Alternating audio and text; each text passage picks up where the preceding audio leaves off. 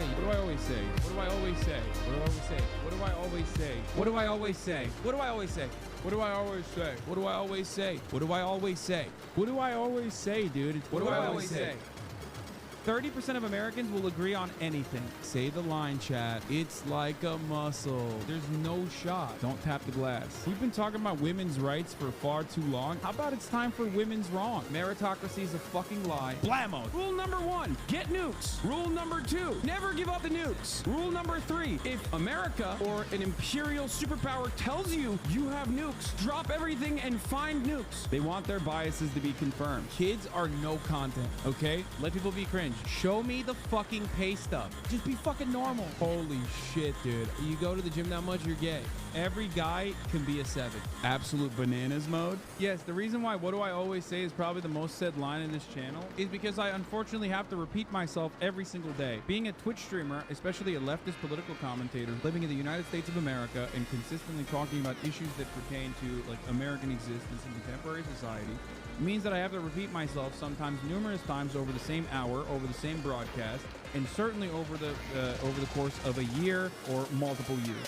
Sakura Gore, thank you for the 25 get the subs. Decked out the wazoo. In our current capitalist economic system, the gains are privatized, but the losses are socialized. Society prospers when old men plant seeds for trees they will never sit in the shade of. The only phrenology I believe in is cop skull. I am your dad. I fucked your mom. That's precisely why you can look back at videos that I have cut from like 2016, 2017, even before that, and look at the exact same arguments that I am using back then and have it apply perfectly, unfortunately, perfectly into our current existence.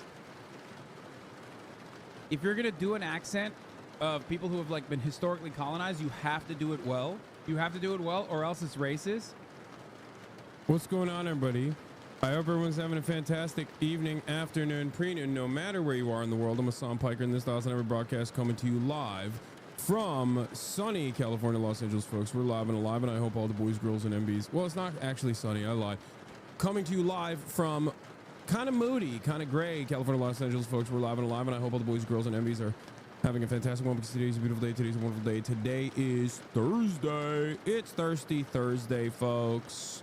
But we are live and alive, and I hope everyone's having a wonderful one. It is mostly cloudy and 62 degrees here in California, Los Angeles. And I am late. It's 11:39, 3/27/2025. And the reason why I'm late is because I was doing interviews. I was filming something secret that you will see maybe in a little bit, maybe in a month, almost a month time, half a month time, and you'll be like, oh my God, that's what you were doing back then. But also beyond that, I was doing interviews. I was doing interviews with journalists. That's basically all I do. But this is a part of the broadcast where I tell you about my personal news about what's going on in the world of Hasan. Hasanabi Piker in between the time period where I press the stop streaming button and press the start streaming button. So help me God. So let's do it. Personal news wise, what have I done? Last night, my brother and his fiance came over, and they were flying out, and they wanted to dump Fifi, the mayor of the dog park, on my lap. That's right. I'm taking care of Fifi. I'm taking care of Fifito alongside Kaya, as always. And so I just hung out with them. They watch the fucking dumbest TV shows. It's my favorite. It's my favorite. They watch 9/11. There's a show called 9/11, and then another like not 9/11. Sorry, 911. What's the other one, Mom? Rookie. And let me tell you, I'm gonna do a sit down one of these days, and I'm gonna do a synopsis of that side of the world of like normie TV shows, because oh my Lord, is it like the funniest propaganda? It's like propaganda for libtards, though. It's not like incredibly reactionary. It's very obviously made by liberals, and it's made for consumption of liberals. it's really interesting, like where the characters are gay. There's like Indian dudes, black dudes, whatever. It's like multicultural, right? But then it's interesting because like there are moments where you get the feeling where it's propaganda. What do I mean by this? It's not even like Brooklyn Nine-Nine. It's way more overt propaganda than that. Like, for example, okay, are you ready for this? I'll give you an example. I think it's like why woke is still relevant and why woke is not dead, by the way. Okay, I have this attitude that I think it's woke propaganda, but it's like, on the one hand, it keeps liberals loving the cops and the police. That's the reason why they have like tremendous reverence and respect for the police. But I think it's also keeping like right-wingers in the South or whatever, like the wine moms that watch this shit, woke as hell when it comes to like not dunking on gay people, not dunking on trans people, like not being misogynistic. Like, I'm not even kidding. It is very Kamala core. I think it's amazing. I loved it. I loved like watching it while I was playing Kingdom Come Deliverance in the background, but it's very, very, very interesting, like the world view that they describe, that they keep promoting in these shows. And what I mean by that is this, right? The propaganda side is nefarious, is insidious, and it's like kind of secret. Okay, Rookie episode starts. This is the last episode of the Rookie, so if you watch it, you've probably seen this already. Okay, Rookie is doing their regular rounds, right? They're on patrol. His lieutenant or whatever tells him, there's a guy, this one's your case, you're gonna handle this case. The case in and of itself is simply that some douchebag in Los Angeles has parked in a red zone to grab a cup of coffee. Who amongst us hasn't done that? Cops pull up in front of them, also in the red zone, get out of the car. They say, hey, sir, you can't park here. The guy goes, and he's an asshole. The person that they're talking to is an asshole. He goes, what do you mean I can't park here? I'm just getting a cup of coffee. I'm going to be a couple minutes. I'll be out of your way in a second. He goes, doesn't matter how long the stay, you can't stop in the red zone. So then the asshole character says exactly what I think and sometimes will say to cops. He goes, oh yeah? If I can't park here, why can you park here? Why are you allowed to park in the red zone? Okay. And the sergeant goes, what are you going to do about it, rookie? So the rookie takes the cop car and drives it all the way up the hill and parks it in an appropriate parking spot. He runs back to his sergeant. And right at that moment, they get a call, an emergency call, because danger is afoot at a moment's notice. And the sergeant says, you won't say shit to them? That's so funny. You have never, you have not seen me around cops. This is something that I've talked about before, but it's kind of, I'll give you a Kingdom Come Deliverance example. If you have high enough like nobility, if you have high enough charisma and you're wearing noble garb, when the city guards come to you, you can just be very stern with them and they'll say, oh, sorry. Like if you say, oh, who do you think you're talking to? I'm nobility. And then the guards will be like, sorry, sir. I mistook you for someone else. There is in my personal experience, there has been like an attitude shift in the way that law enforcement treats me from when I was dead ass broke to the situation that to the financial situation I'm in now. So no, you're wrong. Okay?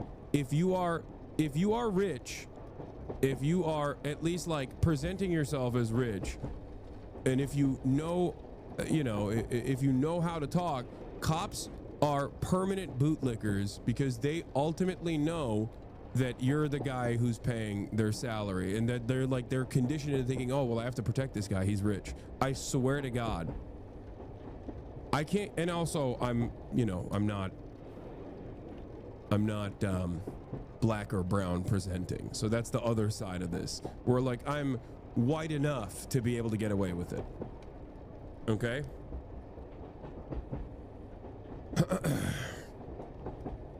So yeah. So there's that. Now this doesn't mean that they're not going to fuck you up.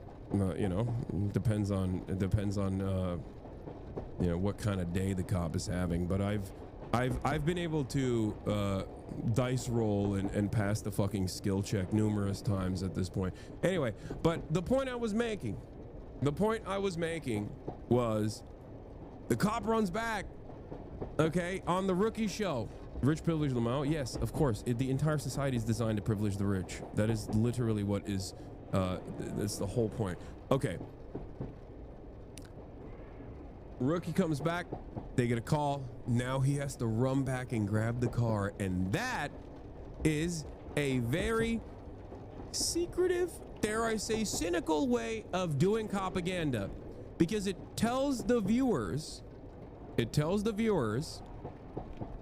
this is why cops have to park in red zones. It tells the viewer two things. One, this is why cops have to sometimes violate the rules by parking in the red zone, because danger is always afoot. And the second thing is to politely, gently nudge the viewers in the direction of understanding that danger is always around and cops are there to protect you from said danger. This is how the propaganda works. Because if it was just like deliberate, overt, annoying, and they were like, cops are awesome and they save you and they protect and serve, shut the fuck up, like that would be impossible to, that would just not be good content. That would just not be good content, right? What was the emergency? Someone getting shot by a cop? No, the emergency was something insane. Like, the shows are psychotic, by the way, especially Rookie. The Rookie show is psychotic because, like, they just straight up murk a convict. Like, the police precinct, in the episode that I watched, they shot and gunned him down. He, like, one of the convicts that they're, like, walking through the bullpen randomly attacks a dude who's, like, weirdly enough singing in the middle of the bullpen about how, like, why are we arresting everyone? Like, did you deserve to be in prison? Or, were you a victim of circumstance? Or did you deserve it because you're a bad guy? That kind of shit. Okay.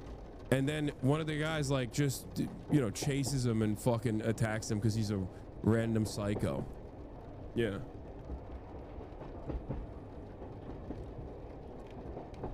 So the Rookie is Grey's Anatomy but cops. Yeah. Have you watched Blue Bloods? Craziest propaganda of all time.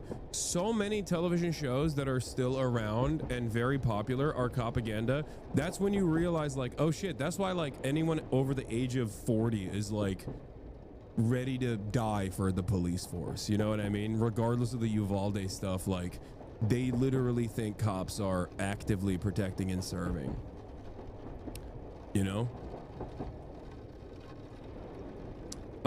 But yeah, it's awesome. It's amazing. I loved it. I love propaganda shows. It's fucking fantastic.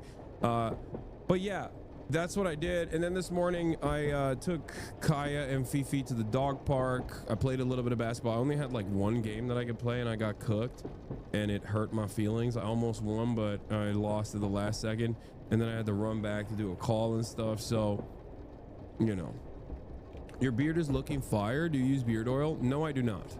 I do, however, shave in a way where, like, I'll change the guard. Like, I'll do like a 9 on the I'll do like a 8 on the sides and then a 9 here in an effort to, like, shape it a little bit. So if you guys are wondering how that works, it's that's how I do it. But I don't really do anything. I don't put anything in my hair. I don't put anything in my beard. You already know what it is.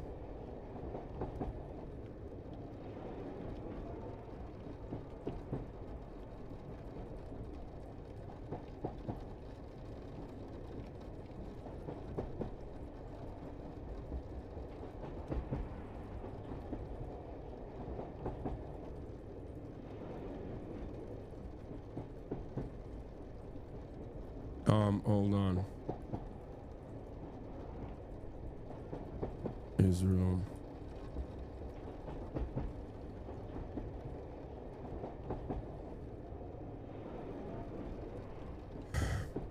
Okay. Hold on. I'm just gonna tweet something real quick, and then I'm gonna do a blast off meme because I really want to hit this one. Okay.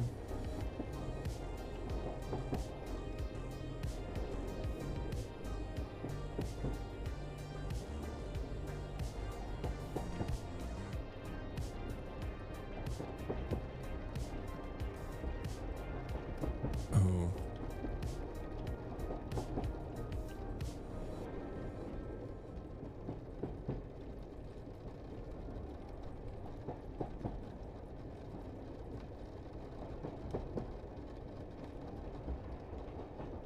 Streets are saying you're not a gamer anymore, little bro. Dude, what do you mean? I'm a gamer. All right, let's blast off. Let's get it twisted. Let's go. Hasan won't read this because he won't recognize my name, but he has helped me tremendously. I'm down 282 pounds from 500 pounds and been playing basketball. Thanks for motive. You lost almost 300 pounds? Are you? Oh no, you're down to 282 pounds. Holy fuck. That is insane, dude. God damn, respect, chatter. Nice. Congratulations. I'm proud of you. Holy fuck, you're killing it. Keep going, you know? Don't stop.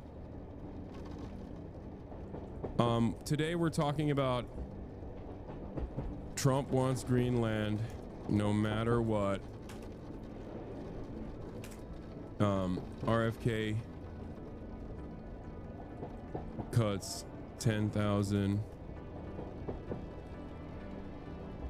workers from health department.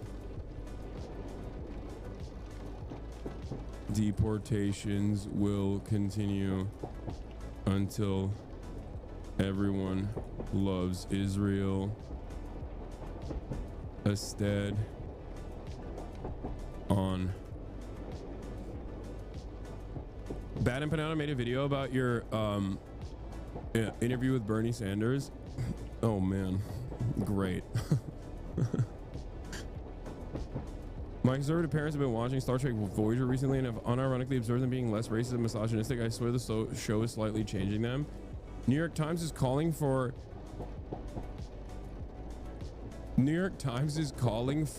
a land invasion of Yemen. Oh my God, they are such freaks. Okay, we'll talk about all of that. Jesus Christ, dude. Ay, ay, ay. Okay, Trump wants Greenland no matter what. RFK cuts 10,000 workers from health department. Deportation will continue until everyone loves Israel. Instead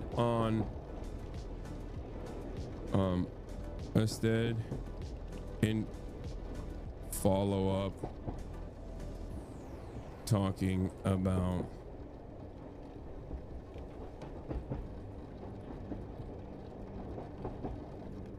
the feelings of voters 2 months into BURGERREICH. Get in now. Did you see the Duolingo reel made exclusively for you? No, I haven't. You know what I have been seeing though? What I have been seeing instead is at least on my For You page on TikTok, I've started seeing like backlash to the right-wing alpha dog bro life you know, fitness influencers. I've seen a couple like brolic ass dudes on TikTok who are very clearly like gym content creators who are leftists, and they've been actively talking about how like right-wingers are grifters in this space and you shouldn't be duped by them, and it made me very happy to see that. I followed a guy yesterday called Joe Fit or something, Joe Be Fit, something like that.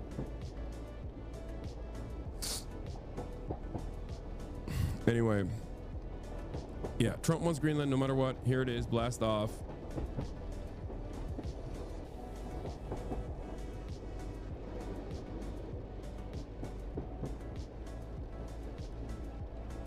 Are you out of MF tank tops? What do you mean? This one? Fitness is political. Welcome back to everybody's favorite show. We all know a gym bro way too far down the fascist-friendly alt-right. Yeah, this is the one. Yeah, Joe Be Fit. Yeah, I just started following him. I really like what he had to say. Like, this is good stuff, man. I want to see more of this. Conservative pipeline. But why? It really all comes down to toxic masculinity. It starts with something simple. Working out, self-improvement, grind culture, harmless stuff, healthy even. But suddenly there's a decline into alt-right messaging. You're hearing about real masculinity, the decline of traditional values, and anti-feminism. Despite dedicating so much time to the development of their bodies, gym bros often neglect the development of their minds, rejecting intellectualism. This leads to never-ending conspiracy theories. Anti-vaxxers, carnivore diets, seed oil rejectors. It's all just repackaged far-right propaganda under the guise of health consciousness, and it's particularly damaging to the minds of young men. There's so much focus on individual power that these guys start thinking that doing your own research is better than actual science, and the role models of the industry promote this made-up war against the low-T soy boy beta males. It's an easy trap to fall into, especially if you're isolated, angry, or looking for purpose. If your idea of strength relies on oppression, you're not strong, you're just loud and wrong. Yep. A real man, a strong man, protects those who have less than them. A real man, a real alpha, a real strong person does not bully those who are weaker than them, does not bully the vulnerable, does not hurt the vulnerable. Okay? And it's really insane to me that the coward's way out for many right-wing content creators is to basically present yourself as above others by actively targeting those who have no defenses. I don't like that. And I think that there is a positive and healthy approach to all of this. And I'm glad that there are content creators who are doing that right now. And you can use it, you can describe it with like simple terms anyway. Yeah, a person of character protects those who cannot protect themselves. I don't know how we became so much more cynical as a society. I don't know how we became so disgusting, where vice signaling is seen as a virtue now, where people unironically feel as though it is virtuous and brave to be a fucking asshole. Okay, stop punching down. Punching down is not alpha behavior. Punching down is not what real men do. When you think about it, even in like movies and whatnot, like think about the characters in movies that are positive figures that are created in fiction and works of fiction. They're not fucking like bullying the weak.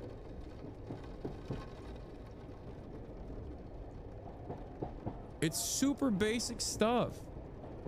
It's super basic stuff. What are we doing? Adam Carolla subtweet? Wait, what? Adam Carolla subtweet? What did he say? Dude, if you think that I'm subtweeting Adam Carolla, you're delusional. I'm gonna be honest with you. I never think about Adam Carolla. And it's awesome. I don't want to ever think about Adam Carolla.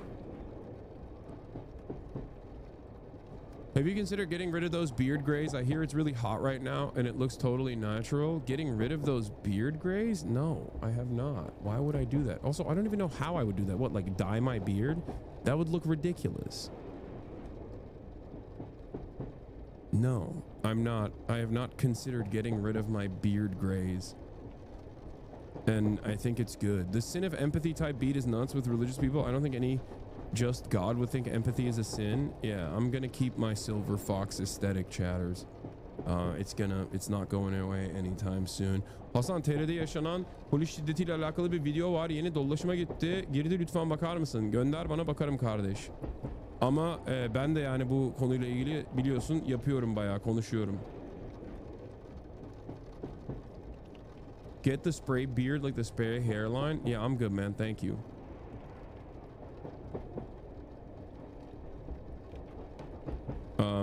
Yeah.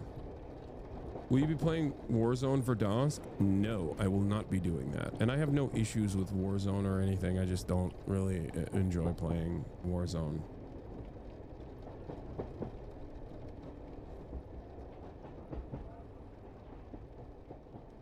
Saraçhane ayakkabı kulesi ile sonuçlanan polis saldırısının görüntüleri ortaya çıktı.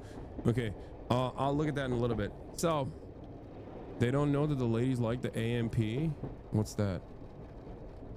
Are you going to be in a maid outfit anytime soon? Not anytime soon, maybe. I mean, I don't shy away from things like that, as you know. So, and it really pisses off a lot of people. But do you believe this poll? 60% of Republicans, 3 out of 4 Americans, including 60% of Republicans, say the Trump administration use of Signal group chat to discuss military strikes is a serious problem, according to the first poll out of the national security breach. Yeah, man. I don't care. I don't care, because this is like the least consequential aspect of this. Like, is the takeaway from the Signal group chat story that this administration is incompetent? Sure, that's good. Okay. That's good. That's good that people are becoming more aware of how insanely incompetent and corrupt this administration is, because it's not just incompetence. The reason why they're using Signal is not because they're stupid. It's actually because they're nefarious. It's actually because they're malicious. The reason why they're using Signal is so that they don't have to be subpoenaed on the conversations that they're having. They can delete those conversations, which is illegal. Okay, it's illegal. They don't want records of these combos. That's the problem. That's the reason why they're doing it on Signal. But if the takeaway you have from this Signal conversation is, you know, there's a method to bomb Yemen and they're not doing it right, you know, they should be more secure about their appetite for blowing up Yemen, then that's the wrong takeaway. That is certainly not my takeaway, and I hope that is certainly not your takeaway from this either. So when you have these conversations with other people, remind them of, you know, the larger problems that persist, specifically problems like why are we bombing Yemen? Just like every other previous admin did. Is this appropriate? What are the reasons as to why the Houthis are doing a blockade? Is there any other way that we can stop the Houthi blockade?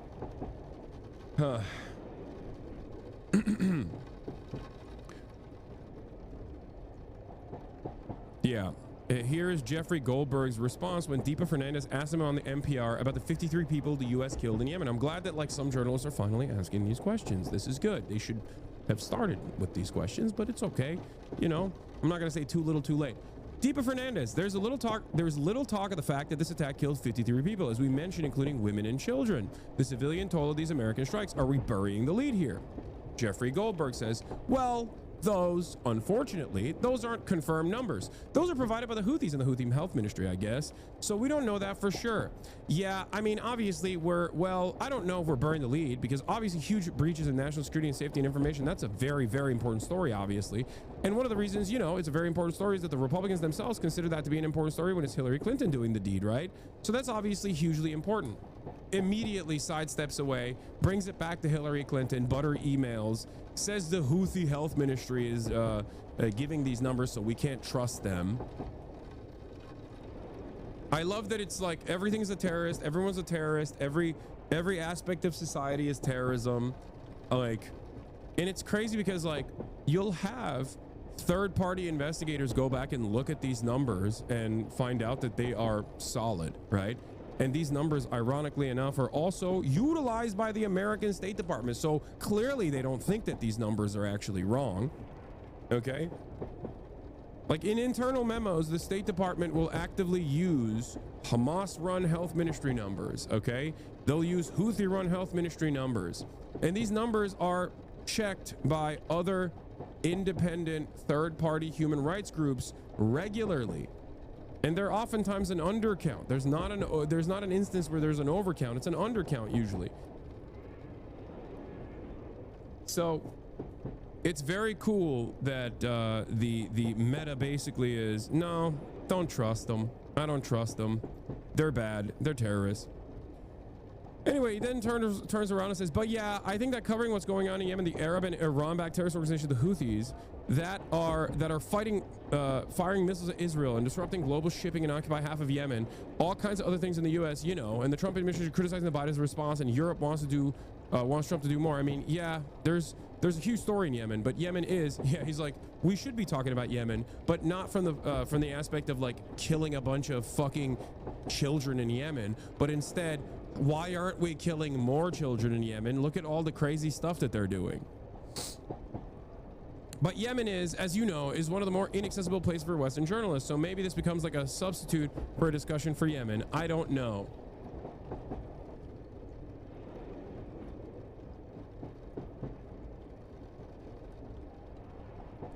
So the position that Trump, oh yeah, we're going to talk about the deportations in a second, obviously. Yeah, former IDF camp guard, Jeffrey Goldberg, obviously.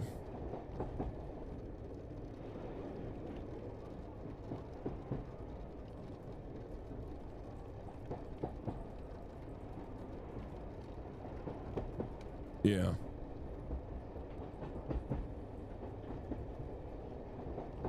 These are the liberals that actually love what Trump is doing with Israel, but hate the optics.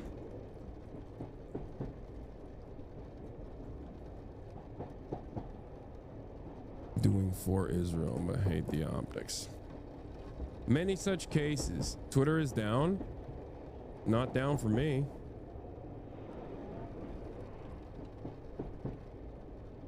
I saw people coming after you in Reddit comments regarding the anti-Hamas protests in Gaza. It was pretty dejecting. Wait, what do you mean? In what Reddit? Or what was the perspective? I don't care about Reddit comments. Do not worry yourself with Reddit comments in general. That's crazy. Evet. Niye açma hala? Şişman çünkü. Şişman ama. Şişko.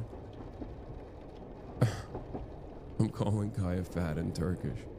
Because my mom's like, did you feed Kaya this morning? I'm like, yeah, of course. And I was asking her if she's like still looking for food. And if she is, it's probably because she's a fatty. It's so funny how oblivious he is to all this. Not only the conflict, but literally not believing the texts were real, then leaving the group chat. This dude is a fraud and a clown and makes every journalist looks like shit. I mean, that's the reason. This attitude that he has is precisely the reason why Mike Waltz has his freaking phone number. Like, that's the point. Yeah.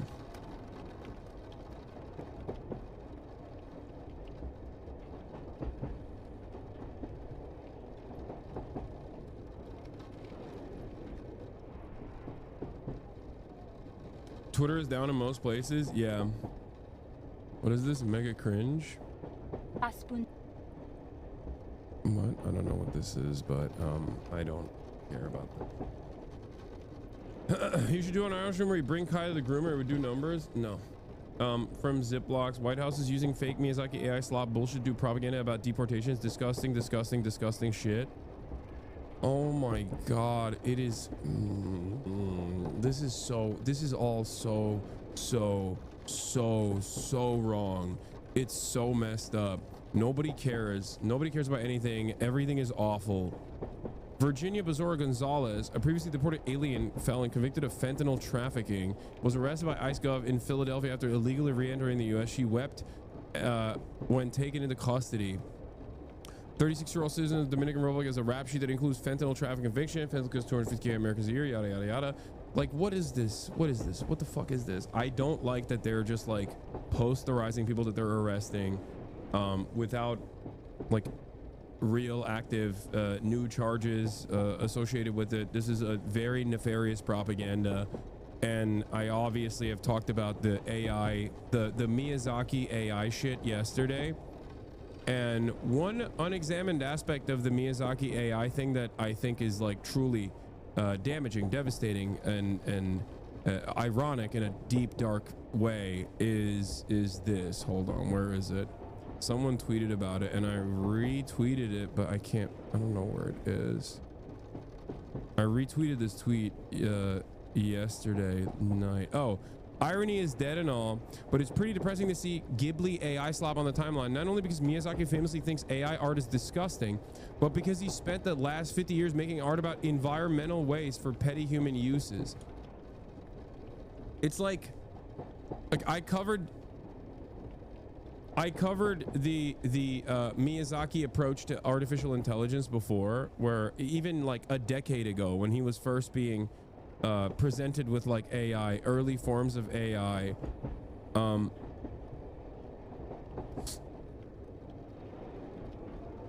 he was disgusted by it. He thought we're done. Like, you know, humanity is done. We're robbing ourselves of what makes us human. And he was right. And we are now at that stage. We are becoming less and less human, more and more like bots. This post gave me a tumor, Lamau. The internet is shifting from sterile to soulful. AI is bringing back the richness of handcrafted aesthetics, whether it's Ghibli style, Baroque, or something entirely new. It feels like we're entering the golden age of digital art.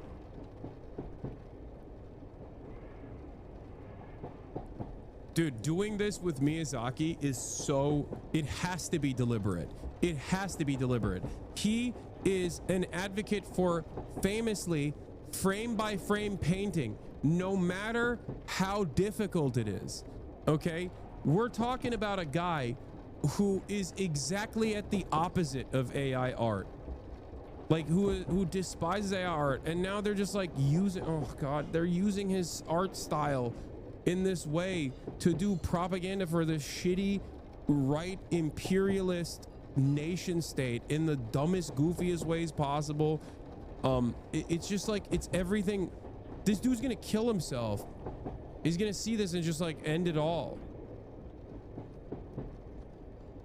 It's also, that's the other side of Miyazaki. He's also a deep, I mean, he's an asshole, but he's also a major anti-imperialist.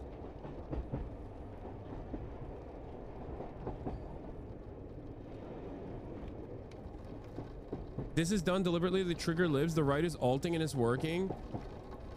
I mean, I'm not triggered by it. I'm just disgusted by it. Like, I don't know how to describe it. Like, I don't care if you're making fucking AI art, dude. I don't care. Like, congratulations. You're killing it. Okay. I'm glad. I'm glad that you did an input.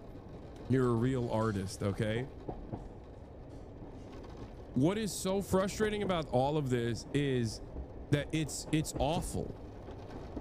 And it's not just right wingers doing this too. Liberals have been doing this. Leftists have been doing this. They like the art style, so they think it's dope. I don't think this is exactly right. My guess is that a lot of AI art will be similar to what has happened in the clothing industry. Technology speeds up production, benefiting consumers. Only enthusiasts will care if something is made by hand or not. Yeah.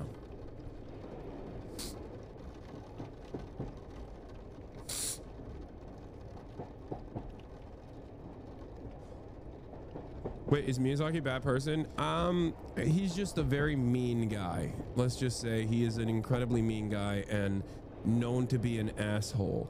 Known to be an asshole. Let's be real. That's like, I mean, he's fantastic. He's a phenomenal artist. His worldview is interesting. Certainly aligned on a lot of stuff, whether it be concern for environmentalism or having deep anti-imperialist attitudes.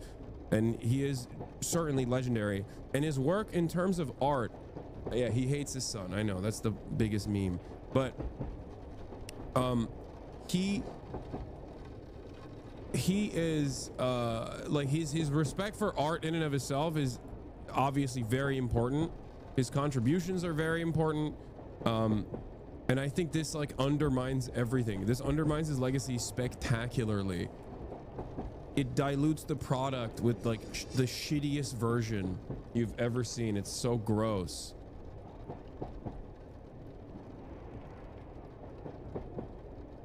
Yeah. Miyazaki makes cutesy art and has a very dark aura. Junji Ito makes dark art and has a very nice aura. Yeah, here's the 4-second crowd filler clip that took 15 months to make. It has 60 to 70,000 frames, all hand-drawn and painted with watercolor. This 4-second clip, The Wind Rises, took one animator 15 months to do. In the documentary, 10 Years with Hayao Miyazaki, the legendary Japanese filmmaker talks to one of his animators, Eiji Yamamori. After they complete the crowd scene, the exchange is gold. Miyazaki says, "Good job." Yamamori says, "It's so short though." Miyazaki says, "But it was worth it." This right here. Drawing a crowd takes time and effort, so animators generally avoid it, but not me. We should probably watch this actually. Like, I'll be down to watch this. I hear that like the NHK org has incredible documentaries. Remember we talked about this with the Japanese Communist Party? Like, they actually do some really, really solid documentaries. But yeah, not right now, of course, because there's, you know, a tremendous cruelty that the American government is subjecting the world to and its own citizens to. So Miyazaki.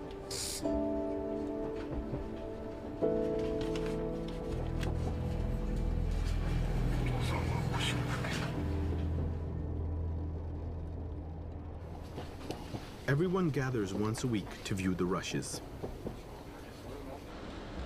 This allows Miyazaki to check the completed shots with his own eyes. every frame a painting, every frame hand drawn. It's crazy.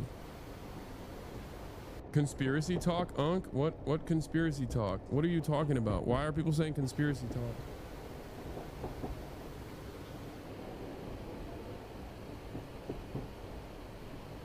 This shot is only 4 seconds long. It took the team a year and 3 months to complete it. 15 months, dude, that shot.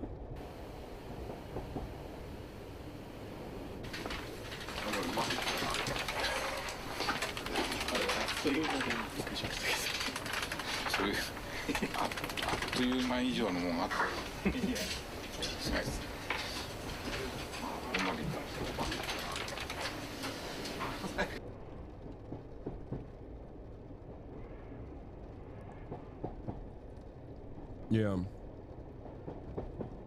He's absolutely an imperialist. Wait, what? What do you mean? He's absolutely an imperialist, by the way? Oh, do you mean like pro-Japanese imperialism? Is that what you're talking about? I feel like a lot of his work is unironically against war. I can't speak for his own personal opinions. I don't know his own personal politics. But that would be shocking. Actually, that wouldn't be shocking. He is an asshole. But his work is entirely anti-war and anti-fascist. Yeah, Howl's Moving Castle is an anti-war movie. Like, I don't know where you're... I don't know how someone would be... Miyazaki publicly acknowledged the Japanese war crimes. He pushes, wow, it's cool to work. Wait, what? He pushes, wow, it's cool that we work in a cool factory for a glory for our movement. What?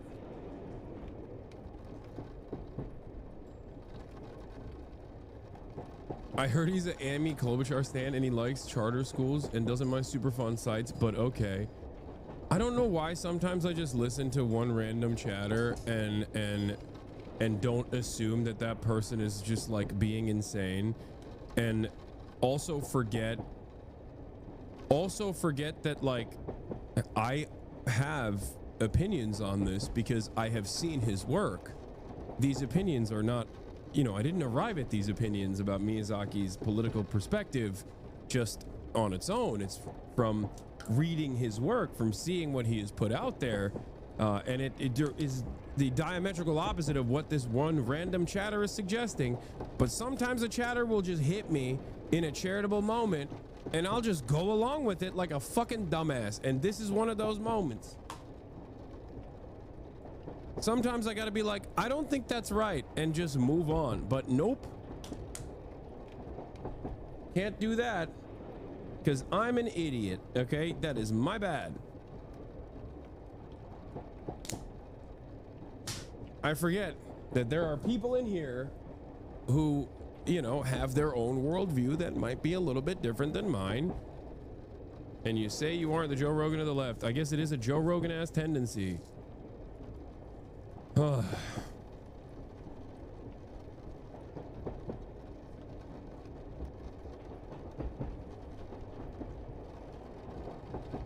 Yeah, they're gonna say Hideo Kojima glorifies war and is pro-Western imperialism next. Being open to new information is a good thing. I know, but there's a level of like there's a level of critical thinking that I apply in normal circumstances when I see something that doesn't go along with like what I know. And when a chatter hits me in a really charitable moment, sometimes they dupe me, and this is one of those instances where I should like be a little bit more critical.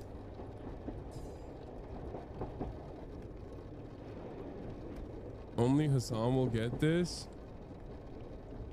I mean, no, I think everyone will get this. What do you mean? Why do you think I would be the only one who gets this? Yeah, Final Fantasy, famously a pro destroying the environment. Dude, it was 60 seconds before you realized? Okay, what are you, fucking timing me? I'm sorry. Yeah, I'm off my game. Very strange that... Dog, it took you 60 seconds. Okay, well, I still realized. You're still a dumbass, though. That's what I realized as well.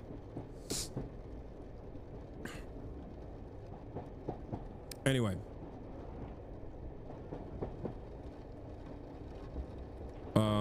Okay. I can't stand fucking AI art. I hate it so much. All right. We are getting back to the horrible realities of American empire and the imperialist boomerang turning back upon the American population, being launched against American legal permanent residents, student visa holders, inevitably American citizens. Here it is. One of the latest people to be detained by federal agents and threatened with deportation is a doctoral student at Tufts University. Surveillance footage shows masked plainclothes officers arresting this student off campus Tuesday in Somerville, Massachusetts. Homeland Security officials accuse her of being pro-Hamas, but her supporters say not so. They believe she's being punished for an op-ed in her student paper. Tom Hansen. It's crazy. It's actually insane.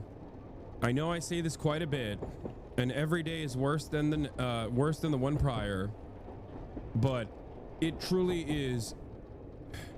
This is truly an incredible erosion of like the last bastion of constitutional law, order. I don't know what else to say about it. It's just Baytar's taking credit for this, by the way. Yeah, it is. It is gross. It's some of the biggest psychopaths, like some of the biggest fucking freaks currently on US soil. Basically the neo-Nazi version of a Jewish advocacy group, which is not even a Jewish advocacy group at all. It's just a anti-Palestinian Islamophobic advocacy group. It's crazy. 2025 is wild, man. We got Jewish Nazis like operating alongside the American government in doing straightforward neo-Nazi shit, you know, black bagging people in broad daylight for a constitutionally protected right that citizens and non-citizens alike have. The notion that you can detain someone and violently, physically remove them from the boundaries of this state for writing an op-ed that says, hey, Israel's doing a genocide. Isn't that crazy? Maybe we shouldn't be like so closely aligned with them. Is psychotic. It's insane. And people don't understand. People do not understand that the erosion of free speech and the erosion of due process is permanent, and it will be applied to issues you care about as well. People don't have this understanding. They can't see beyond their noses. They have horse blinders on. They just think like, oh, well, I don't really care about this Israel shit. Who cares? Whatever. Okay, yeah, they're Arab. They're Muslim sounding names. They're Muslims. They're locking up. Great. They don't understand that once those fundamentals are gone, they're gone for you too. Let's say you posted maybe something in favor of Luigi Mangione. You're done. You're out. Let's say you posted, I want healthcare. Let's say you said something like, man, airlines are seemingly offering worse quality service year over year. What the fuck's going on? I hate the airliners or whatever. And then the FBI comes knocking down your door. They're like, what'd you say about the airlines? You terrorist. If they can brand these people terrorists, they can brand you a terrorist. And if there's no due process, you have no way of defending yourself. It's that simple. What the fuck is going on? People don't understand. This is straightforwardly a major erosion of liberal democracy. The last remnants of liberal democracy is gone. Is gone. There is, I can't even really think of like a Western liberal equivalent of this, because people get mad. People get mad about like European restrictions on hate speech and stuff, right? They're like, oh, the Gestapo came knocking down my door because I, you know, fat shame someone or whatever. They just like grossly exaggerate, right? Like, oh, the German police are coming after me because I'm making fun of a politician. That's ridiculous too, by the way, I think, personally. That's my opinion on it. You know what my opinion on this is. Having said that, the worst they do in that situation is like, you have to cut a check to the government. You got to pay like a $250 fine or some shit. This, on the other hand, you get black bagged in the middle of the street and you get deported. That's an inherently violent act. They ship your ass to the new Guantanamo. What is this? I sent rape threats to my local leader. What? And now the Gestapo's kicking down my door? Okay, yeah, if you do that, I mean, that's illegal in every circumstance, for the record. That's not the point. Also, what's really interesting about it, though, is that hella chatters come in here and talk about how they want to gun me down on the streets, right? Like, you keep that energy with the wrong person, you're going to fucking jail. You know what I mean? Like, imagine saying that about, I don't know, another person that pissed you off, really fucked you over, not just like a Twitch streamer that you've been taught to hate because I'm an irrelevant person in your life. I'm only as important as you make it out to be in your brain. But like your boss, you say something lightly critical of your boss that makes him fearful, and guess what? Guantanamo Bay for you, bitch. How is that appropriate? How is that good for you? How are you advocating for this system? How do you not see that this is where we are going? Especially because the FBI right now, since the post Luigi Mangione trial, which also is being, Luigi Mangione is also being charged with terrorism, something to take note of, by the way. The FBI, according to Ken Leekenstein's reporting on the matter, have basically become a private security force for the wealthy and CEOs. Ken Klippenstein's reporting on the matter shows FBI becomes rent-a-cops for CEOs. Feds are watching your sarcastic posts online as far as a part of Trump's new war on terrorism. This works hand in hand with what is happening with the anti-Israel protesters. Were they ever not? Not to this degree, chatters, please. Oh my God. Yes, if you do a death threat to a sitting representative, like, yes, you're gonna get a Secret Service call, you're gonna get an FBI call. That's not the same as this, okay? This is leveled up.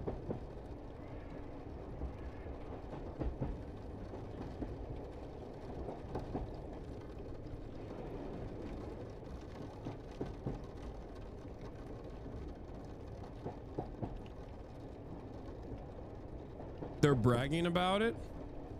New Rubio confirmed. Yeah, we're gonna talk about the visa thing in a second. Hold on. I just wanted to use this as an example of how this will hurt you as well. Even if you don't care personally about, like, even if you don't care about the situation with like the pro-Palestinian protesters, because you either hate them because of your opinions, or just don't care because you think they're scary Muslims, or don't care because you just don't care about the issue at all. Like, this isn't just like, you know, this isn't just the government coming after tender-hearted, empathetic people that you think are fucking annoying. Okay? That's the entry point. It's specifically because you don't care, or they bank on you not caring, that they will do this to students with student visas or legal permanent residents so that they can open up the floodgates of oppression and escalate dramatically. This pairs up with that aspect of it, okay? It's just the entry point.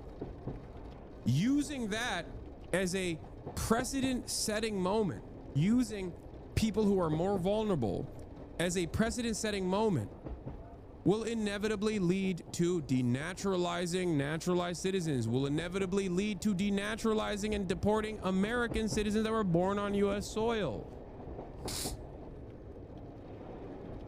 Have you not noticed that this kind of cruelty under Democratic leadership, under Republican leadership, seemingly only moves in one direction? It never moves in the opposite direction. Have you not noticed that? Are we all frogs in a pan and the water is boiling, but it's far too late for us to recognize? Is that what's going on? It sure feels like it.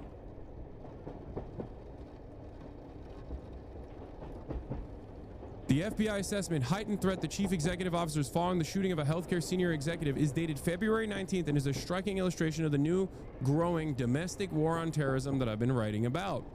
The assessment and statements from top Trump officials seek to label growing outrage against corporations as terrorism.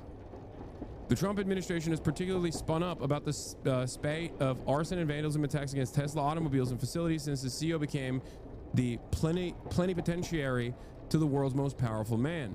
The FBI document was obtained under the FOIA Act, Transparency Nonprofit Property of the People. If the government truly cares about preventing death and suffering, perhaps tax dollars should be spent on healthcare for the people instead of mass surveillance and security for the wealthy executives, Executive Director Ryan Shapiro told me. Part of the FBI's campaign involves monitoring social media posts supposedly threatening corporate executives. The assessment claims that there has been a spike of such threats across multiple industries since Luigi Mangioni's alleged murder of United Healthcare CEO Brian Thompson in December. That month, I reported on a separate NYPD threat report warning that online reactions to Thompson's murder suggest extremists may view Mangione as an example to follow. The new FBI assessments follow the same line of thought, saying this rhetoric has displayed an elevated threat of violence to executives and highlighted a need for increased situational awareness among private sector partners. Social media threats have risen across all sectors and industries, it adds. FBI Director Kash Patel said during his swearing in that the Bureau is going to carry out the world's largest manhunt against anyone who wishes to do harm to our way of life, as I've previously reported. On Monday, Patel announced a crackdown on vandalism directed at Tesla, calling the acts domestic terrorism. You fart on a Tesla, you're a terrorist now. You do January 6th, you're not a terrorist, you're a brave patriot. Fart on a Tesla, terrorist. Okay, mass shooting, lone wolf. Mass shooting as a white supremacist, lone wolf. Lone wolf, mentally ill. Maybe we should actually release them. Okay, you do a shooting directed at a Black Lives Matter protest, you're a hero, actually, and we pardon you.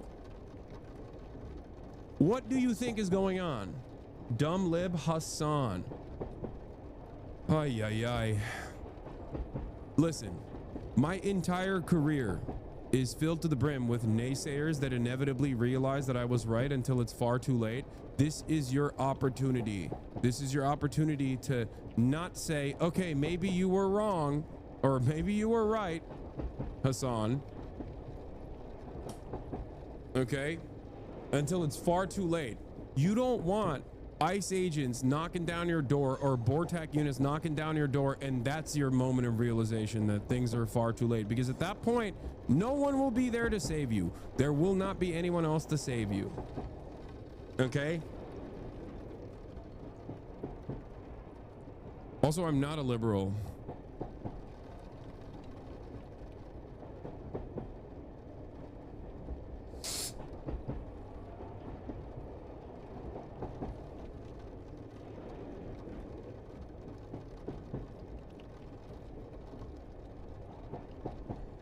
Anyway, despite the new counterterrorism obsession, the FBI itself says that anti-corporate rhetoric rarely rises to the level of illegality. Lone actors unaffiliated with specific ideological groups are using social media to intimidate high-profile employees, it says. While these threats are often fall short of federal prosecution, they create fear and highlight the need for heightened vigilance against potential copycat attacks.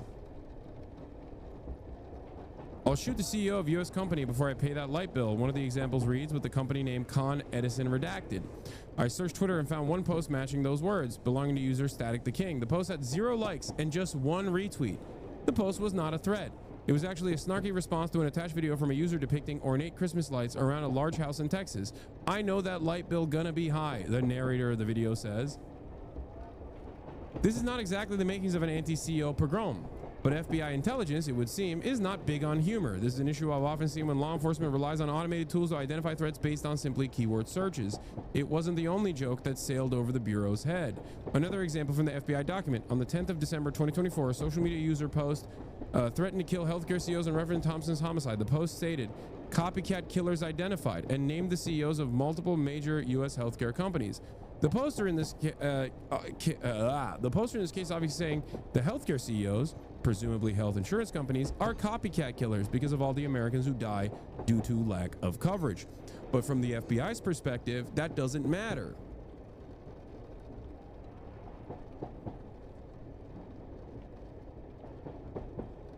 Is everyone here fans of Hasan or? No, plenty of people who are neutral of Hasan, really. Yeah.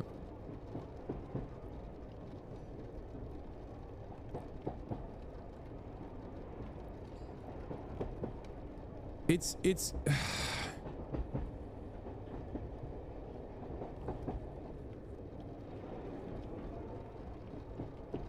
a social media user's post threatened healthcare CEOs in reference to Thompson's homicide. Yeah. What do you mean? Oh. Again, it's as if the FBI didn't bother to think through what it was reading and just saw the words copycat killers and jumped to conclusions. Brilliant detective work from our most premier law enforcement agency. This next example is more disturbing and gives a sense of how the FBI is not just spying on our posts, but acting on what they collect.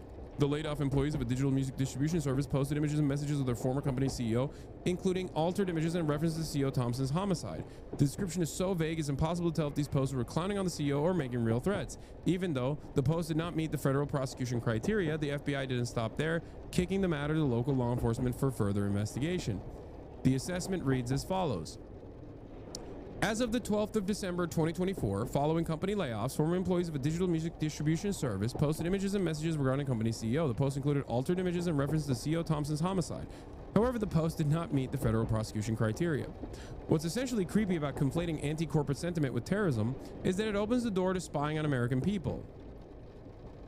Counterterrorism is literally the business of pre-crime, in which law enforcement and its intelligence arm work to seek to prevent hypothetical crimes of the future, even when no information exists to suggest any preparations. This is the post-9/11 standard that has become the norm when it comes to well-resourced terrorist organizations like Al-Qaeda and ISIS, but it should have no place against random shit posters online.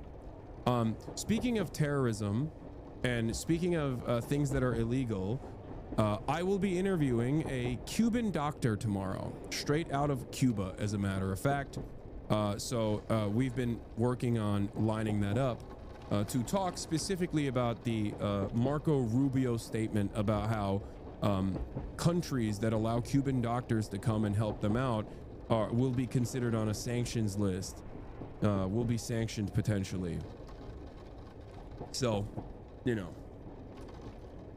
just to expose the insanity of this current administration, I am once again going to lean into how psychotic they are behaving. What? If you don't consider yourself a liberal, then what do you consider yourself, a centrist? You're more progressive than more liberals? What are you talking about? I'm not a liberal because I am way to the left of liberalism. I think liberals are also somewhat center-right, some of them. Inside of the heart of a liberal, which is the monoculture, exist two wolves. Either one that is waiting to be a radical, a socialist, an anti-capitalist, and many of them have anti-capitalist desires, even if they can't, you know, materialize that, even if they can't comprehend it in and of itself, or a reactionary. Depending on how you push people into the direction of recognizing who's doing the harm to you, you can either become a more progressive individual, maybe a leftist, maybe a Marxist, or a person that is deluded into thinking that it's actually the undocumented migrants that is the reason why your, rent keeps going up, because, they're your landlord, I guess. Guatemalan migrants are not sitting on the board of BlackRock, okay? An undocumented migrant is not responsible for your boss telling you you have to come into work even though you're sick, or even though your immediate family member died and you have to go to the funeral, okay? That's your fucking boss. That's corporate greed. That is the real harm conductor in American society. But right-wingers will actively move you away from that position. They do a very good job with this. And liberals also refuse to reckon with the real vectors of pain in American society, and oftentimes concede to the right-wing framing on the matter. Everybody hates the status quo. The Democratic Party acts like the status quo is not harmful, so they look like out-of-touch assholes, elitist, smug, out-of-touch assholes. Right-wingers, on the other hand, recognize the pain that Americans are experiencing and use that and redirect that pain and anger and resentment towards vulnerable populations, undocumented migrants, trans people, people that are not doing anything to you.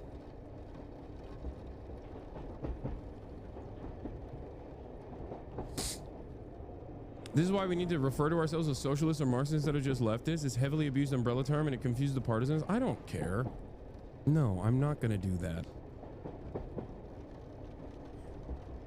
This is why I also understand that even someone like Bernie Sanders, who is a democratic socialist and open about that, but still presents himself as like a Nordic style social democrat, is still seen as a radical by the liberal intelligentsia. Okay, so that's why I always say someone like Bernie Sanders is still considered like a part of the left, or Bernie supporters are considered a part of the left, even if they're social democrats themselves. Because in America, you have to figure out where the center is of politics, and it's constantly going more and more to the right. And if that's the case, then yes, you have to pick up allegiances wherever you can. You have to bring forward a broad coalition. That's why while I criticize liberals, I understand that many of them are necessary in this battle against the Trump administration. When did he admit to being a democratic socialist? What are you talking about? His entire career. Don't do this thing where you're like, I didn't know that, but that's on, that's on Bernie Sanders.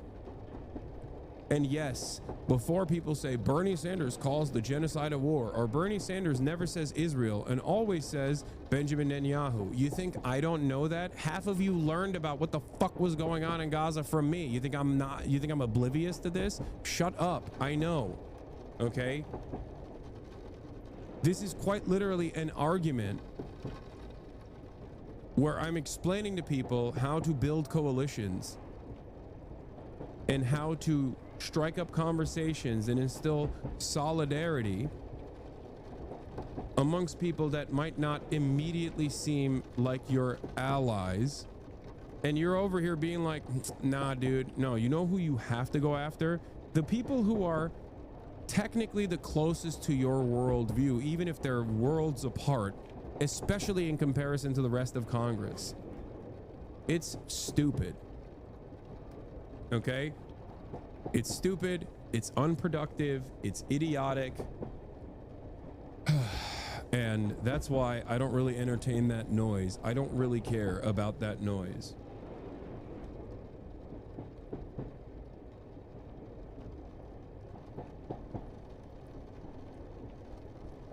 Okay?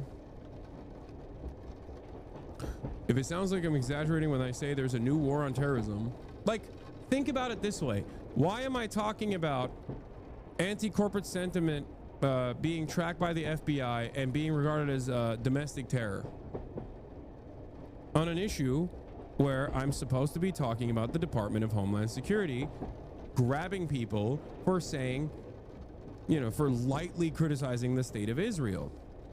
The reason why I'm doing that is because I understand that the approach necessary for the average person is to somehow figure out a thing that they might be concerned with.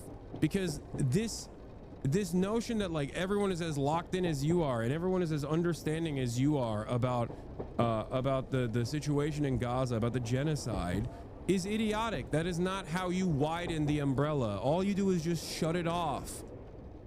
Shut the fuck up. Do you understand? I saw a TikTok about this that's quite funny, actually, that I think is very good at quickly identifying the problem. I'm going to show it to you. I reposted People it. from India complaining about British colonialism. What the fuck is this? Bro failed at history and humanity. Okay, I don't know what bro is saying, but hold on, let me find the repost real quick. This is the one I was talking. Educate and reach people on leftist ideologies and socialism and communism. What are you doing? Why would you interview AOC and Bernie? What is wrong with you? I never liked you. I don't even know why you have a platform. You talk a big game on politics and streaming, but you do this? I don't like you. You've always been weird. Infighting is one of the biggest issues the left faces. Yeah, I mean, this is like, this is it.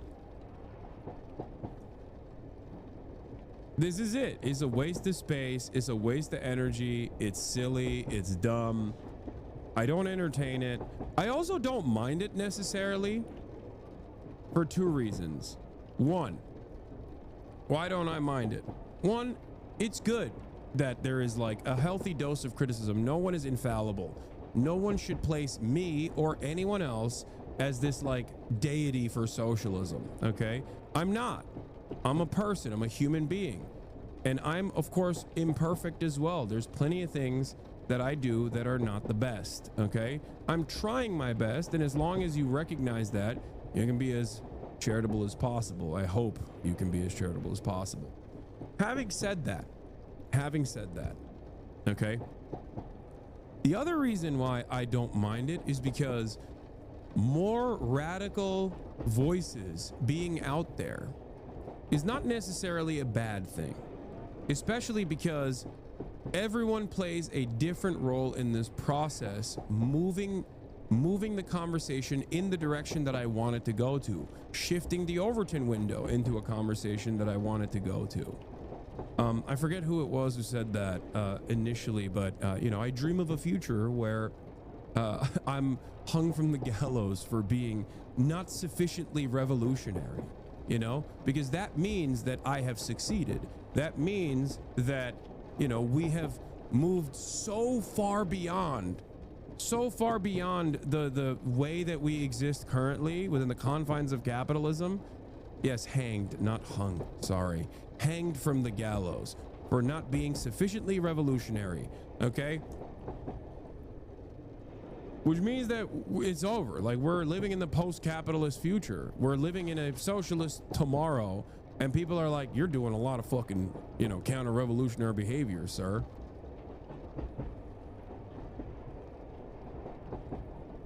Yeah. Now, obviously, I don't want to be killed. That would suck, but...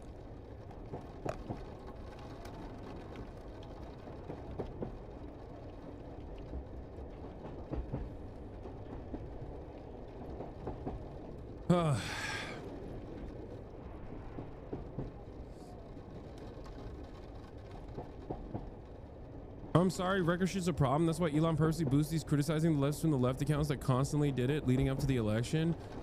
Yeah, record shit is noise though. It's background noise. Like, I'll give you an example. I'm a Twitch streamer, okay? What? You're memeing around the issue that AOC and Bernie are just there to get you to vote for Biden and Hillary and acting like we're only hating Bernie for not trying hard enough. Stop endorsing Democrats that clearly have no interest in actually doing anything. Bernie's history speaks for itself. Chatters that come in here with this attitude refuse to recognize that my position on many issues are far to the left of AOC and Bernie Sanders. They also fail to recognize that in comparison to the rest of Congress, Bernie and AOC, Ilhan Omar, Rashida Tlaib, and many others are infinitely closer to my position than the median Democrat, or God forbid, the median Republican. That's just a fucking rabid, bloodthirsty psychopath. Okay? You have to use the platforms that you have at your disposal. That's it. I'm not failing to recognize they will be parading the next Democrat president. All you dorks adding me will vote for them. Here's the other side of this problem. You are not actually providing any alternatives or any solutions whatsoever. That's the other issue. There is, as it stands, no viable active third party that can dismantle the Democrat-Republican duopoly. All you're doing is crying. That's it. Okay? That's all you're doing. It's okay. You can cry all you want. Most people are going to go and vote whichever way they see fit. Because no matter how much influence you think I have, I don't have that much influence to motivate the masses. You understand me? There's still a tremendous amount of pressure from mainstream outlets, from almost a century of Red Scare propaganda that plays a formative role. Like, I'm just trying to instill class consciousness to the best of my ability and urge others to organize so that we have some mechanism of pushback. And anyone that gives me space to be able to do so, I will take advantage of that. Because unlike you, I do want to actually fucking solve this issue to the best of my ability, at least within my lifetime. I want to move the needle in a direction that will make it easier for the next generation. It's okay if you don't feel that way. We have a difference in methods, okay? I'll go anywhere and everywhere that will have me. And it's fine. It's all right. The criticism is correct. Chatter is correct. Reactions to this are unhelpful. Take a deep breath and steelman the critique instead of flogging the format. The chat moves fast and not everyone's going to write a doctoral thesis in order to critique a point they think you're wrong on. Calling it all record behavior is tired. Okay, so why did you not listen to me actually respond adequately to what that chatter's criticism was? Is it because you were too horny to type this out instead of listening? Are you incapable of listening actively while also typing out your retort? Because you're responding to something that I already did. I described to you. This is not new. This is not a new criticism. This is not new shit. This has existed in perpetuity for as long as revolutionary feelings have been in the hearts of Americans, or all around the world, as a matter of fact.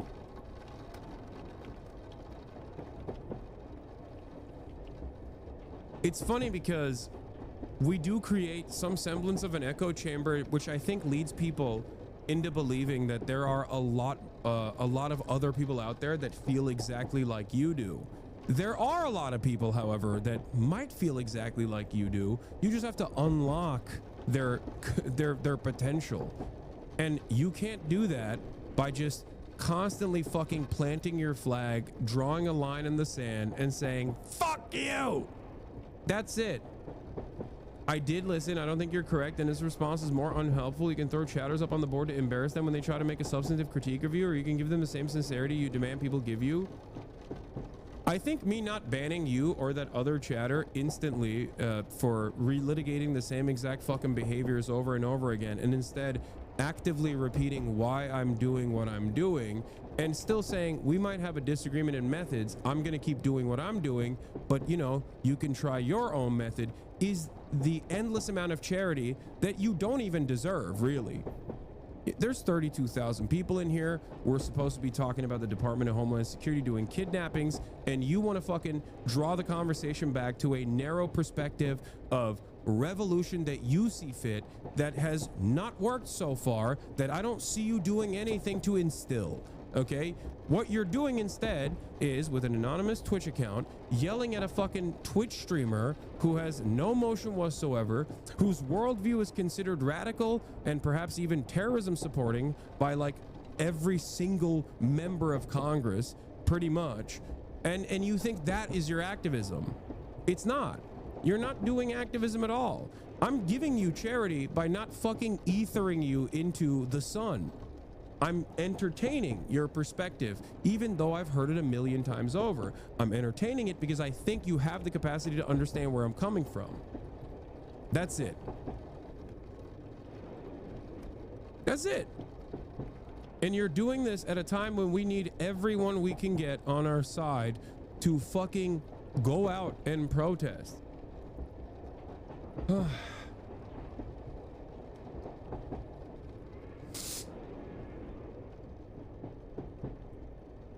It's so funny. I do think that the left has a tendency to rip people apart. Like, the left does have a tendency to operate as though this is like some kind of fucking fad. Like, that like socialism is a fad. You know what I mean? Revolutionary sentiment or instilling class consciousness is simply a fad. It needs to be done in the way that you think is appropriate. All right? There's no world where there's any room for a difference in opinion in your perspective. And it's the funniest moment to do this is when every Democrat has completely dropped the ball, okay? And you got 65-year-old Deborahs and Barbaras and in the words of Felix Biederman, Korean War veterans trying to fucking actively decapitate Democrats at town halls, okay? And the only guy that is actually penetrating in this media landscape is a 80-year-old dude who definitely is not aligned with your worldview or mine, especially as it pertains to American foreign policy, but he's still drawing 34,000 people, and it's not even a fucking election season, and you go, that guy that's incredibly popular right now, fuck him. I agree with him on 70% of stuff, and I vehemently disagree on 30%. But you know what? Even though I don't agree with 99% of the rest of the Democrats and 100% of the rest of the Republicans, fuck that guy that I agree with 70% of the way. You're stupid. The goal is to try to get them to understand your position and to redirect all of that, momentum, all that motion into organizing. But instead, you just want to go cut it out and you have no solutions. This is very frustrating. Okay? This is very frustrating. I never said Bernie is infallible and I agree with everything he said 100% of the way. It's incredibly stupid. This is not a social club. Constant purity testing is the one thing, the constant purity test trap is the one thing I've always avoided. Okay? And that is precisely the reason why you can come in here and chirp in a massive community of like-minded individuals that span all the way from baby leftists to radical revolutionaries alike. Okay? Without fear that you're, gonna get doxxed and attacked by rabid fascists or bullied. You like the bounties of what I try to do. You don't recognize how we got here, and you want the community to selfishly be designed around your individual feelings, designed around all of the things that you think are the right way to do it. You can't do that. You can't this isn't an Applebee's. You can't just like call the manager and be like, sorry, my chicken nuggets were fucking cold. This is an inherently selfish, hyper-individualist American attitude that I see so frequently. Hyper-individualism and American exceptionalism is genuine brain poison, where people unironically look at a situation like this, look at a fucking Twitch stream and a Twitch community, and say, no, you have to change the dynamic. You have to change the dynamic of, you have to change what you believe, and it needs to suit my purpose. Okay? It has to suit the way, you have to operate in the way that I believe is the right way, is the right method. Then you do it. You pave the path. I'll follow you. Okay? That's it.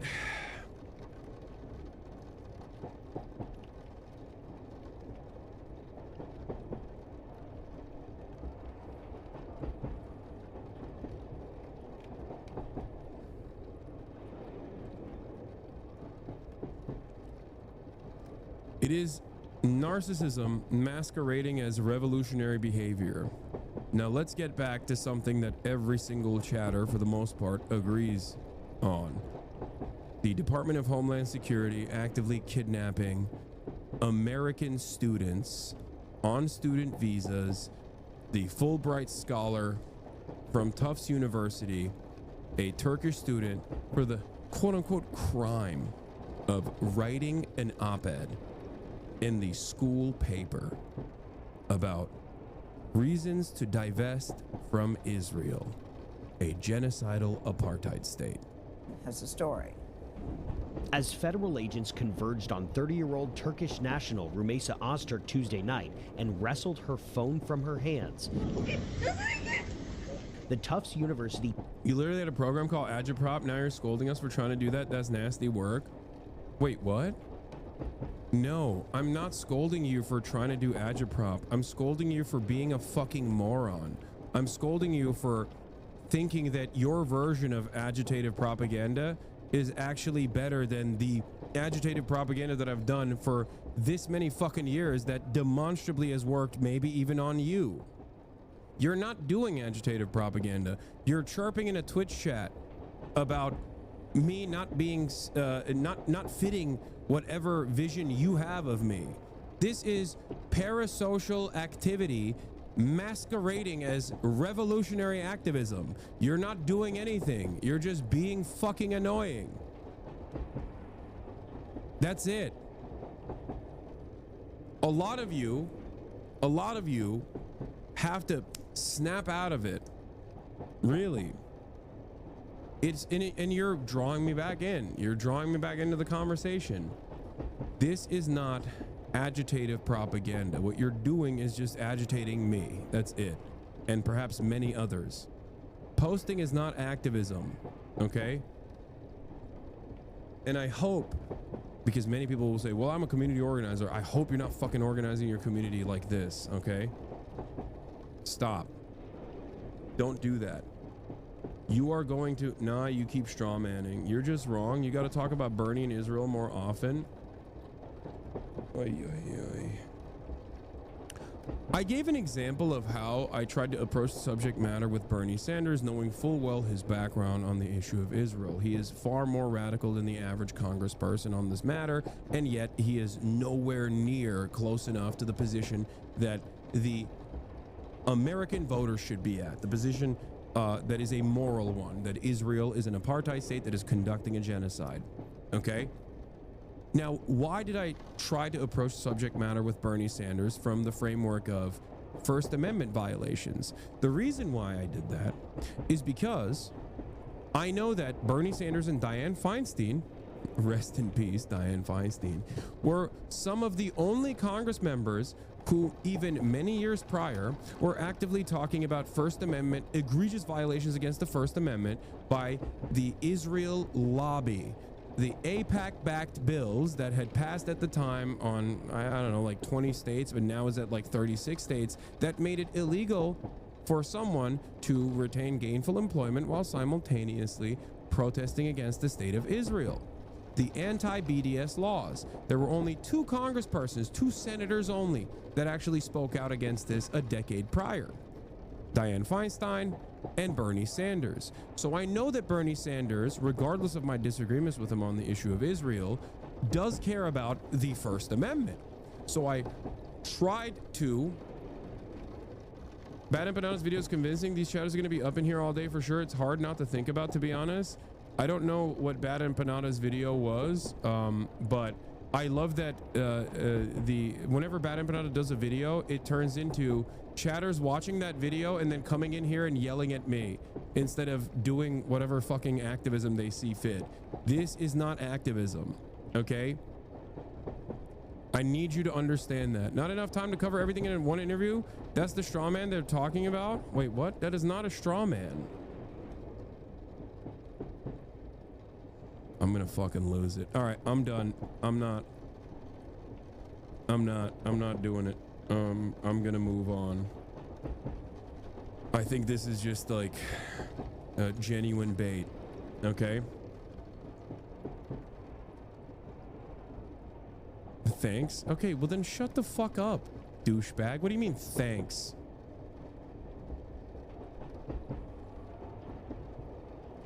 Every single time we have conversations like this, I understand why Stalin operated the way he did, by the way. I'm just I'm being so for real. Like, it just immediately I'm like, oh, I get it. I see what happened. You would become a fucking paranoid schizophrenic if you had to deal with like a post-revolutionary framework. For sure. I totally understand how the Cultural Revolution happened the way it did. I get it. Entirely.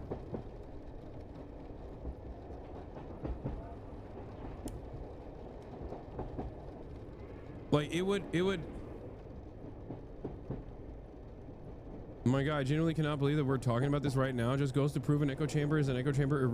Irrelevant of left or right is about how you're expanding the circle and you're speaking to that matters. Is just pathetic to be totally in line with our worldview and explosion of awareness. What the fuck, man? Yes. Yeah.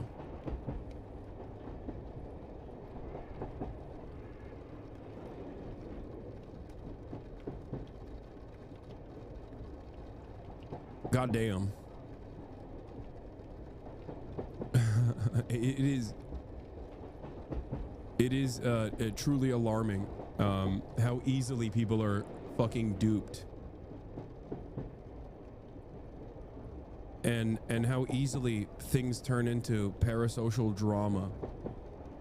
I will say the same thing I say all the time about Bad Empanada. I disagree with him on tactics, and I certainly disagree with him when he does drama coverage. Okay? On the issues, for the most part, we are aligned. I hope he doesn't fall into the same slop garbage trap that many other content creators, myself included, have fallen into, and sticks to academic framework and, you know, long, well thought out, well researched essays, rather than hitting the slop button over and over again. Okay?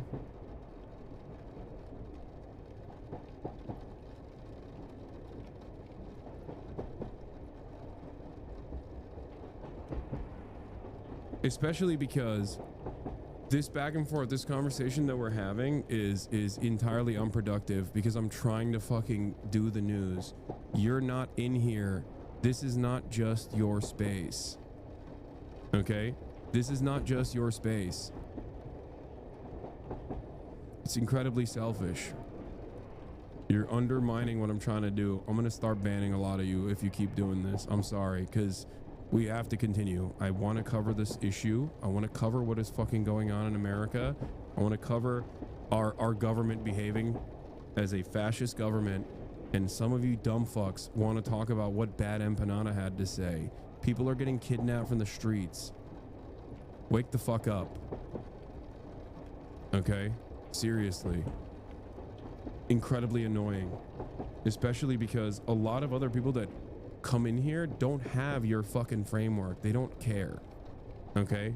They don't understand where you're coming from. A PhD student cried out in distress. Ozturk's attorney says she was on her way to break Ramadan fast with friends when the 6 agents confronted her. Okay. They appeared to be in plain clothes, wearing masks, and driving unmarked vehicles.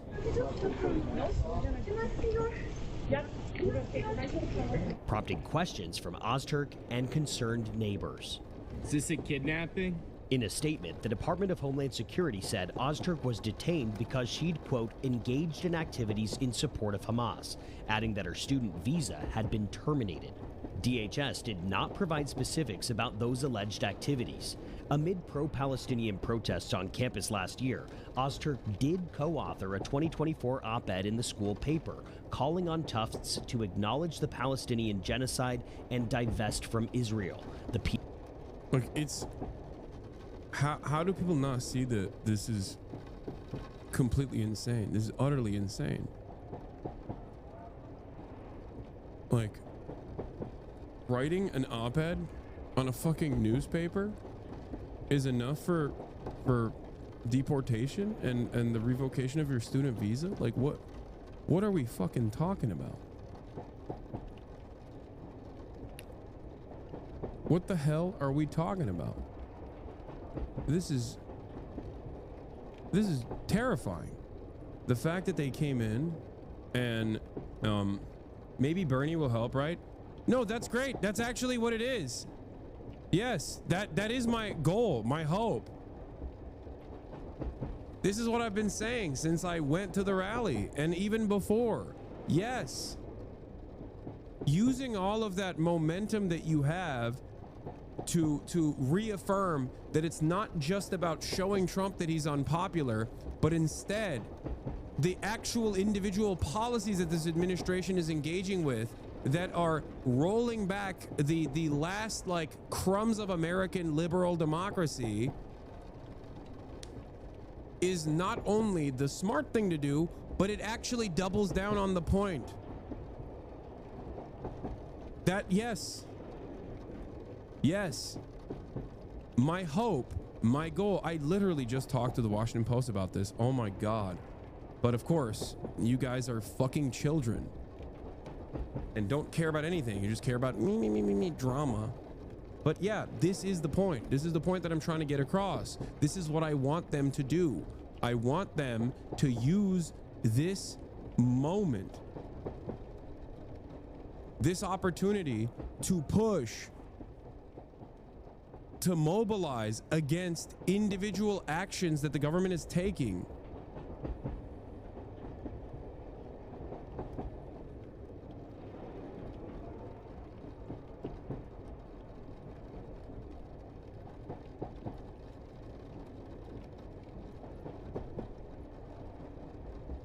Because if they don't do that,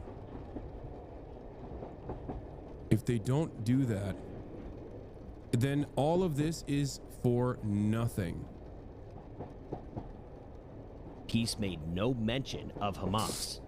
Meanwhile, Ozturk's attorney said charges had not been filed against her client, and even though a district judge ordered law enforcement not to move Ozturk outside of Massachusetts without 2 days' notice, DHS confirmed she was being held at an ICE detention facility in Louisiana Wednesday. If ICE comes to your door, keep the door closed! It all prompted hundreds of people to protest near Tufts campus last night. It's so surreal and heartbreaking. Rayon Bilge is an assistant professor at Northeastern University. Ozturk was her student in Turkey. She has never mentioned Hamas, let alone being either anti-Semitic or being anti-anything. These are baseless. I want to stress the importance of this. By the way, this is why, couple things.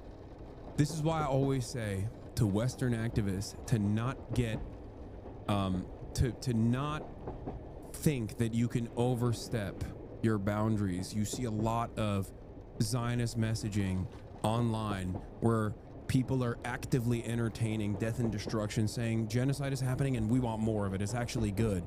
If you for even a moment think that as a pro-Palestinian activist you can say a fraction of that, you are wrong. That's why I always talk about messaging discipline on this regard. Okay? Having said that, even if she was literally being like, I love Hamas, that is not grounds to actually deport someone. That is insane.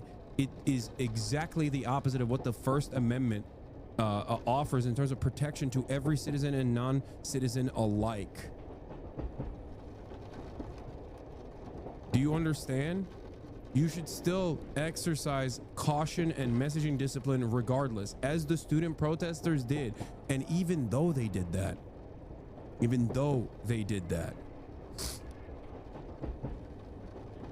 they're still coming after these people.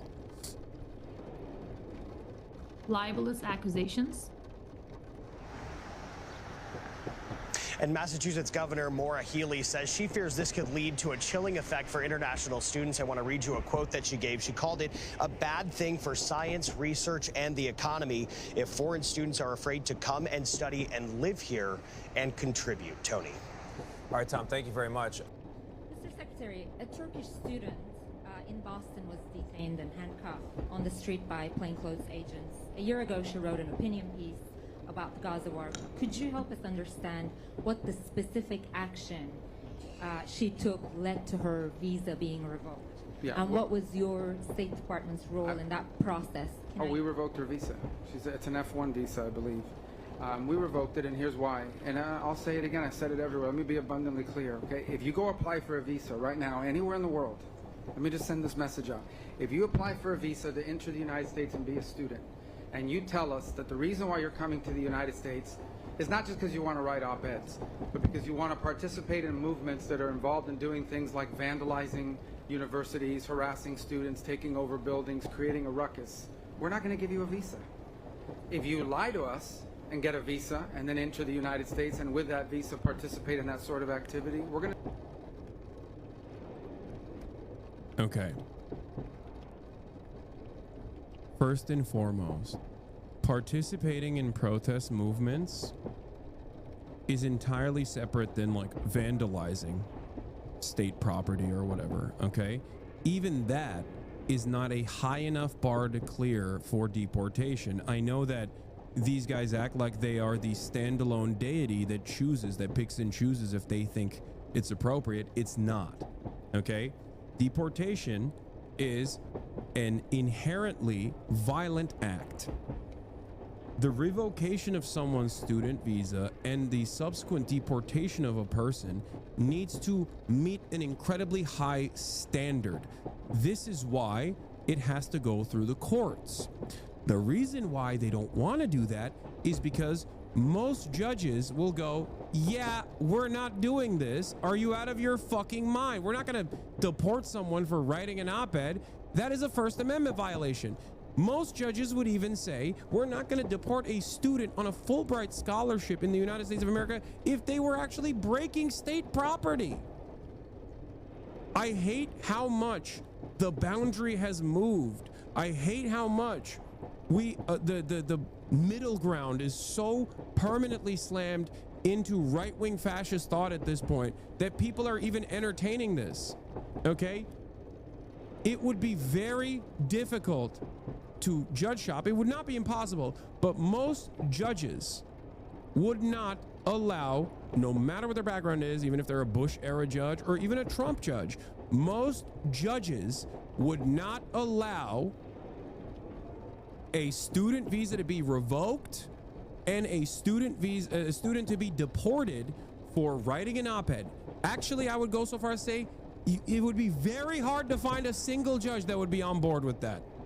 Okay? Most judges would not be on board with deporting a student visa for even vandalism. That is insane. That is completely insane. Like, unless a person who has retained a student visa is doing a heinous crime, you're not going to find many judges that are on board with deporting them and revoking their citizenship. This is an act that the government would do for very specific cases. It has to be a heinous crime. It is ridiculous.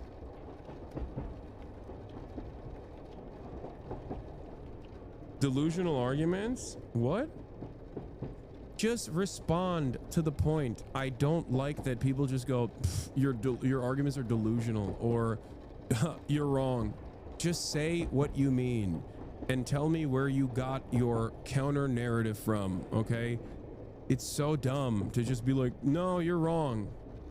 You can't know you're wrong your way out of this. Just explain. What is your non-existent fucking argument?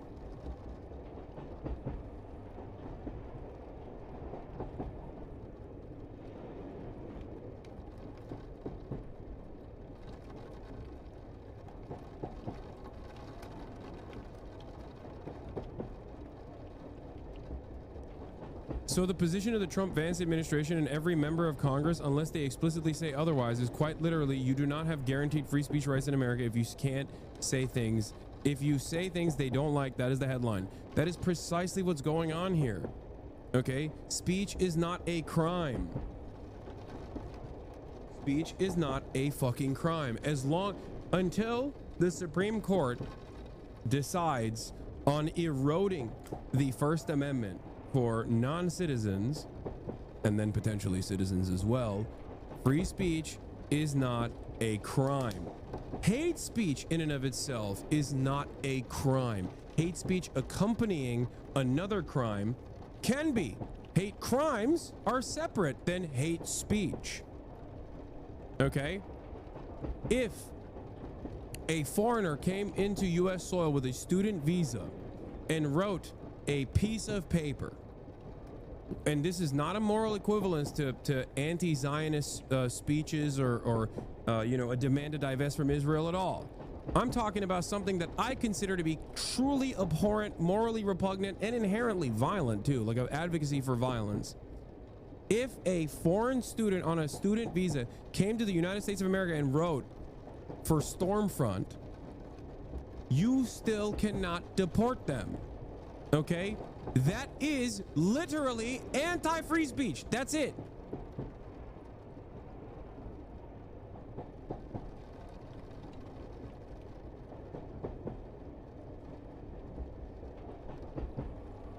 That's crazy. Revoking anyone's legal status and deporting them specifically for what they have written, theoretical arguments, is a terrifying violation of the First Amendment.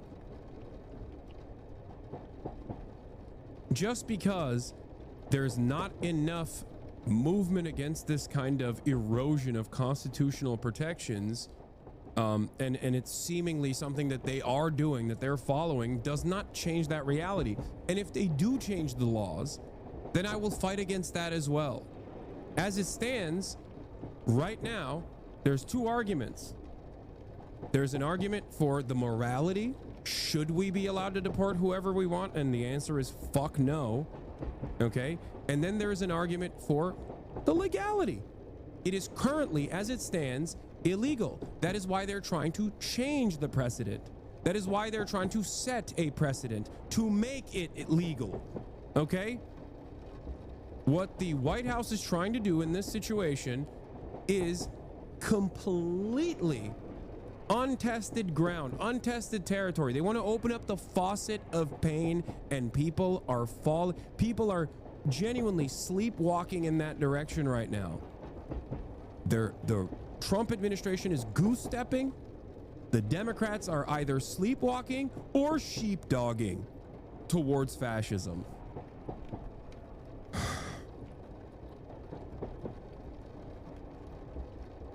I am not even remotely being hyperbolic on this.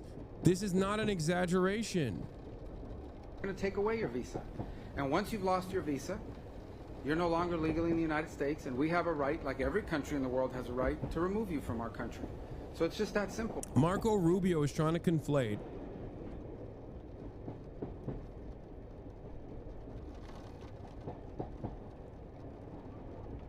Marco Rubio is trying to conflate the standards that are rigid and also shouldn't exist for the record, but the standards that are rigid for giving someone a visa with someone who has already gotten a visa and is inside of the United States boundaries.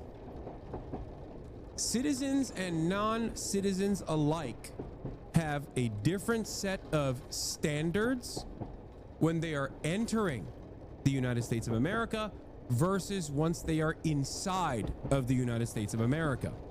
Do you understand?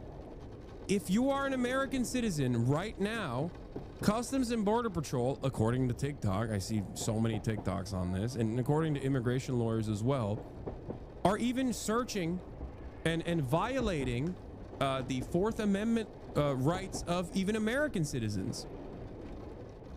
Because right before you enter the United States border, you have a different set of standards. Just like there's a different set of standards for who the American government chooses to give a visa to versus how they can remove that visa. Okay? Just like There's a different set of standards between coming into the country versus once you have passed the boundary, once you are inside of the country.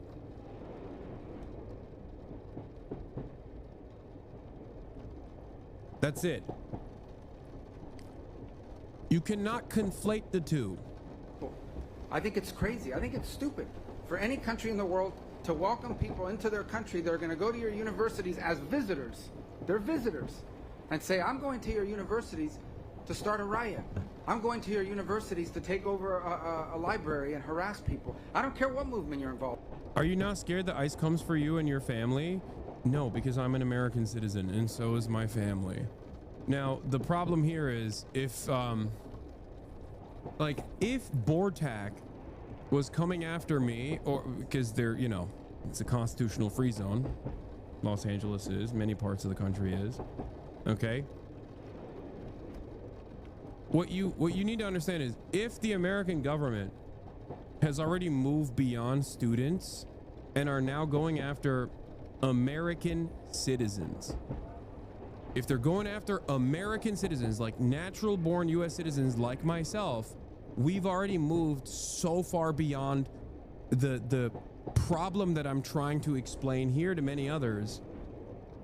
Okay, we've moved past that. Like I'm if there is like a permission structure of who you can target right now to open up the floodgates, to open up the floodgates of harm and to start black bagging anyone and everyone that you consider a political dissident, Erdogan style, right? It starts with legal permanent residents. It starts with undocumented migrants. Then it starts with documented migrants that have visas. And then it moves on to legal permanent residents with green cards. Then it moves on to recently naturalized citizens that you can denaturalize. Then it moves on to natural born US citizens. And then it moves on to natural born US citizens who also have the legal means and the financial means to defend themselves. I'm here, okay? If we got here, it's over for virtually everyone in this chat. Okay, I'm here. I'm on the last stage. That's why I don't like to talk about this too much. I don't want to, one, center the conversation around myself and my fears or whatever the fuck, because that doesn't shake my integrity. And more importantly than that, beyond the fact that that does not shake my integrity, that doesn't stop me from saying what I'm saying, and it shouldn't stop you either, okay? Because we still at this stage have fucking rights. It also means it's far too late.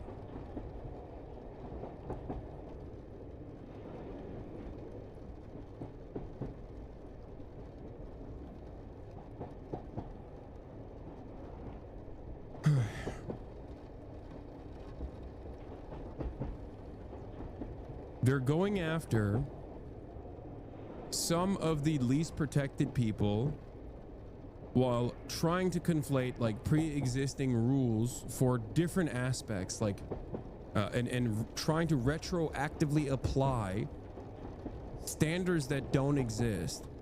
That's the reason why they're going after student visa holders, and that's the reason why they went after Mahmoud Khalil. They didn't go after Mahmoud Khalil because he had a green card. They went after Mahmoud Khalil because they thought he was on a student visa. But when they found that Mahmoud Khalil actually had a green card, they just kind of kept going along with it. But the first round of deportations was always going to be student visa holders.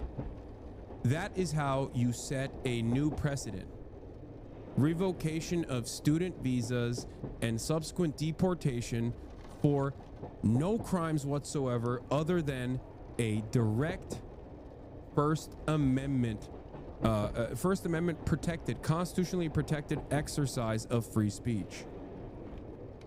Once you set the new precedent that you can go after people and that free speech doesn't matter for non-citizens, and once you set the precedent that due process doesn't matter because these things, the deportations work side by side, and it's not like this is something that they're hiding.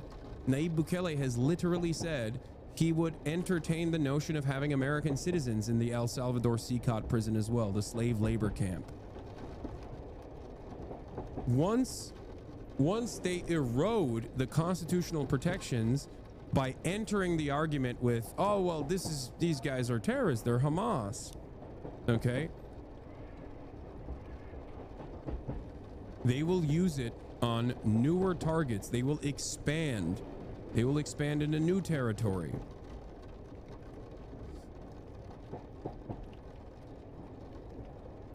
You sound nervous, pal.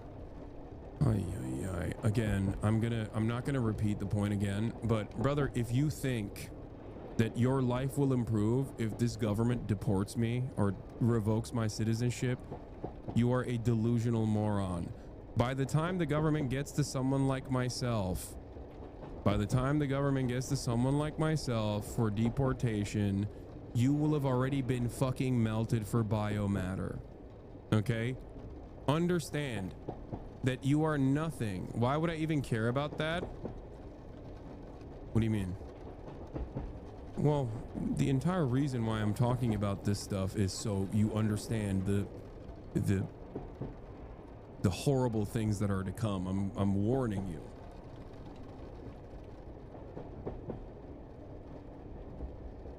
Are you really against CCOT? It holds the most inhumane gang members that terrorize citizens? Yes, I am. Do you want to know why I am? Because there's no fucking due process. Read any human rights report on CCOT and you will quickly understand that not every single person that is trapped in those prisons are actually fucking MS-13 gang members. They literally round people up and then do not afford them a trial or a day in court. 800 people at a time. They go boom, boom, boom. You're a terrorist. You're MS-13. And then they put them in this permanent slave labor camp.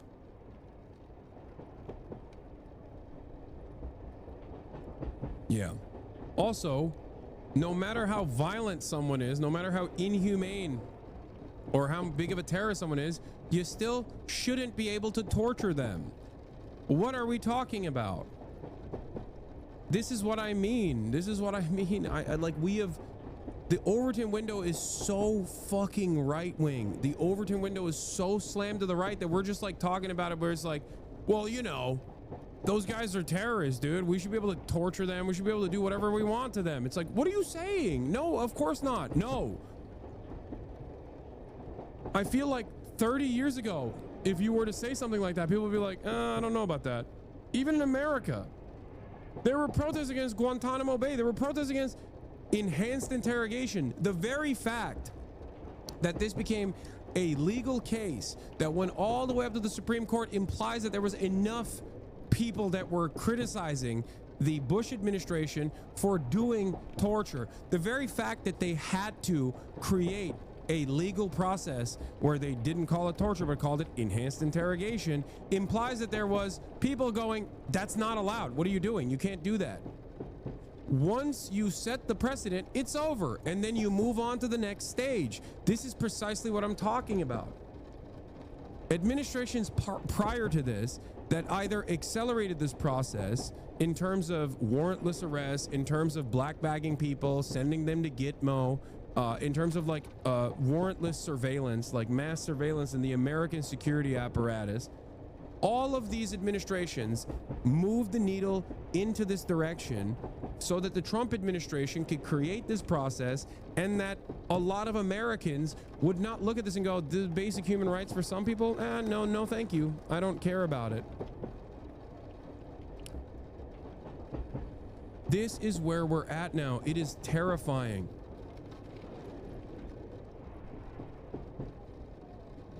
People read history books and don't even entertain the notion that it can happen here or it is happening right now.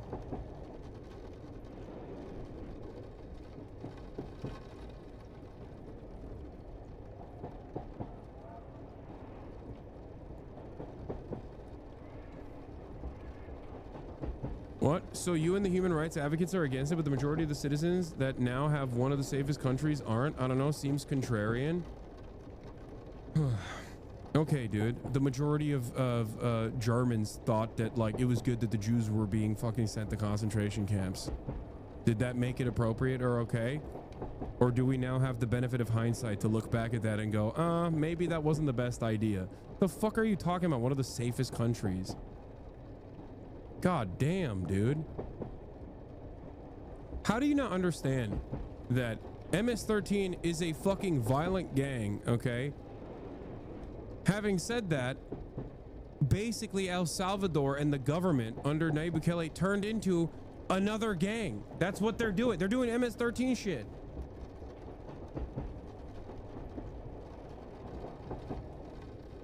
No, he's not talking. This chatter is not talking about America when he says one of the safest countries. He's talking about El Salvador. Okay? And I don't think it's safe if the police can just come and black bag you under the suspicion that you're MS-13 aligned. Okay?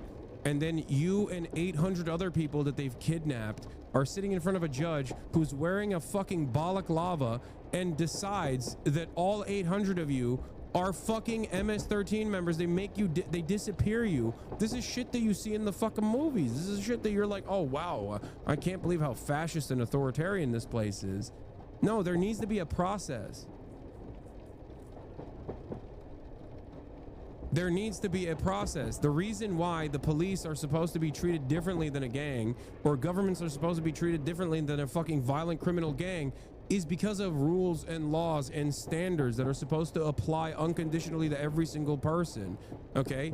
If you just operate a slave labor camp and black bag random people, now you're MS-13, or maybe even worse than MS-13 as a matter of fact. What are you talking about? You've become the criminal at that point.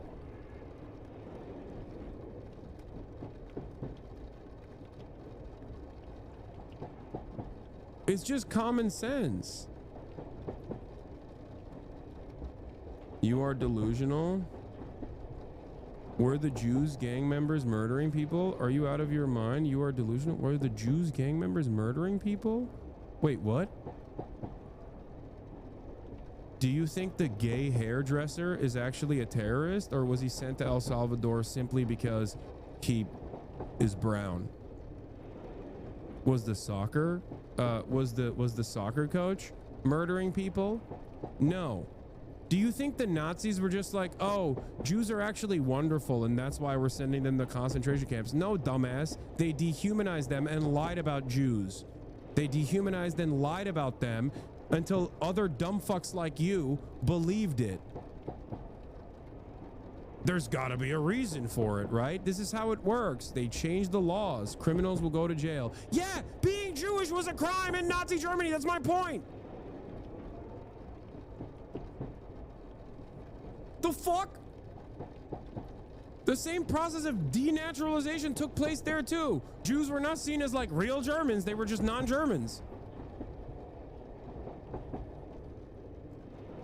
The parallel is right in front of you. It's so shocking that you just can't understand it. So some MS-13 members shouldn't be in prison? No, that's not what I'm saying, you fucking morons. Oh my God. No, I'm saying that a shit ton of people that are put in torture prison right now in El Salvador, the CICOP prison, are not actually MS-13, but there's no process where you can verify that because they don't give a fuck. They just nab you off the street, they kidnap you, and they say, all right, you're MS-13 now, fuck you. How is this difficult to comprehend? And the American government is sending people without any evidence whatsoever. Like, Guys, I need you to understand something, okay? The Holocaust, when it was happening, was legal, okay? When it was happening, when the German government was doing it, they literally did it legally. Slavery was legal. Abolishing slavery was illegal, okay? Freeing slaves, illegal. Slavery, legal. Holocaust, legal. Freeing concentration camps, illegal. Okay? Sheltering Jews, illegal. Understand that just because something is legal, just because a government says someone is illegal or is doing a crime, doesn't mean that they actually did the crime. Okay? You need to understand this.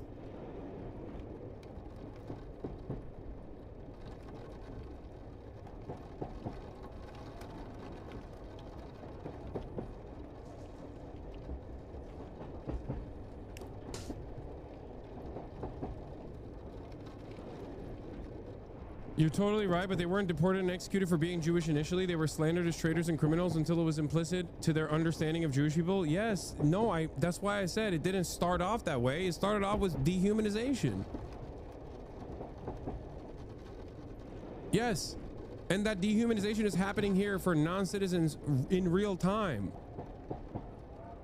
That dehumanization is happening right now in real time in the United States of America for non-citizens. Okay, for documented and undocumented non-citizens alike.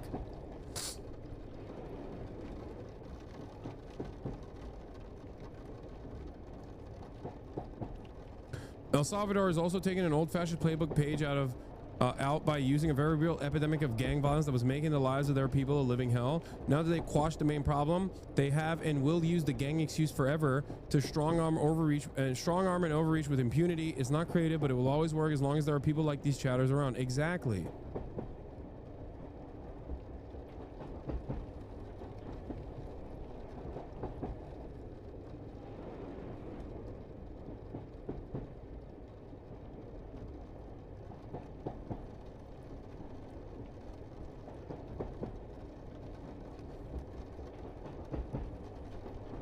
I'm going to give you two examples of some of the recent people that this administration has decided to deport to the CCOT slave labor camp. Okay, two examples. I briefly mentioned it.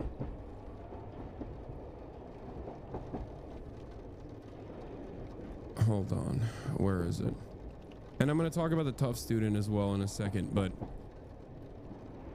here's the story of one of the men Christy Noem sent there, a guy whose autism awareness tattoo got him interrogated by ICE officers who, despite an agent telling him he was clean, detained him and shipped him to this hellhole.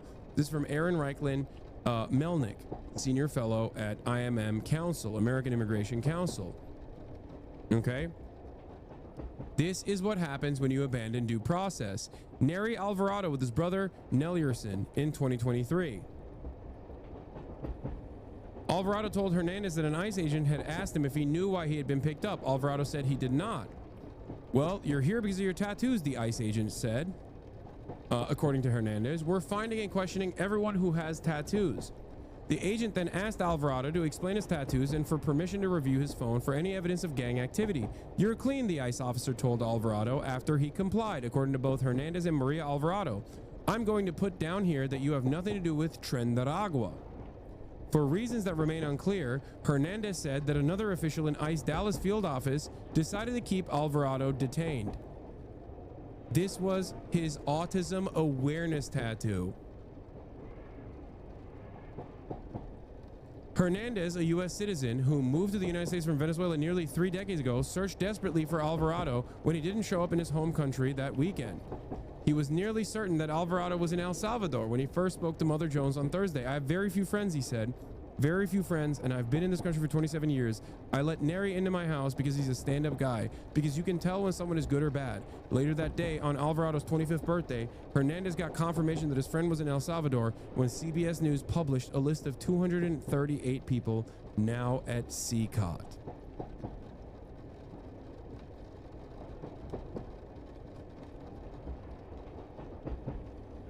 There's more to it. It doesn't end there. That's who you think should be sent to this slave labor camp. Okay? That's what you are advocating for. Do you think it's appropriate? Do you think this is right? Do you think we're actually making this country better?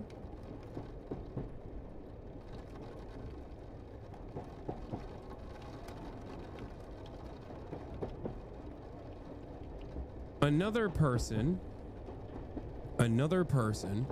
that they did this to was a soccer coach.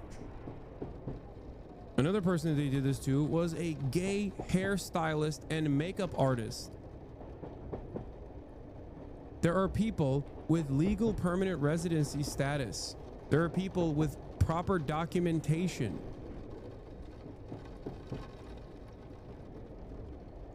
There was a guy that they arrested, detained, and shipped out to El Salvador for having a Real Madrid-inspired tattoo that they claimed was Tren de Aragua. One of the other examples that they offered, the Department of Homeland Security itself offered these examples, was that he was doing this in a photo. Literally this. They said this was a gang sign. If they had real evidence that these people were monstrous criminals, they wouldn't have to violate due process. You understand? They know that they don't have any evidence. They don't want to have any evidence. They want to be able to do this expeditiously without any evidence whatsoever, without due process, because the entire purpose is to erode due process so they can do this to anyone and everyone they see fit. And if you can't comprehend why due process protects you, I don't know what to tell you. When there's no due process, that means, let's say you don't have your fucking license on you. You get stopped. You get apprehended. You have no way of proving your innocence. You have no way of proving your citizenship. Before you know it, you're shipped off in chains to El Salvador. That is the reason why due process matters. Do you understand?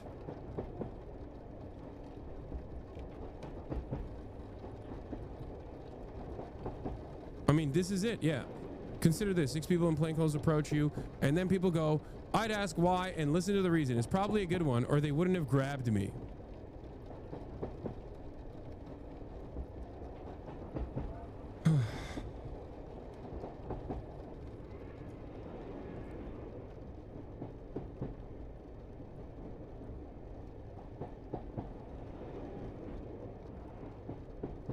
I don't think people understand. I don't think people understand how devastating this is and how this will inevitably hurt them.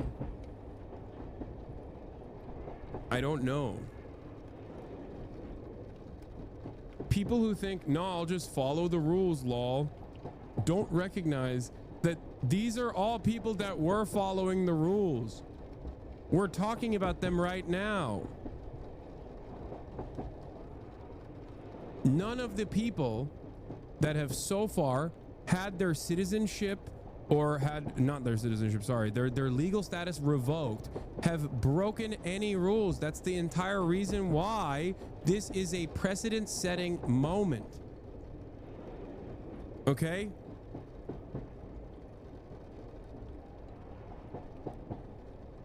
They are disappearing people and actively saying, we're doing this for no reason, and what are you gonna fucking do about it?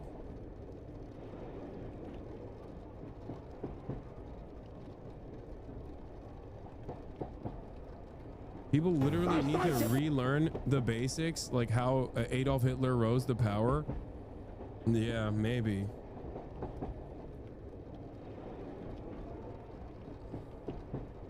He's openly saying it, by the way. He's saying, like, there's no, I can do it for any reason I want.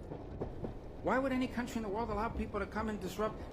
We gave you a visa to come and study and get a degree, not to become a social activist that tears up our university campuses. And if we've given you a visa and then you decide to do that, we're going to take it away. I encourage every country to do that, by the way, because I think it's crazy to invite students into your country that are coming onto your campus and destabilizing it. We're just not going to have it. So we'll revoke your visa, and once your visa is revoked, you're illegally in the country and you have to leave. Every country in the world has a right to decide who comes in as a visitor and who doesn't. If you invite me into your home... Yeah, except this country also has additional restrictions on what the government can and can't do, and you're trying to violate those restrictions. That's what the Constitution is supposed to do. Rules and regulations restrict regular citizens from behaving in ways that they want to, right? Because it might mean instability if people were just out doing what the government has decided is a crime. On the other hand, the United States Constitution is supposed to restrict the United States government, from behaving in ways that could harm you, okay? As long as it's fucking reasonable. The Constitution protects citizens, not illegals, non-citizens. No, that's not correct. You're wrong. The Constitution does protect non-citizens. How do I have this conversation with people who are too stupid to understand this? It does. You wanted to not protect illegals and you wanted to not protect them, but currently it does. And I think that's a good thing. Yes, the Constitution protects every human being on U.S. soil, documented and undocumented, citizens and non-citizens alike. Otherwise, you could just fucking kill tourists. You know what I mean? You could do whatever you want. It's like, hey, oh, are you a tourist? Are you here on a tourist visa? Come here, I'm gonna fucking torture you. Like, what are you talking about? Can you imagine? I guess that's where we're moving towards. And these dumbasses want that to happen.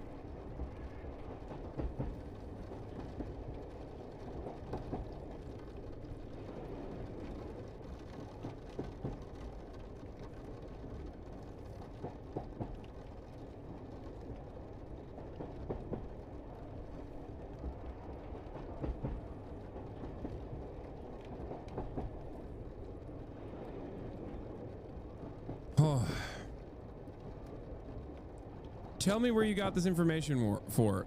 Show me where it says in the Constitution that says non-citizen. It says person on U.S. soil. Persons on U.S. soil. Persons. You can imagine and envision that non-citizens are not persons, but they are. Okay? It doesn't say American citizens only.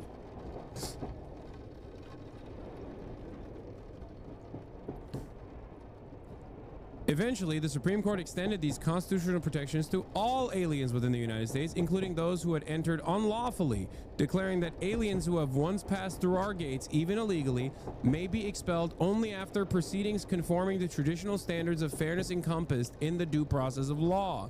The court reasoned that aliens physically present in the United States, regardless of their legal status, are recognized as persons, guaranteed due process of the law by the 5th and 14th Amendments. Thus, the court determined, even one whose presence in this country is unlawful, involuntary, or transitory is entitled to that constitutional protection. Accordingly, notwithstanding Congress's indisputably broad power to regulate immigration, fundamental due process requirements notably constrain that power with respect to aliens within the territorial jurisdiction of the United States.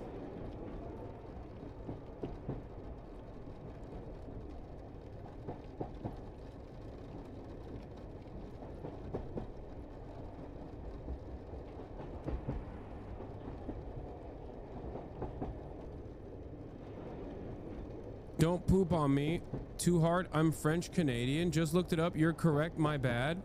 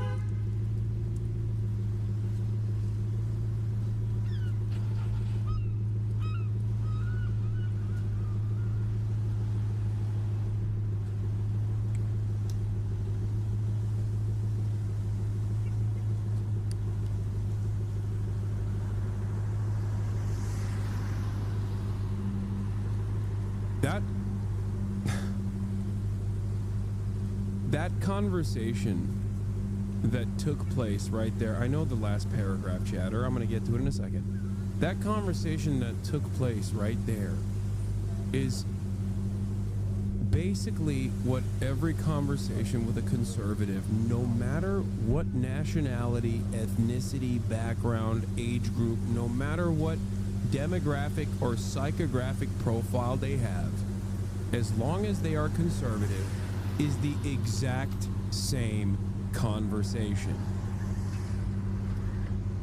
If you have conservative people in your lives that you have talked to, you've already had this exact same moment where you just go, you're wrong, here, let me explain it to you.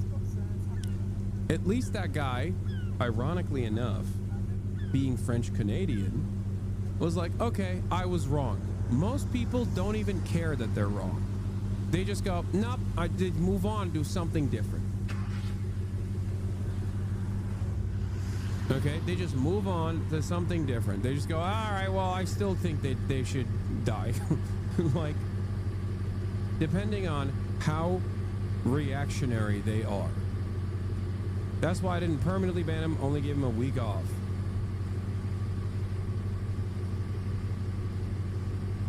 Wait, isn't this the guy? Did I not give him a week off? No, this is a separate person.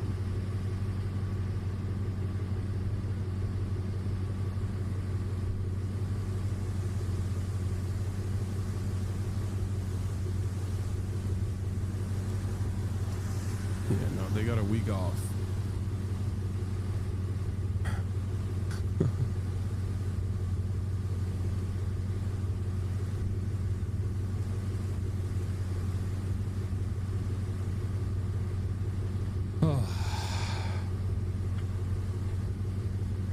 Incredible.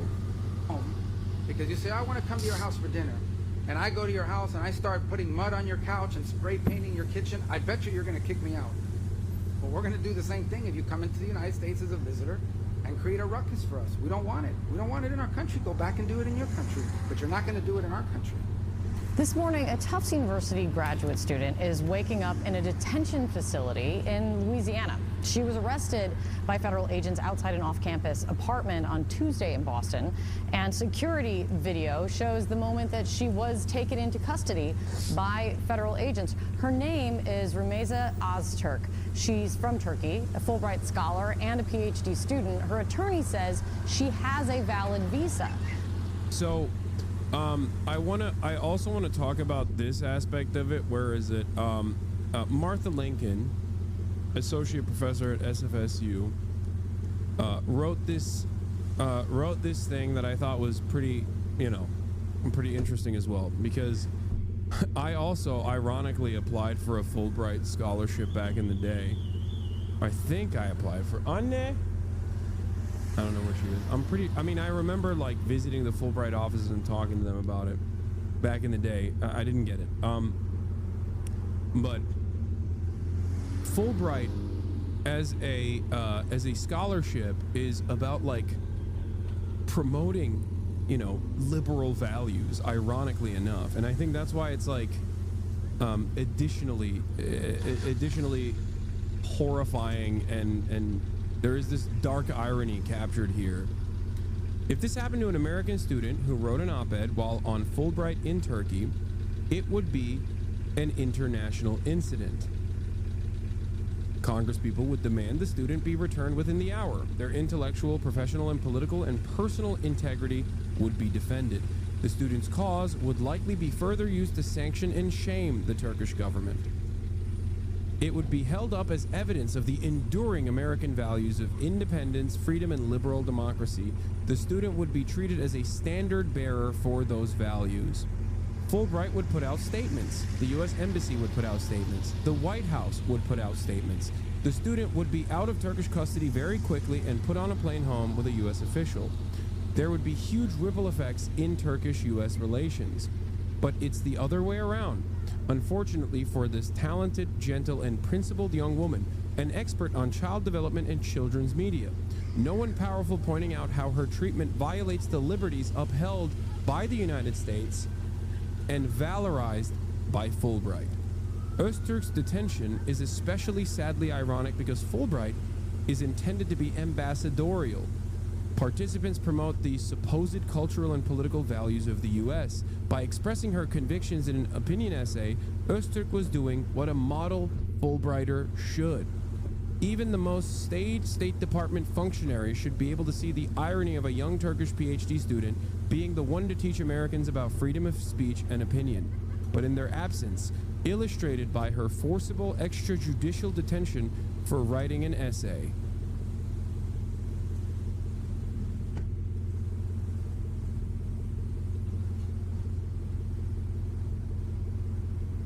It's so crazy.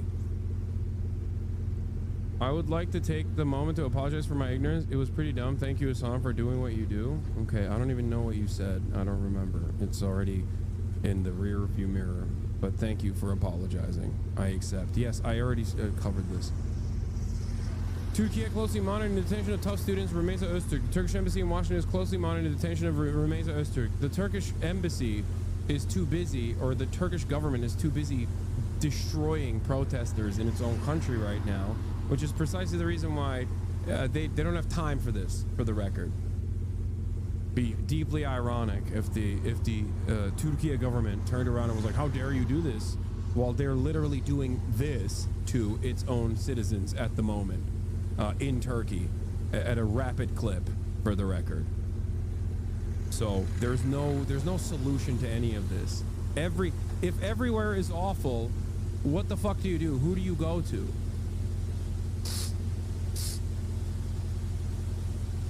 Vatandaşımızı vatanına dönsün. Burada her şey güllük gülistanlık. Kimse eleştiri gösteri yaptı diye içeri alınmıyor. Aynen. Like the inherent irony of the Turkish government saying, at this point, saying something along the lines of, how dare you actually detain someone illegally for simply expressing an opinion, is not lost on me. Especially considering that the Turkish government is doing just that right now, every single day.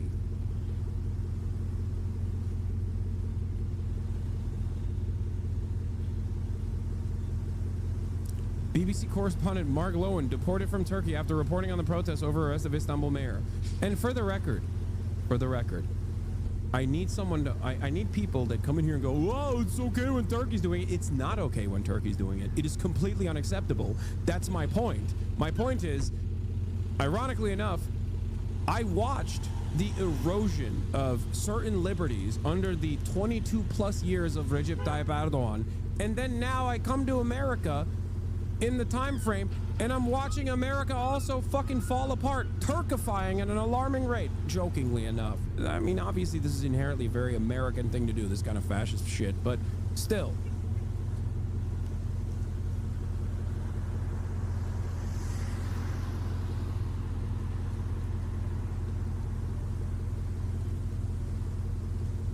You are cursed. Thanks, Hasan. Okay, everybody, calm down. Don't do that.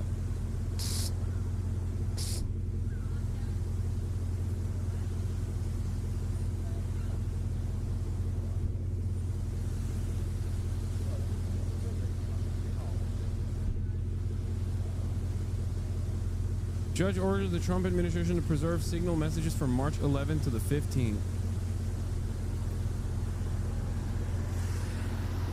Yeah, we'll see. We'll see if they hit him on this. Oh, hold on. Let me finish the rest of it, because, of course, the Supreme Court will still add qualifications, okay? Despite the fact that the constitutional protections extend to all aliens on U.S. soil, regardless of immigration status, okay? The Supreme Court has also suggested the extent of due process protection may vary depending on the alien's status and circumstance.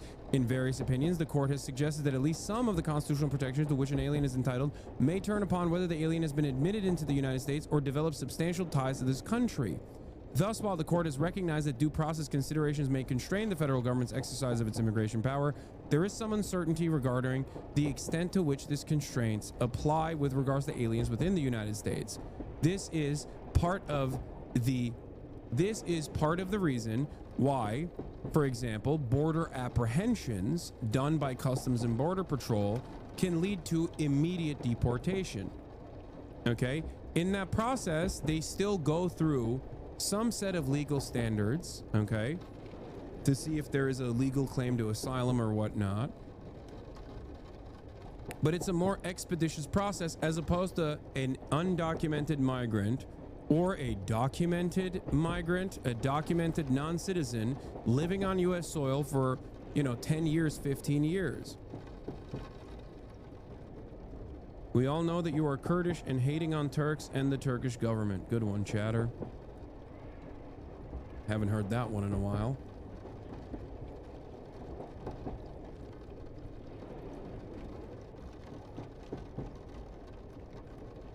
It's so funny to be like, yeah, you're Kurdish, hating on the Turkish government. It's like, dude, the Turkish government is arresting people for literally protesting after they arrested the opposition leader and many people that they claimed was aligned with the opposition leader for no reason whatsoever, just claiming corruption, claiming terrorism, like in America.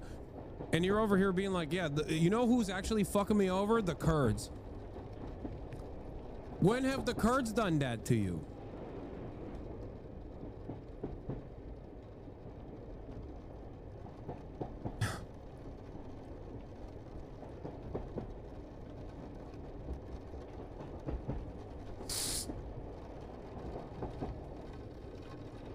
Anyway.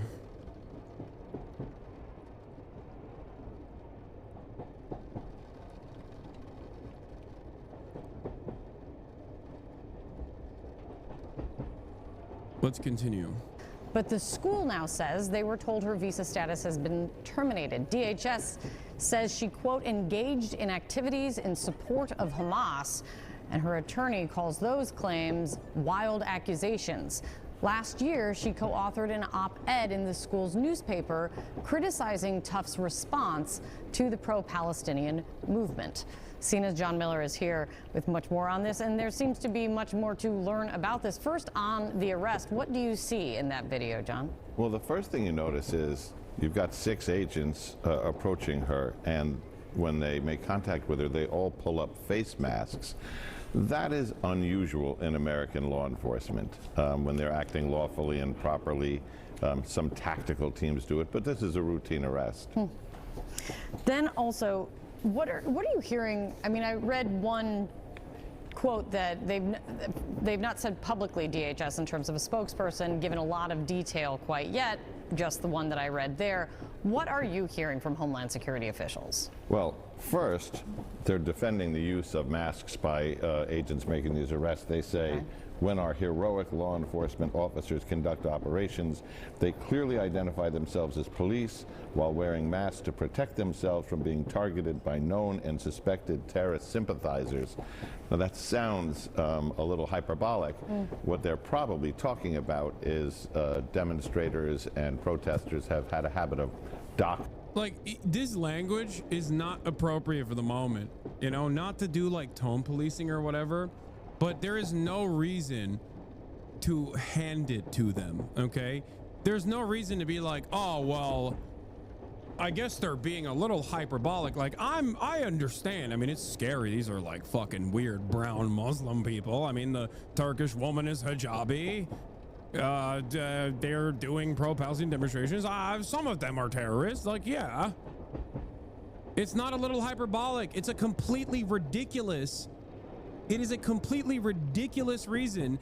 And they're not even hiding the fact that there is no real reason beyond First Amendment protected free speech.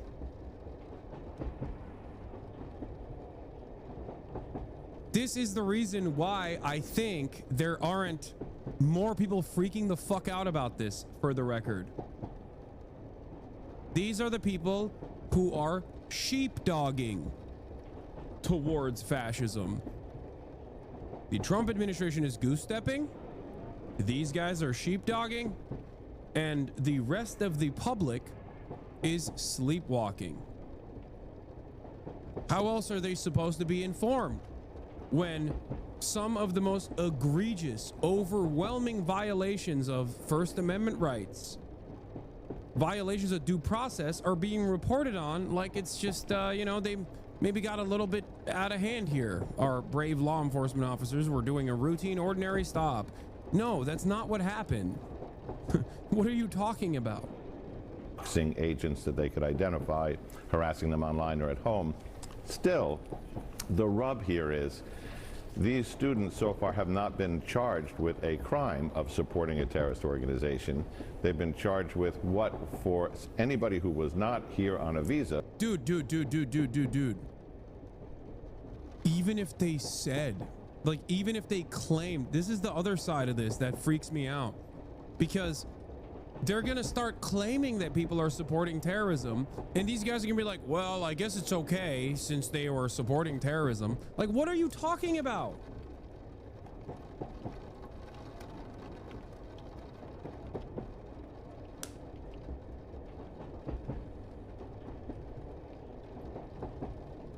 Would have been 100% constitutionally protected protest activities. And this is going to be the rub in these discussions, which is when these things get to court, if being here as a student is a privilege, and it is on that visa, do you lose constitutional rights that would be available to anybody else who is here? Is it clear what is next then in this case? Well, it's hard to say because the first thing they do is take them into custody. They don't notify them that you have a hearing and we're going to litigate this. The second thing they do is they send them to Louisiana, which puts them far away from their legal representation and makes it hard to stay in touch. So the question is, will they be out of the country or will this get to court first? But we're going to have to watch how this is going to play out because it's going to dictate, you know, how the future is going to go for these other cases. That's exactly right. John, thanks so much. It's good to see you. Thanks. This morning, the Turkish government says it's closely watching the case of Rumeysa Öztürk, a Turkish national and graduate student at Tufts University, who was detained outside her home this week. The Department of Homeland Security says she, quote, engaged in activities in support of Hamas, but has yet to specify what those activities were. Her attorney says she has not been charged with a crime. CNN senior legal analyst and former Assistant U.S. Attorney Ellie Honig is joining us right now. So, Ellie, what law is the Department of Homeland Security relying on in this case? Well, Wolf, we don't know the answer to that exactly, and here's why.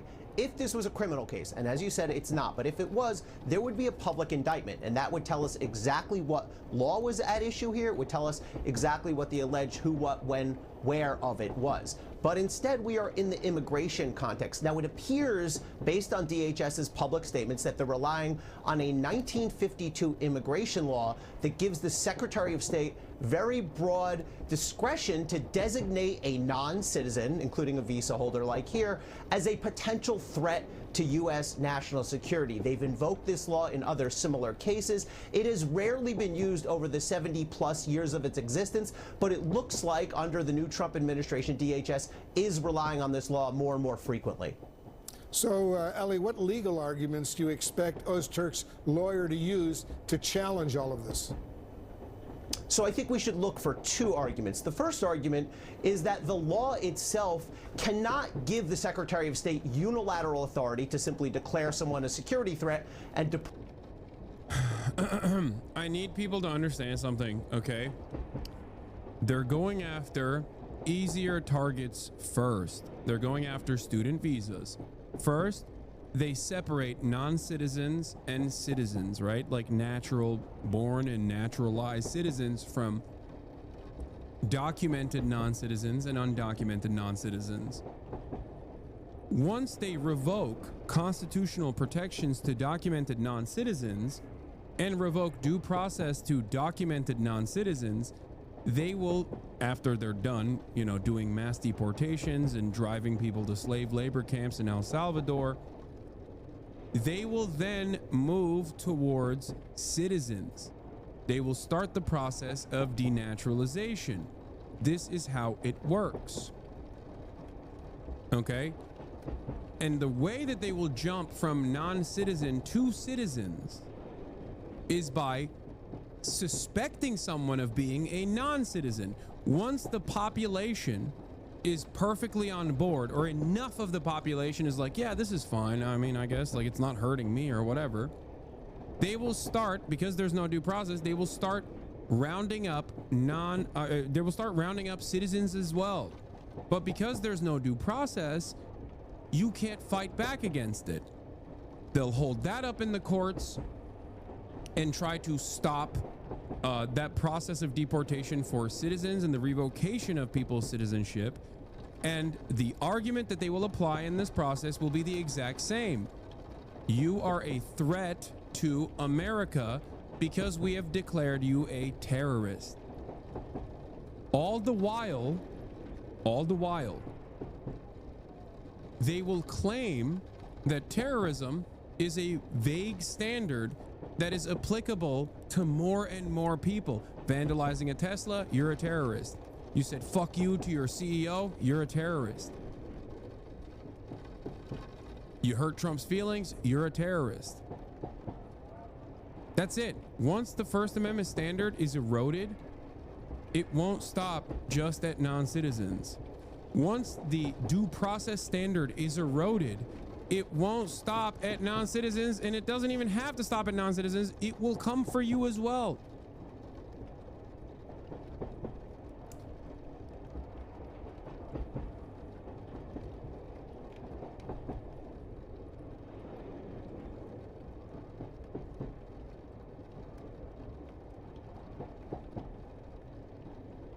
From rare to routine, denaturalizations expected to soar under Trump. Cases spiked 600% as the DOJ's new task force investigates 700,000 naturalized citizens' files. This is not only a costly endeavor, but they are moving in this direction already. The Trump administration has intensified efforts to denaturalize immigrants who have obtained U.S. citizenship, a move that has sparked controversy among lawmakers and immigration advocates. The administration argues that these efforts protect the integrity of American citizenship, while critics warn of their potential constitutional violations and political targeting. The expansion of denaturalization proceedings marks a dramatic shift from historical norms. Previously, the revocation of citizenship was pursued only in the case of fraud or national security threats. However, under Trump, the Department of Justice ramped up investigations, leading to substantial increase in the number of cases reviewed for possible denaturalization.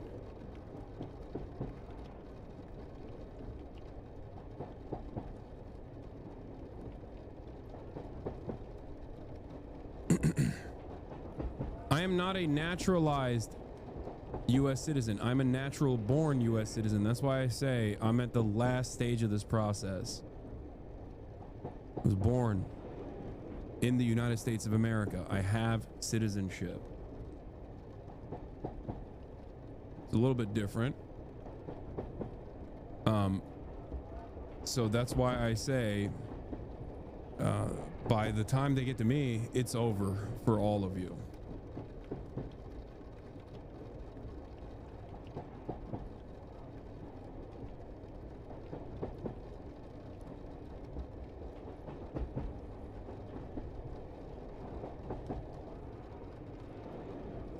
Anyway.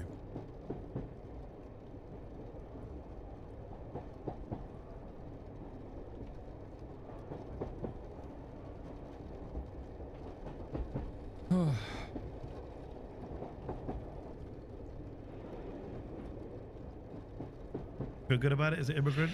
You feel your citizenship secure? Yeah, no, I don't care. I don't care. Let's bring it on. You got a plan B? I don't have a plan B. Every brown person has a plan B. I don't. You're rich enough not to need a plan B. I'm rich enough? Hey, you're the one with the merch. But I have plan You're the one with the merch, man. I don't have a merch saying Bassy Music. But I have plan B, C, and D. You do? You have plan A in California, that's it. Yeah, I can't leave California. You've been a citizen for over 5 years, so I think you're good. Yes. Basically, apparently, this is what the lawyers tell me. If you have been a citizen for 5 years or more, it becomes much harder for Stephen Miller to strip you of citizenship. You know, they have a denaturalization commission now, a group that will look at American citizens and say, we think you're actually an illegal immigrant, and they strip you in retrospectively of your citizenship. Apparently that becomes harder after 5 years. So I think you're okay. Haha, yes. You're a little bit safe. I just got my 5 years in last December. Just last month. There you go. So you got your 5 years. 5 years, baby. How do you feel, no, genuinely though, how do you feel about being a comedian, being someone who speaks openly in the current climate? I'll be very honest. I've been extremely depressed. I'm even my stand-up comedy in Arabic. I try to avoid current news, and I just being depressed because, especially about the news about Gaza, cleaning up Gaza for Jordan and Egypt, when they call me, it's like they're gonna do it, because I called that out like a year and a half ago. And if anything that we've learned from the last year and a half, it says that America, pushed by Israel, manipulated by Israel, led by Israel, whatever you want to call it, can just do whatever they want. They went and took the Golan Heights from Syria. Nobody did anything. They are going into Jenin and going into the West Bank, killing everybody. They can bomb Gaza anytime they want. They can go and expel the Palestinians, and they can push the Arab countries to do it, and nobody will do anything. Yeah. Oh.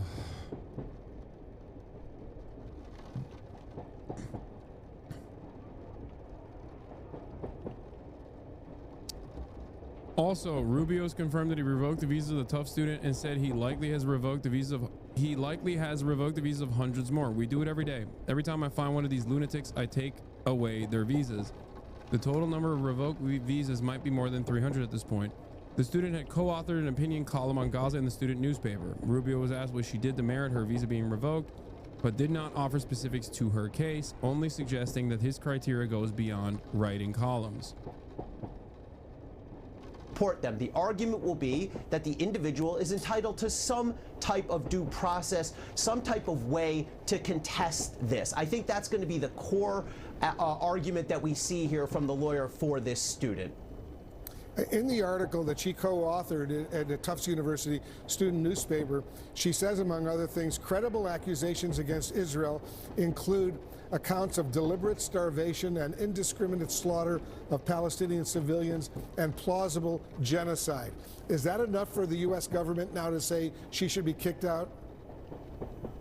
Well, I think that'll raise another legal issue. I think another thing that we'll hear from the student's lawyer is that she's being singled out because of the content of her speech, because of statements like that she's made publicly. And I think the argument will be that that's a First Amendment violation. What I think we'll hear in response from the government, from DHS, is Congress drafted this law, they passed this law in 1952, and they meant to give the Secretary of State very broad discretion. And so the Secretary of State, in the argument of DHS, has the ability to determine that somebody's a national security threat, and that's that, and there's no further proceeding. We've learned that Ozturk has been transferred to a detention. Yeah, they disappeared an Iranian PhD student as well in Alabama. Facility in Louisiana, despite a judge issuing an order for Ozturk not to leave the state of Massachusetts, where Tufts University is. Do we know? They already moved her. They moved her to Louisiana expeditiously. Ellie, when this order was given and whether the Department of Homeland Security may have intentionally defied the judge? So that's the exact issue here, Wolf, and we saw a similar issue still playing out in the other case involving deportation of alleged Venezuelan gang members. The key question here is going to be timing. At the moment that federal judge gave the order, do not remove this person from Massachusetts, had she already been moved to Louisiana, if she had already been moved, then there's not going to be an issue regarding defiance. But if she was moved after that order was given, then we're going to need some serious answers here from DHS as to why that order was not followed. Yeah, I'll give you the answer. They don't give a shit. Okay? They don't care. They are deliberately violating court orders because either they're testing the boundaries of liberals right now, basically. They're testing the boundaries of those who care about the Constitution and those who are tasked with, like, the preservation of the integrity of our beloved sacred institutions. Okay, what I mean by this is, if you are real enough, you will make a big stink. No judge wants to have their name associated with a potential constitutional crisis. Even Baerbock is worried about this. No matter how conservative, no matter how liberal they are, there is a real fear associated with this. So they don't, because they fear that if a constitutional crisis takes place, or before a constitutional crisis takes place, like it goes up to the Supreme Court, then it's like a direct, it's over. Like they're going to rewrite the rules. Or if there's a constitutional crisis, they're going to be associated permanently with being the judge that triggered the constitutional crisis. Because if they actually erode the institutions in its entirety, then it's over. Everything here, everything in our country right now is held together by confidence, okay? At the end of the day, the Constitution is a piece of paper.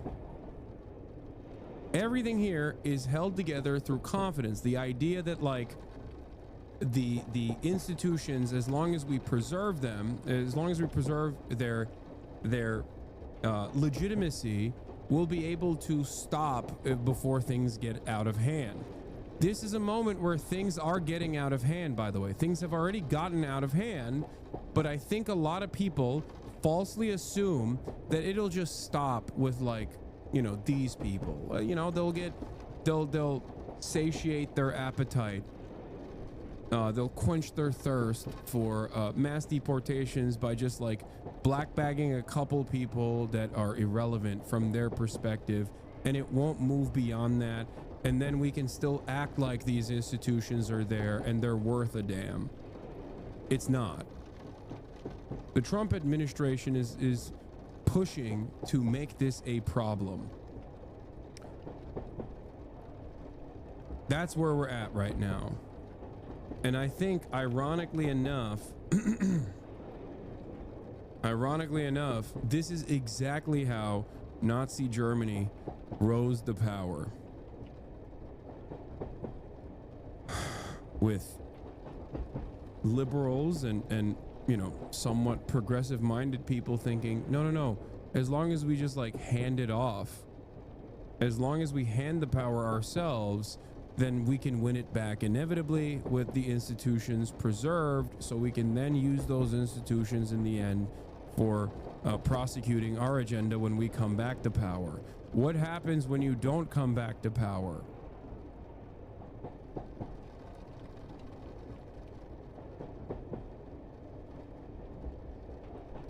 Yeah. 50-year-old resident, a 50-year resident and green card holder being held in ICE detention in Tacoma. A woman who's lived in the United States for more than 50 years and is a green card holder is being held in ICE detention in Tacoma. Remember when I was in Japan and I talked about how the people that they're going after in the first batch, they're going to claim are you know, violent criminals or whatever, but they're not going after violent criminals, and they're going to very quickly extend that.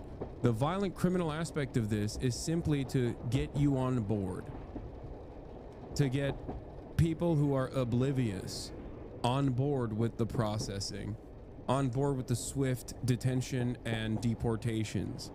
But the reality of the matter is, if you are a person who has done a crime, regardless of your citizenship status, regardless of whether or not you are a documented or undocumented non-citizen, the American court systems obviously will still prosecute you. There is no world where someone goes, oh, dude, you're a Guatemalan migrant, but you've done, like, a severe felony. You've done a violent felony. Well, guess we can't prosecute you. You're free to go. Like, that's not how this works. But they made it seem as though that was how it worked, by hiding this underlying premise that was what was going on under the Biden leadership. This is why I kept saying, like, if you do a crime on U.S. soil, you're going to get prosecuted for said crime. That's precisely the reason why there isn't, like, hundreds of thousands, if not millions, of, like, violent criminals that are just, like, roaming the streets right now. You're fucking delusional if you think that.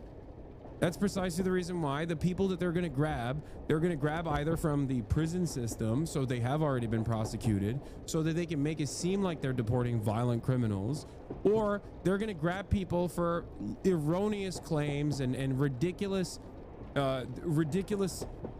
things like trespass. You know what I mean? Oh, you have trespass on your you have a trespass arrest warrant on your record, you're gone. Doesn't matter if you were here for 20 fucking years.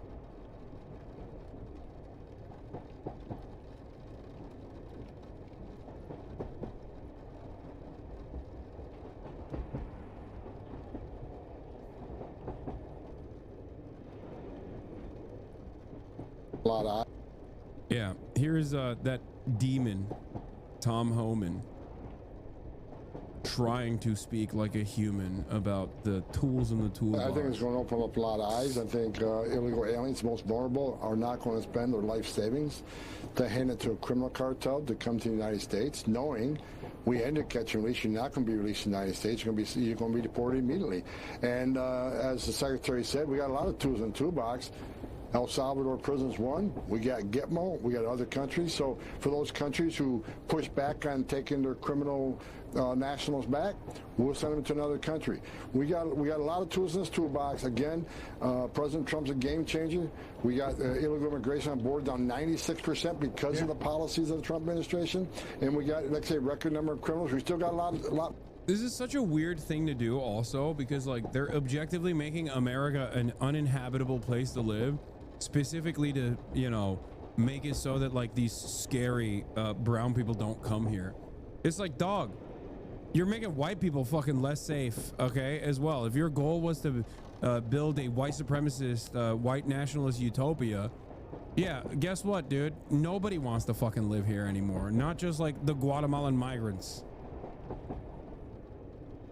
They didn't do shit anyway. It's so fucking stupid. Yeah, you think Nazi Germany was great for the Volk, for the Volkish Germans? No, it wasn't. More to do in the interior, but we got the right team put together. This is the greatest team I've seen in my over 40 years serving as a special agent, a border patrol agent. I've never seen a team this serious about making this country safe. We got a great president. He's got a great team. So I wake up every day like a kid in the candy shop, getting ready to go to work. And I know we're making a difference every day.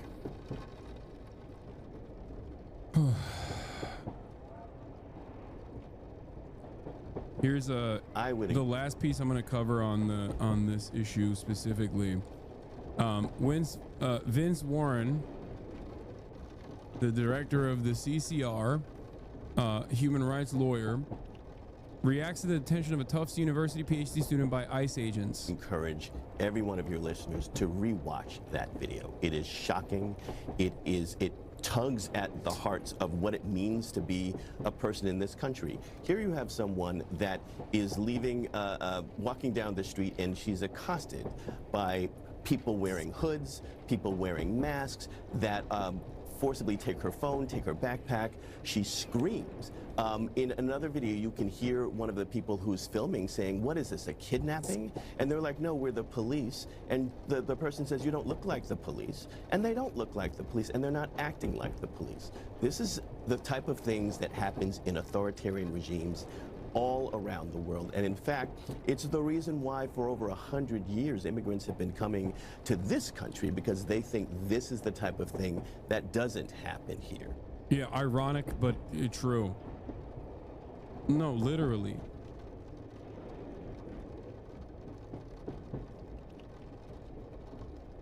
This is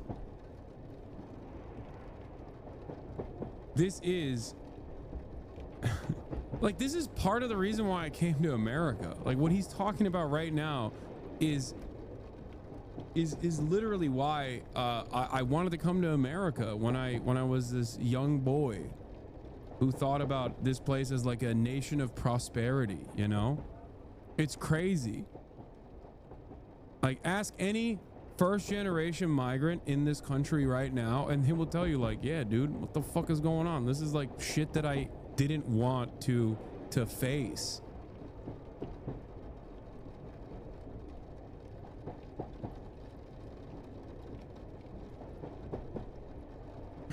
Anyway, I'm gonna talk to Ested Herndon of the New York Times right now.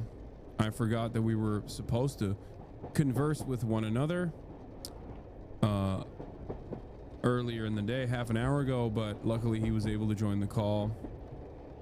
And yeah, I'm gonna talk to him right now about updates from his earlier pieces about how people were reacting to the Trump victory. Ested, can you hear me? Yes, I can. Thank you for coming on. Yeah, what's up? How are you? I'm all right as one can be. Yeah. I was listening to you talk about Homan and some of the other things. I think you're right to point out the broader strategy of kind of erasing civil protection. I interviewed Homan a couple years ago, and he's been planning this for years. That's someone who's really serious about the broader effort of not just removing criminal unauthorized immigrants, but basically just changing the scope of the immigration system broadly. Yeah. It's a dire situation that's ahead of us, and I think, or a dire situation that's happening right now, but I think that actually dovetails nicely into what I wanted to talk about, which is, of course, how are people reacting to this? Now, you have a piece, you do this podcast called The Run-Up for the New York Times, where you interview regular Americans to the best of your ability, and that's what we were going to talk about today. Updates on that. So I'm very excited to have you. We started calling back some of the people we met last year on the campaign trail as part of a process of bringing the show back. The episodes aren't out yet, and we're still going through the process, but we're already starting to see some things that really match up with some of the numbers. I mean, the biggest thing that came through is there is a sense of surprise of what we were hearing folks express, that they feel like Trump isn't focusing on some of the issues they thought he would. I think we were hearing from people particularly upset around tariffs and particularly upset around the role that Elon Musk kind of has, the co-presidency of it all. That came up a bunch. But the other thing that really came through, and this is not necessarily about Donald Trump, is the complete collapse of faith in the Democratic Party. Among the undecided voters we talked to already, maybe about 10, 15 of them, even the people who have not liked what Trump has done, still did not regret voting for him. And almost all of them said that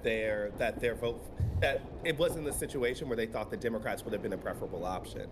And so I definitely think that there's an emerging picture here of Trump as a figure who has a lot of leeway among the electorate to shake shit up, really. And I think that kind of premise is one that is actually really held.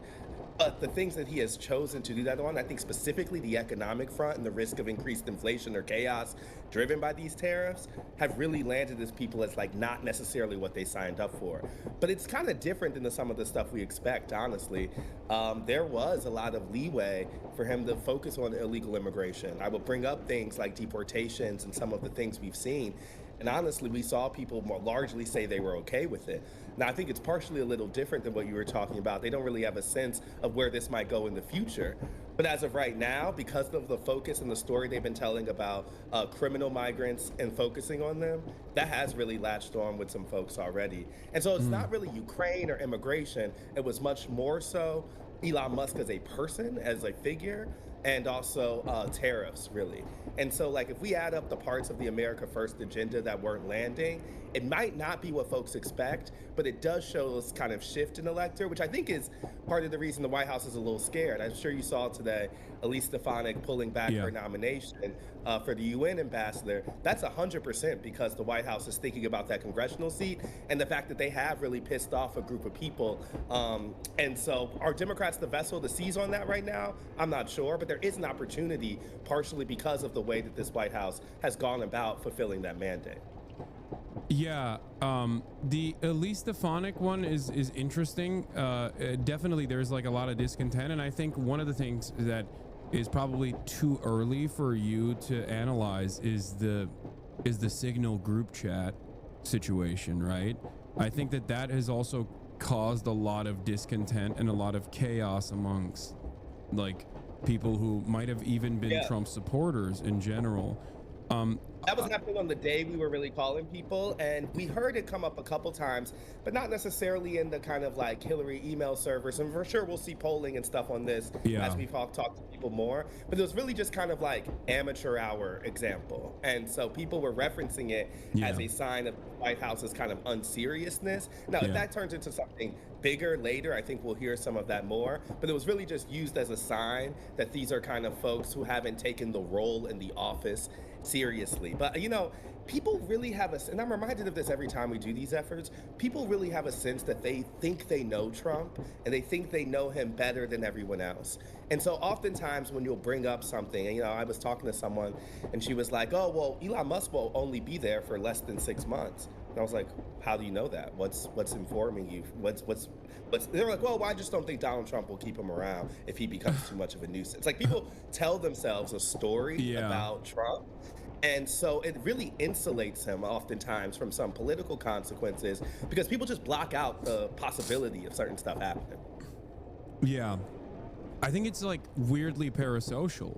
It's cultish in the old terminology to use, but it's very parasocial in the sense that like they have confidence in Trump as the utmost authority.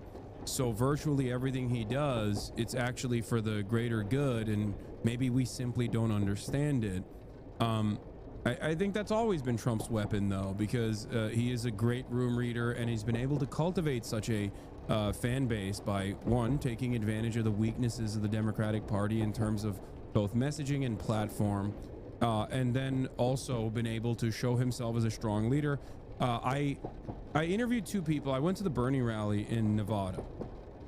I was invited there by their team, and I interviewed Bernie and AOC there as well. But outside of that, I also talked to two Uber drivers, one that was apolitical but right-wing, and the other that was apolitical but liberal, one Kamala voter and one Trump voter. And I think the Trump voter, basically podcast guy, operating on exactly the boundaries that you just referenced, talking about, all of the irrelevant things that podcasters have told him are very significant and that Trump is like taking serious action against.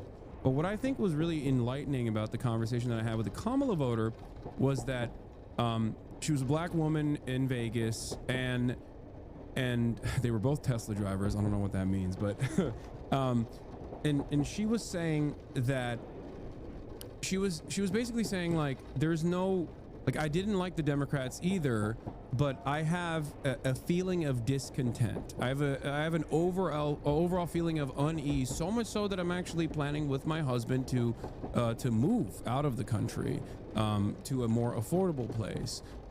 Talking about potentially moving to Ghana or Thailand. Now, this is all TikTok related stuff that they've compiled this information randomly. But what was interesting about it was that she basically she was uneasy about Trump's actions, but she brought up the point that at least he is a go-getter, if that makes sense. And I think that is really important to recognize when we look at the approval ratings of Donald Trump. Even if he's doing something that's like inherently chaotic, he's still seen as a guy who is doing anything. Whereas, and it goes back to the overall discontent that people have experienced and the overall lack of interest and trust that they place, or faith that they place in the institutions, because they haven't served them.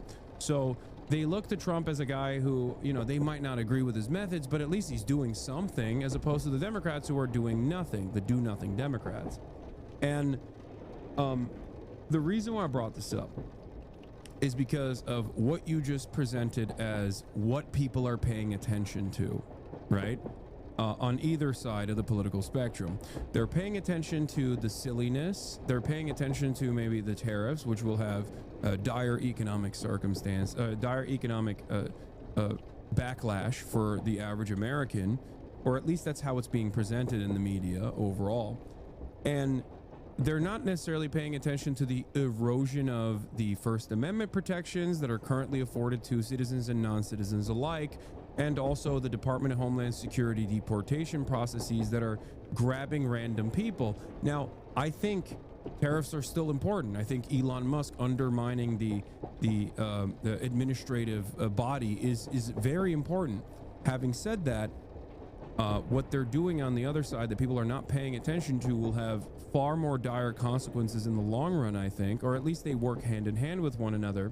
The reason why they're not focusing on it, however, still goes back to the Democrats, because I think that there's a real crisis of leadership in the Democratic Party, reflected by the attitude that these people you interviewed are demonstrating. But it's also because they are not directing their anger and resentment, or directing the anger and resentment of the overall population to these issues, to these like severe violations of the constitutional protections, and they're dropping the ball in a spectacular fashion. Because I think if more people were aware of these actions, the media would cover it more. If the Democrats made a big fuss about these sorts of things, as they have done about the tariffs, as they have done about you know, Elon Musk individually ruining the federal government, more people would be very, very worried, and they should be very worried. So I think both. I mean, I actually think what you're go laying ahead. out here is a huge point. Like, the things that people focus on from the administration are not necessarily the things that are part of the broader project of executive power that is the goal of this administration. Like, when we talk about Project 2025, it's not just a random list of things. It is a cohesive view of how conservatives want to reshape executive authority in the federal government. And so sometimes it's very hard for me when I'm talking to folks, because I know that, right? Like, I know those things. I've been in those conservative spaces. And sometimes you will hear parts of the Republican Party articulate that vision, right? Like, for a lot of those Republicans, they take a lot of pride in the fact that they have reshaped their party from being the George Bush Chamber of Commerce style to this sort of a version of Republicans. But that's not necessarily what people ingest from Donald Trump. And so you'll hear the silliness come up all the time: Gulf of Mexico, America, Canada, 51st state, Greenland type of stuff. But you're not hearing the necessary, or even, I think Doge is actually a great example of this, because people's focus is on Elon Musk as a person and kind of the chaos generally. You know, one of the things we tried to do in a video I did for the Times a couple weeks ago was Doge is an effort that they are picking intentional legal fights because they have sat around and thought about ways that they want the president to have power to shape over those agencies. Yeah. They have rewritten executive orders for the purposes of the legal fights to come. And so these are all intentional battles that they're picking. Yeah. And I think that part gets really lost in the mud. And I somewhat think it's certainly a media challenge. I would say Democrats also, but I really think, like, sometimes we talk over the Trump project. And if it's just like, you know, an individual caught following this individual crazy guy, I think you miss the broader point. Because a big difference, I think, between him this time versus last time is the way in which he has brought a movement along with him that has a specific vision. And so this time around is much more about exacting that and reshaping. I always go back to kind of executive authority, but you're right about, like, about deportations, about free speech rights. I think they're intentionally going to pick some fights with media about press freedom. They're going to you know, there are goals that they have that are just inevitable over the next several years. And the other thing I think is important to say is, like, one time I ran this past a couple Trump people being like, you know, there's some real risk of backlash here, right? Like, tariffs are largely unpopular, like that type of stuff. And they really just aren't calibrating themselves for kind of political midpoint, you know? I think there is a sense that they have already experienced what it is when the government is all pointed fingers at them, or what happens when they lose the House in the midterms. And they're kind of trying to make it such, they're trying to change presidential authority such, so even if they lose some House seats, Congress is just generally more irrelevant, right? So the goal of the next year and a half, the goal of the next couple years is about power in general and about a reshaping of government and culture that I think, like, that I think they really don't even care what the political backlash is to that. Because I think that goal is bigger than that. Yeah, absolutely. And this, by the way, is the Unitary Executive Committee process that was actually entertained and thought up of far before Donald Trump even. When Donald Trump was writing or taking out op-ed or, you know, full-page New York Times ads talking about how we need to assassinate black teenagers in the Central Park 5 or whatever, that even back then, the Republican think tanks were trying to figure out ways of undermining the legislative body and basically making the president a monarch. So this is quite literally an extension, maybe a logical conclusion of that. It's just Trump is the vehicle that will deliver this change to the American Constitution, it seems, or maybe someone that comes after. And the first time he wasn't necessarily fit for that because they were so surprised he won the primary and they were so surprised he won the race that it was just a reaction. Now, as he's been the unquestioned leader of the Republican Party, him and the kind of heritage view that's been plotting this, you correctly to point out, since Reagan, right, have really linked up to meld their goal, to merge their goals. So I really think that Trump experiencing those charges and his like retribution view allowed him to be a much better vessel for that kind of unitary executive theory, because for him it now works in terms of like power and exacting revenge from a set of enemies he thinks targeted him while he was out of office. But it really is a part of a longer project, and so it's hard even right now when people ask like, you know, or even I think there's a lot of Democrats who are saying, how do we get this energy channeled? What should we do? Like, how do we, what's the electoral response to Trumpism right now? And I'm like, I know that there's certainly, I think public pushback matters, and I think we've seen that in certain instances, but what their bigger project is to really insulate themselves from public reaction. And to insulate themselves, and insulates their policy goals from being responsive to that. Yeah, absolutely. And that's why I try to stress, talking to Bernie, talking to AOC, what I'm trying to get them on board with is like, my position, for example, on Israel and Palestine is obviously significantly different than the overwhelming majority, if not the entirety of Congress, including, but not limited to, the likes of Bernie Sanders and AOC.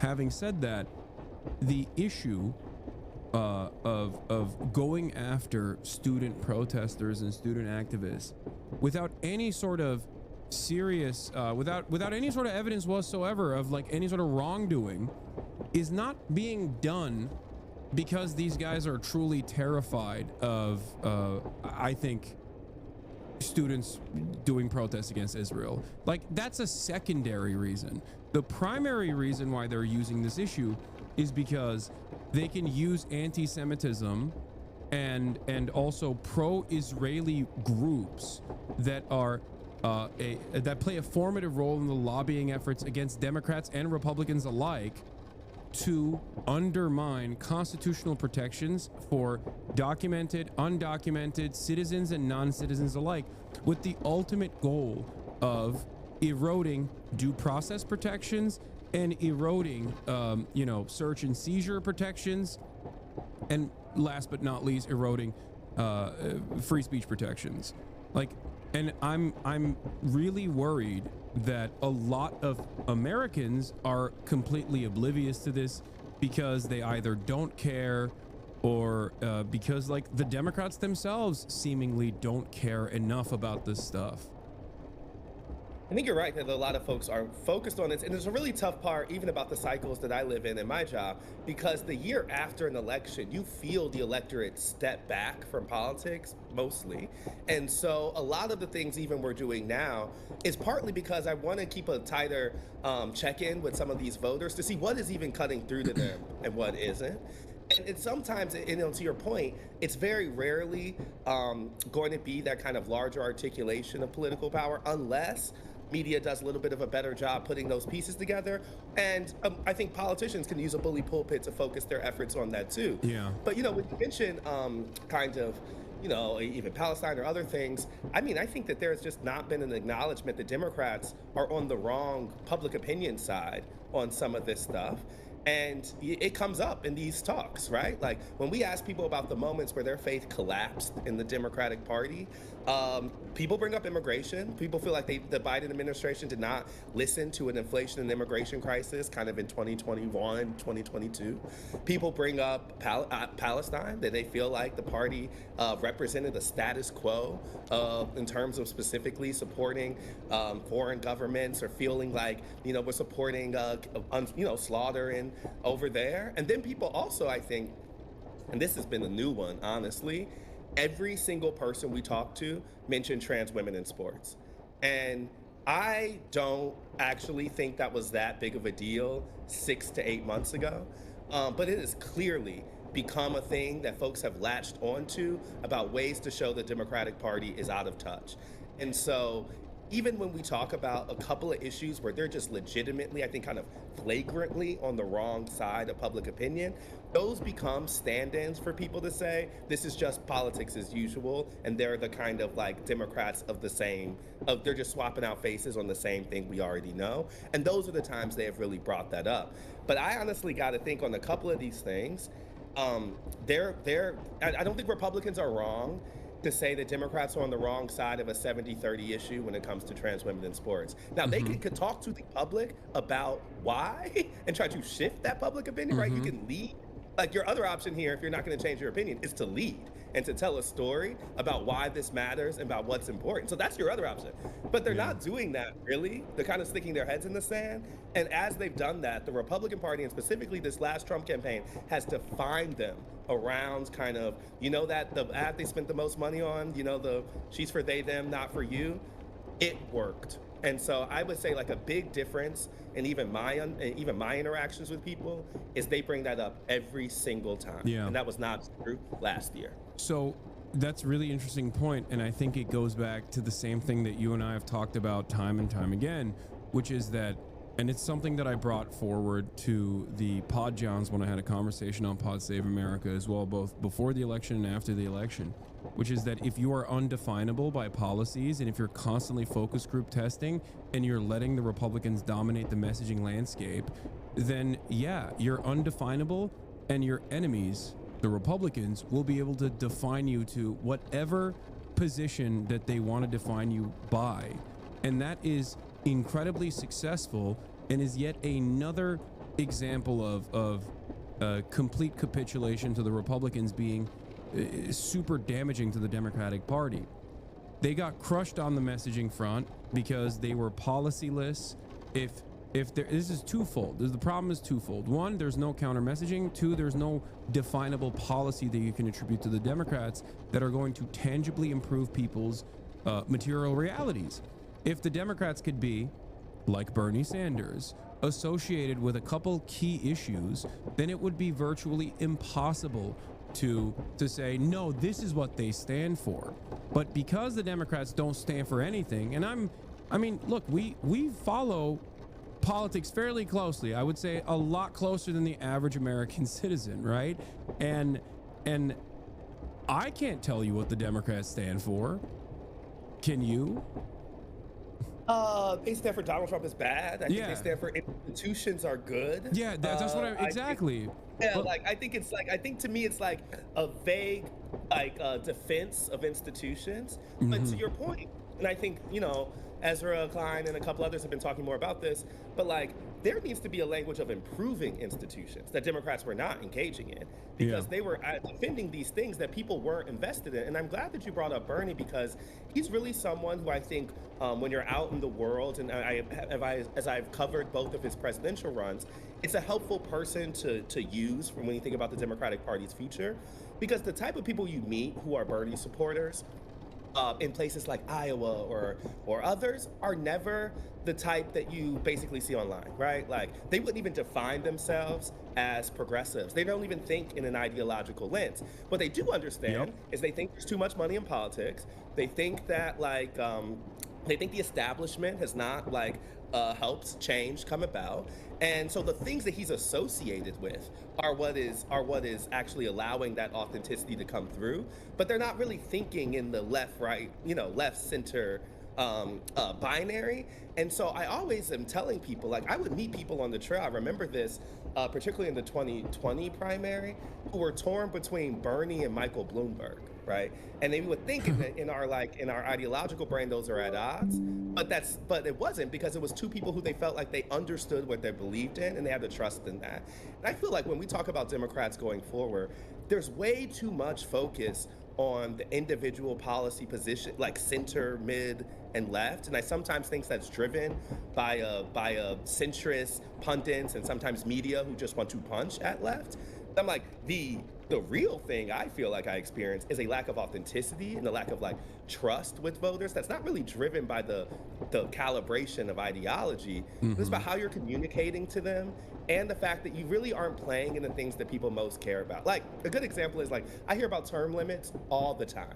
I hear about people wanting to hear things about homelessness or how to fix, like education comes up all the time, right? Like there are things in which happen on the ground level that like people just don't even play in on the politics level. And so I'm like, recalibrating that feels like much more of a useful exercise for the party over the next couple years to me than fighting over how to best perform Trump opposition at the State of the Union. Like, I'm like, the problem is not whether you hold cards or not. And actually, in that one, I understand AOC not showing up at all. I understand Al Green showing up and yelling at him. I don't understand what they were doing in the middle, Yeah. And so I'm like, that to me is always Or even coming after Al Green, which was insane. They're like, some Democrats actually criticized him as well for his actions. So like, it blew my mind because what you're describing about key issues that people have anger around right now are also ones that they have come up with because of their individual experiences. They're not even being directed to be angry towards those sorts of things, right? This is without the Democratic Party leading them to get mad about specific issues like this. So that's like free ball. That's free game for them to just pick up.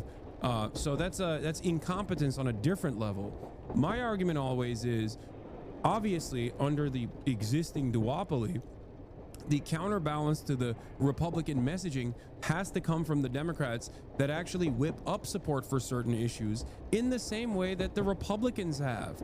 Because it's not like the Republican Party has ever cared about an issue being really unpopular. I mean, look, no matter which way they can, they get that across for their most loyal fans, for the tapped in 30% evangelical white Christian base. They will deliver something that is unimaginably unpopular.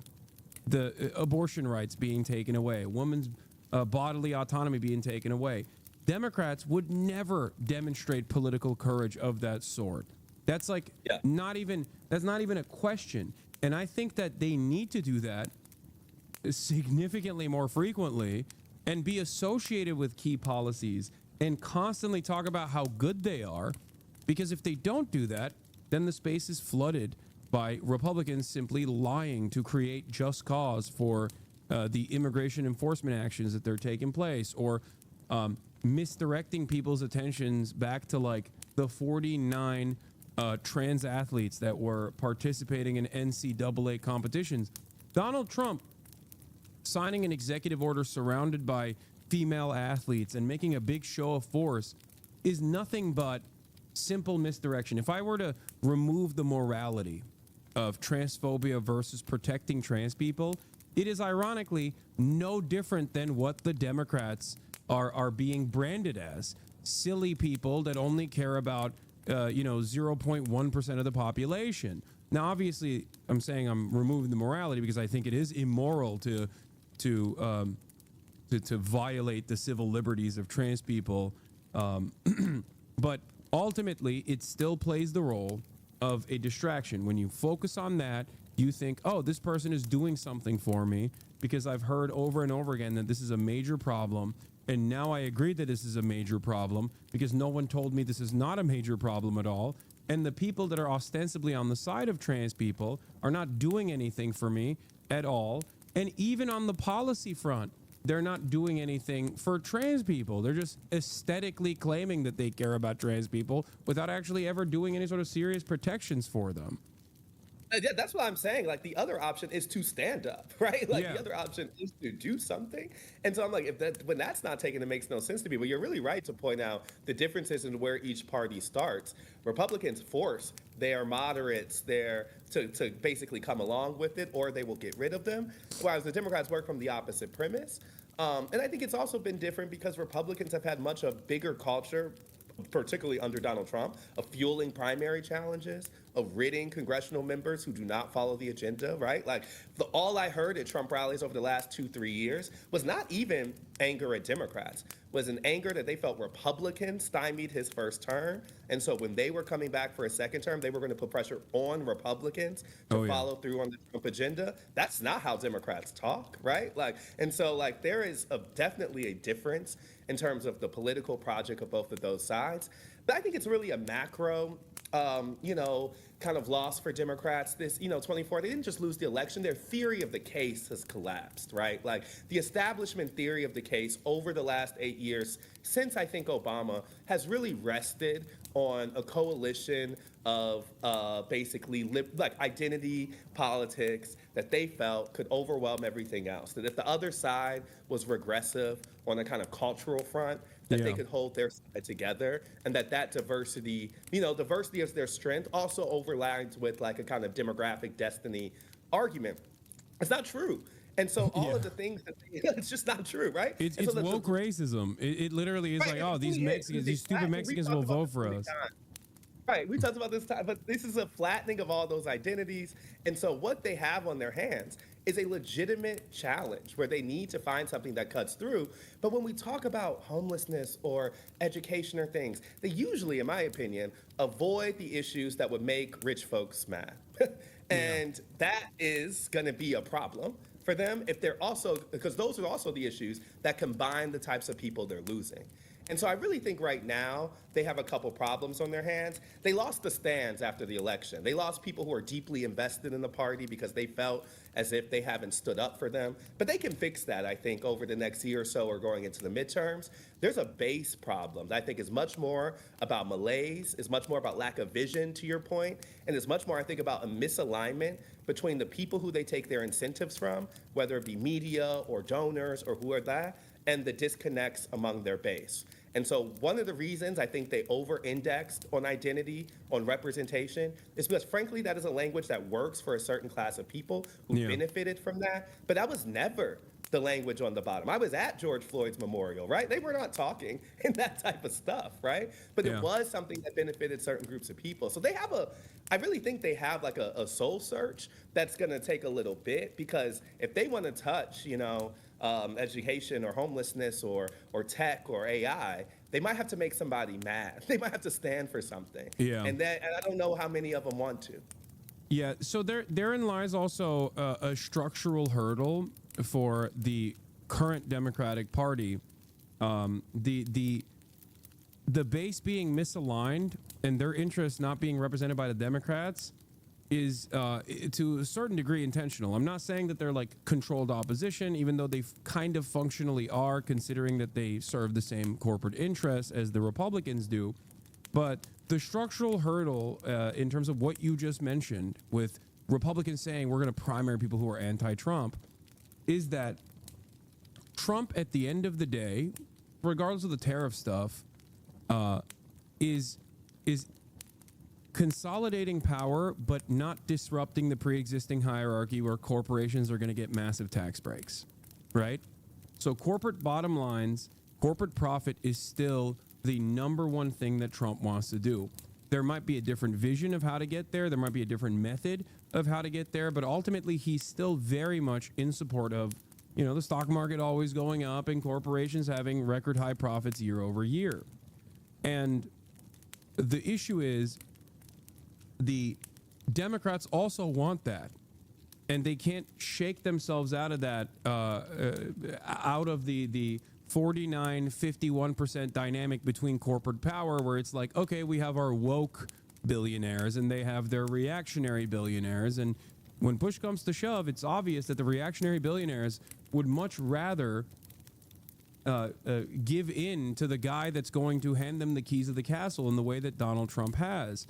So seeing Hakeem Jeffries like run to Silicon Valley to you know, to give assurances to the remaining Silicon Valley tech CEOs that like we will give you also unfettered access was truly terrifying about the vision that the party has for its own future.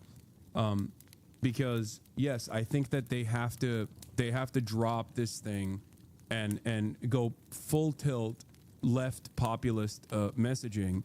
And that is going to cause a little bit of fissures within the party as it exists, but there is no other way out of this, because if they don't do that, then it's over. The party's over, democracy, or what remains of the theoretical democracy is over, and it's just all Republican authoritarian control all the way down from here on out. By the time the Democrats get to the time where they can sort this out, which will be 2027, country will be fundamentally changed, in my opinion. Yeah. Like, I think that we will be in a different place. I think our political system will look differently.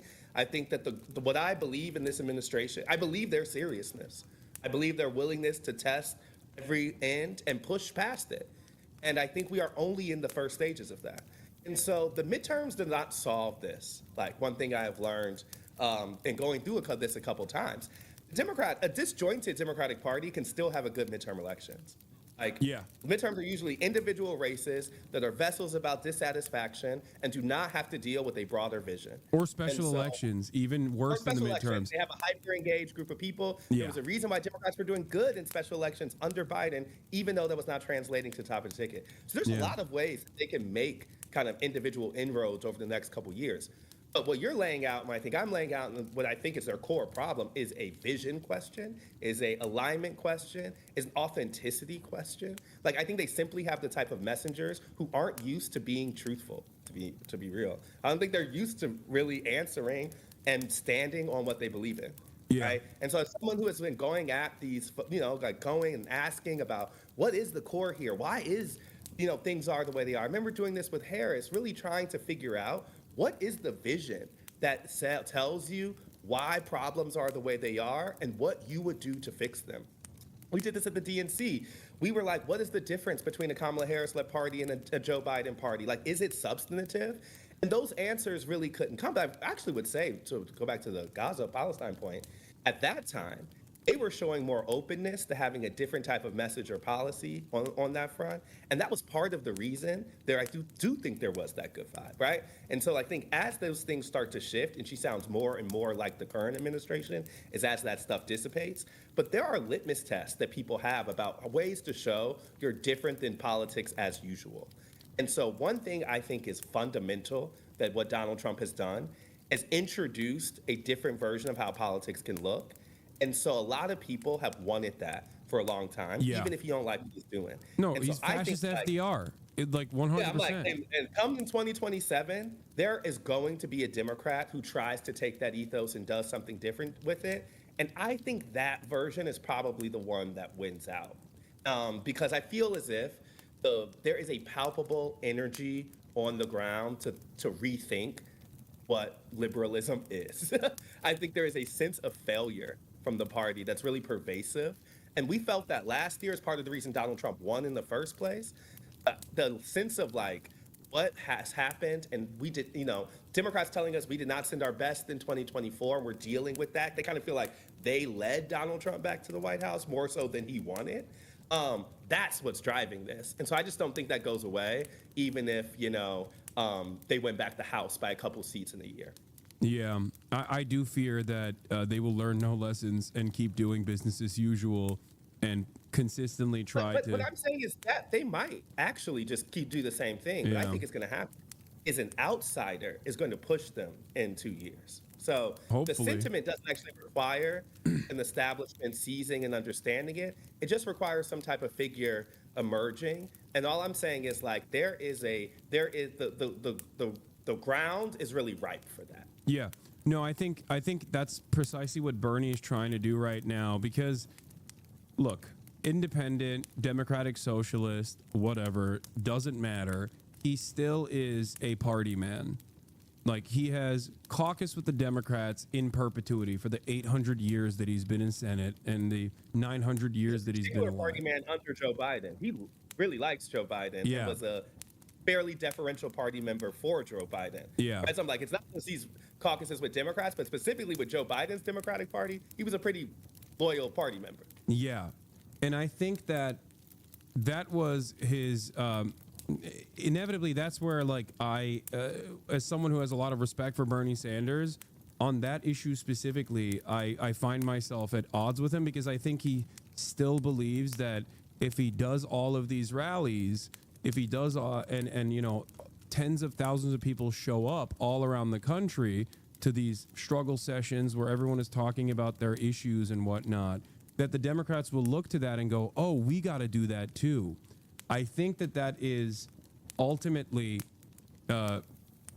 short-sighted in terms of if all of that energy and all that momentum, I think, is not directly being funneled into issues that are currently undermining the American future, the preservation of the Constitution, things that Americans, if you ask them directly, would say they care about, certainly, but currently they're not aware of. If they don't actually move all of this organization and all these people that are, getting agitated and supporting Bernie Sanders in that direction, I think it's going to be for nothing, and that's what I'm afraid of. That's what I worry about. Or spontaneously, we're just going to have people running for office that are those leaders that you're talking about. But I don't want to leave it up to chance. Right? Well, see, like I thought 3 years ago that somebody would recognize that America thought Biden was like way too old to serve a second term. I was like, don't we all know this? But so I'm not necessarily believing that they're going to like step up in some moment. But I guess I'm saying is, I think that right now, this is also a different community for Bernie than traditionally. Like, I think these are loyal Democrats who are looking for someone and who have come to him. And some of these people who I even see, I've seen at these things, were people who were pretty skeptical of him in his like original presidential runs. These are people who are capital D partisan Democrats who are looking for a channel in frustration. If I am a regular Democrat in Congress, that's the lesson I would take from that, was the Bernie's level of authentic messaging is actually really appreciated by a lot of questions of that base. I think that's a different group of people than the people who are basically ingesting Trump from afar. Yeah. Right now. No, that Bernie wins the primary. Like those are the primary voters. Those are exactly the capital D Democrats. It's actually really interesting to me that in this moment he's gotten those people back, because those are the people who I will never forget. In the kind of I was covering Warren in 2020, and so many of her voters end up going to Biden and not to Bernie. And a lot of that was really about partisan identity. Was about their before they were progressive or left or whatever, that they were really Democrats, and that was their real comfort with Biden. It was a kind of traditional party politics. Yeah. So Bernie has like, I think, done himself good in this moment by speaking to that sentiment. It's going to require someone who can get those, who can speak in that language that brings, I call them the stands back, but also bring back the people who have stepped away, who are not, who I think it's much more about vision than the kind of expression of anger. Yeah, no, this is like the most, in the most basic terms, this is exactly what I saw from the Pod Save America audience that were like shocked at what I was saying, because they were like, I agree with everything this guy is saying. How have I never heard this from CNN, MSNBC, or even Pod Save America? And what I simply was telling them is like, I want a fighter. Like I hate the Republicans, and the Democrats don't sufficiently hate the Republicans. They want to be Republicans. I think that's despicable. It's the proximity to the Republicans in terms of attitude, policy, and politics. Well, not politics, but policy that frustrates me. And I think there are a lot of people that want that. A lot of people want Democrats to actually fight. And hopefully, they've really latched themselves on to the kind of Lincoln Project lane of people. I don't really know what happens there, to be honest. Like, that's the kind of relationship that's become codependent. But if I'm the Democratic Party, I don't know what return I've really gotten on that relationship. Not a huge one, in my opinion. And this election was, I think they drive the kind of like most engaged people, whatever. But if the premise was that you were going to win over a sufficient amount of like traditional Republicans or institutionalists, that was what 2024's entire premise was. From Biden, Harris, Democratic establishment, was that the kind of coalition of the normal, right? I'm like, they have not proven to be, at minimum, they're not the vessels to reach those people, right? So I'm like, I really don't understand where that type of relationship goes. But their kind of codependence is really important, I think, because it's, I think, really encouraged Democrats to keep leftist kind of populist politics at a distance, right? They were making an alliance on another sort. And so those are the type of relationships that I think are going to be very interesting going forward. It's because I do think they've got into this kind of unholy alliance with all of these Trump fleeing Republicans, but it hasn't necessarily, and bringing themselves closer to them, they've gotten themselves, I think, a little further from their base, or at least are not asking them the type of questions that are going to get them closer to their base. Absolutely. And so what they do on that front is part of my interest over the next several years. But to your point, like, there's not like a leader doing that, right? There's not a place for that to happen right now. And so that's why it's so kind of chaotic, choose your fighter. It's because there's not a centralized, person or vision or think tank or something they're working from. I tweeted a couple weeks ago, where's the Liberal Project 2025, right? I'm like, where is actually the version of the Heritage Foundation for Democrats? Yeah. And I'm like, is that abundance? Is that Ezra? I was just about to say, I didn't know, that's your boy. All right. But I was going to bring that up. That was going to be my final question for you. That's what I was asking before, but like now, I mean, I'm halfway through it. I mean, like, and I'm thinking like, oh, I think this might be it. But I feel like that is the same calculated academic language that comes across cold and disingenuous. And it's a reskinned version of like regulatory politics or regulatory policies and a public-private partnership. Like, let the markets finally, let the markets do its thing, is not going to get us across the finish line, especially when the way that you are presenting this is still, no disrespect to Ezra, I think his beard looks great, but a bunch of nerds, okay? Like, they're... Like, the average American sees him and he's... Right? Ezra's job is to think, right? And so I think that's fine, right? But in the way that has to work in politics, it needs a messenger. And I think one of the things in which, what I would claim is like an abundance, kind of Warren-y lane of liberals have not had is an ability to translate that message to a broader audience. And one, I would say, some of those kind of... I don't mean this about him because I don't think he's actually like this, but some of those nerds haven't wanted to translate that message, right? Yeah. And there's been actually a kind of haughtiness around it, Yeah, too. It's smug. It's elitist. It is exactly what... I'm like, I would say this all the time to some folks. I'm like, and I say this even, I would say that I include some leftists in this too. Like, if your message of defund, for example, this is an obvious one. Mm-hmm. Like, if I'm in Black communities, and you haven't convinced anybody, if I'm in these if I'm in the places that are experiencing the brunt of police violence and nobody here agrees with you, that is an organizing problem. Like, that is a problem that's completely independent of media, that's completely independent of Republicans on the other side. It feels to me as if some of that was not a desire to go to those people and feel like they are worthy of hearing that case. Or look, it's the abolition argument as well. Like, I understand the morality behind abolition, and I understand that, like, many activists, if you talk to them, many anarchists, if you talk to them, are actually incredibly reasonable on this issue, where they're not actually saying like no more laws or no more like regulatory force. They just want to democratize the process better so that like the outcomes actually protect and serve the broader public.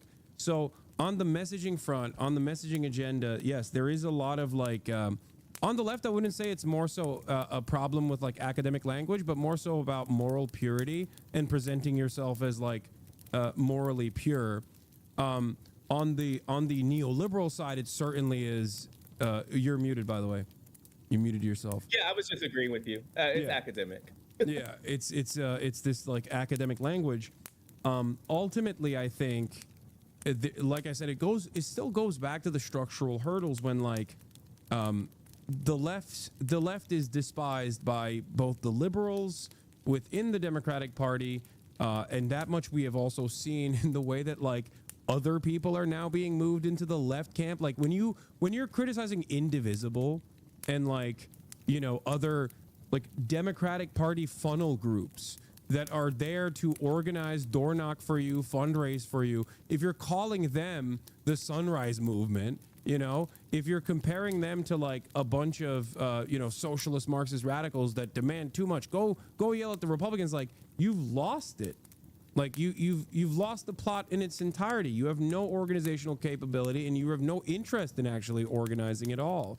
And so I think actually, I would say like that's a big lesson I took from the last couple years, and I remember us talking about it too. Was like remove policy, remove even politics. There is a process problem among the Democratic Party where they're not actually used to being in conversation with their voters, and so I actually found a lot of the politicians to be uncomfortable with a legitimate expression of democracy, as I would say, of people actually pushing back and thinking of their jobs as having to hear that. Because one thing I would always be like, is if you had, to the point of indivisible or something. I'm like, if you were someone over the last couple of years who weren't engaging with the fact of how Americans felt about Biden, you were head in sand. What were you as a politician outside?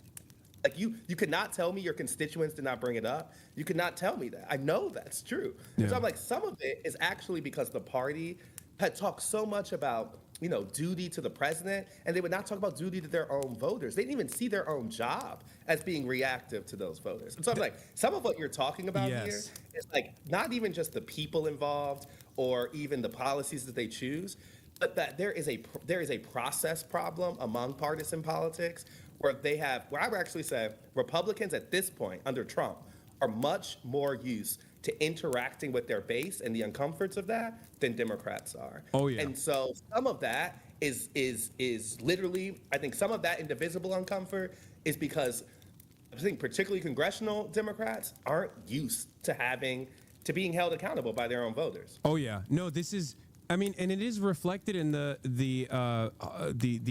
like high informational voter cycle. Democrats for years have trained their most loyal partisans into saying democracy is not important. These public servants are not accountable to the public. They are marginally the better option in comparison to the scary Republicans. And that's why you still hear it. I used to have a joke in my community where I'd be like, show me the pay stubs. Are you a DNC operative? Do you work for the Democratic Party? Why are you here defending the Democrats and their ineptitude for free? Like, it doesn't make any sense. You're not near a Tandon. You're not Matt Iglesias. You're not getting paid by these groups. And yet here you are on your own volition defending the ineptitude of the Democratic Party, telling me that no, better things are not possible. This is not a winning message. And they've lost time and time again. And obviously something needs to change. Something needs to change within the Democratic Party, or it's over. It's just completely done. And I think fear there's no the bottom fell out, though. I think even among the people I know who I used to probably have that same thought, being like, I think this is particularly true of like, there's an identity piece to partisanship too. You feel as if defining yourself against the other side is important. But I feel like in reaction to this election, I heard Democrats kind of universally say that this was on them. And I feel as if that is not an election reaction I've universally heard.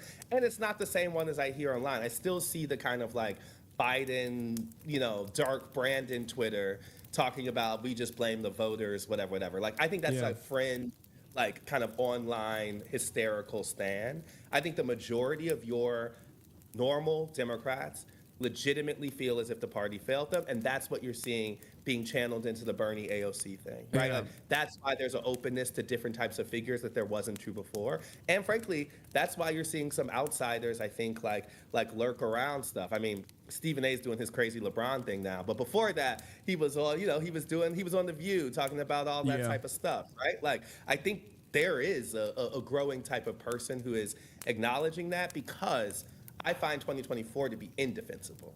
Like, the route to how they got there, I don't think a person in good faith can really defend that as a working party. Yeah. So whether it's message, whether it's the individual politician, or whether it's process, it's definitely something.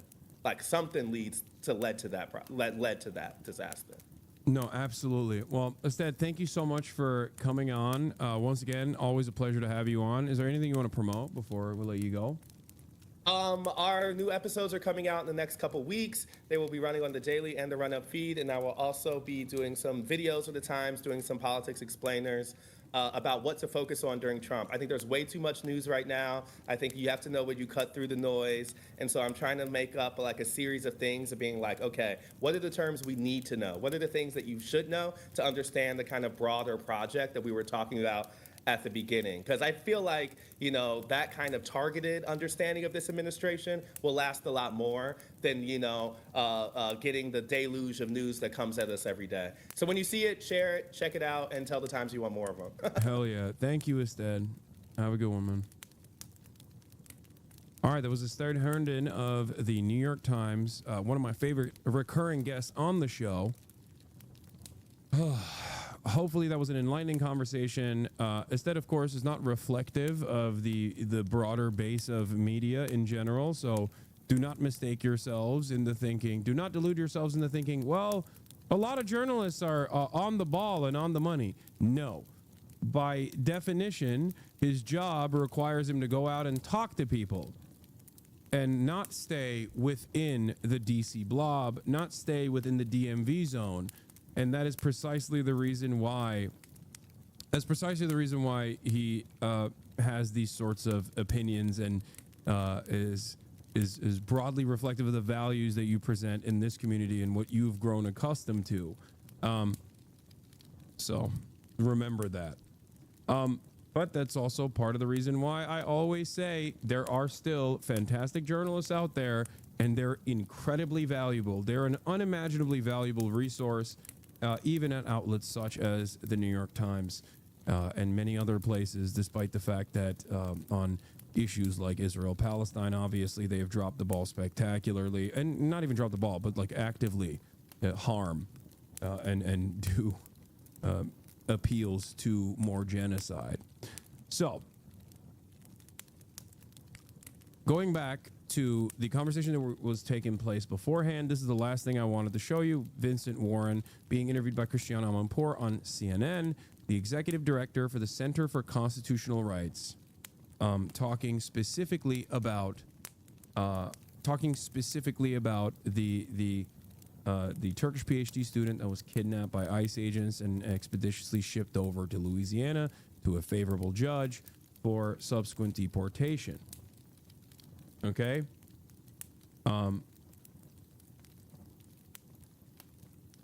This is the last video I'm going to show you on this matter before moving on to some other news stories. But I think anybody watching this, I actually, just taking my lawyer hat off for a minute, I can't help but thinking about what would happen if this was my daughter, if this was my niece.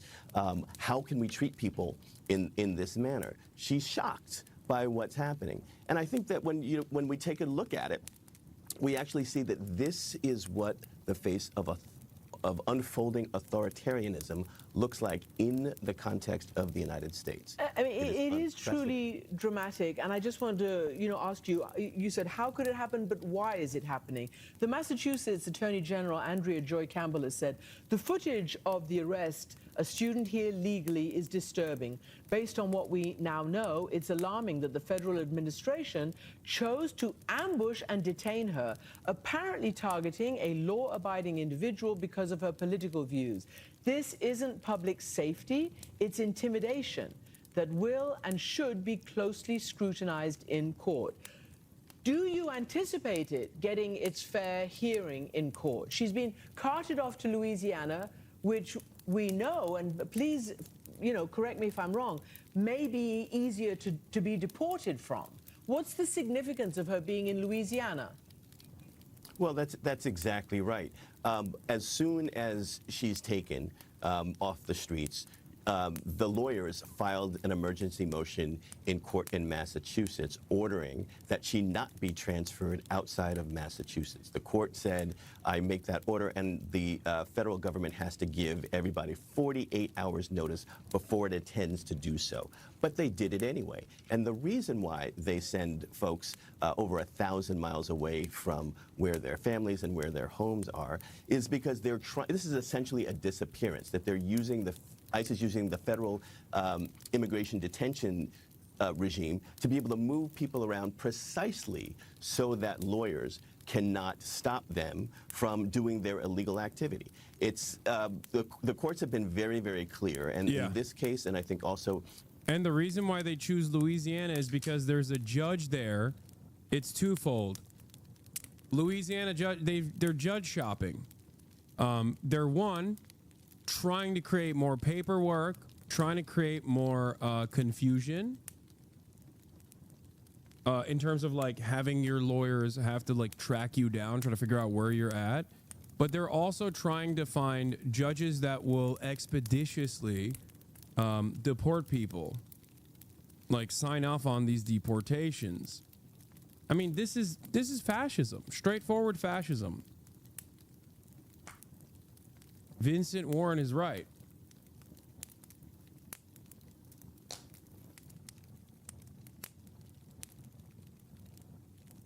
Yeah. Driving the news, Tufts University. Okay, between the lines, the detainees were sent to Louisiana due to logistical and political calculation. Mary Yannick, a clinical associate professor at law at Tulane University, told Axios. During his first term, criminal justice reform efforts in Louisiana reduced the state's prison population, and the space in jails was quickly filled by federal government contracts with ICE. Louisiana has more detention beds for ICE than any other state save Texas. Once in ICE custody, federal immigration officials believe they can transfer you at any time at any facility in the country, often without notification of counsel.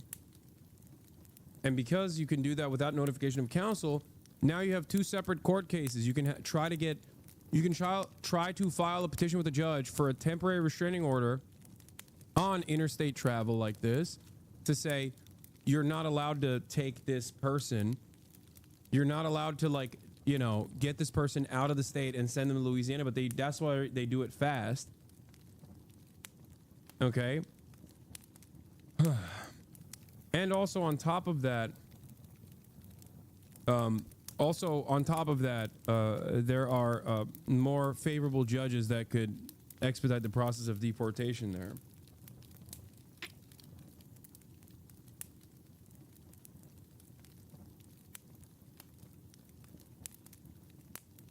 Yet, once in Louisiana's Western District, detainees face a difficult legal environment. If someone is appealing their immigration court case, those cases eventually go to the federal appellate circuits. In this case, the 5th U.S. Circuit Court of Appeals, based in New Orleans. The 5th Circuit is arguably the most right-wing federal appellate in the court in the country. In fact, the court is so conservative that it has had multiple rulings overturned by the conservative-leaning U.S. Supreme Court.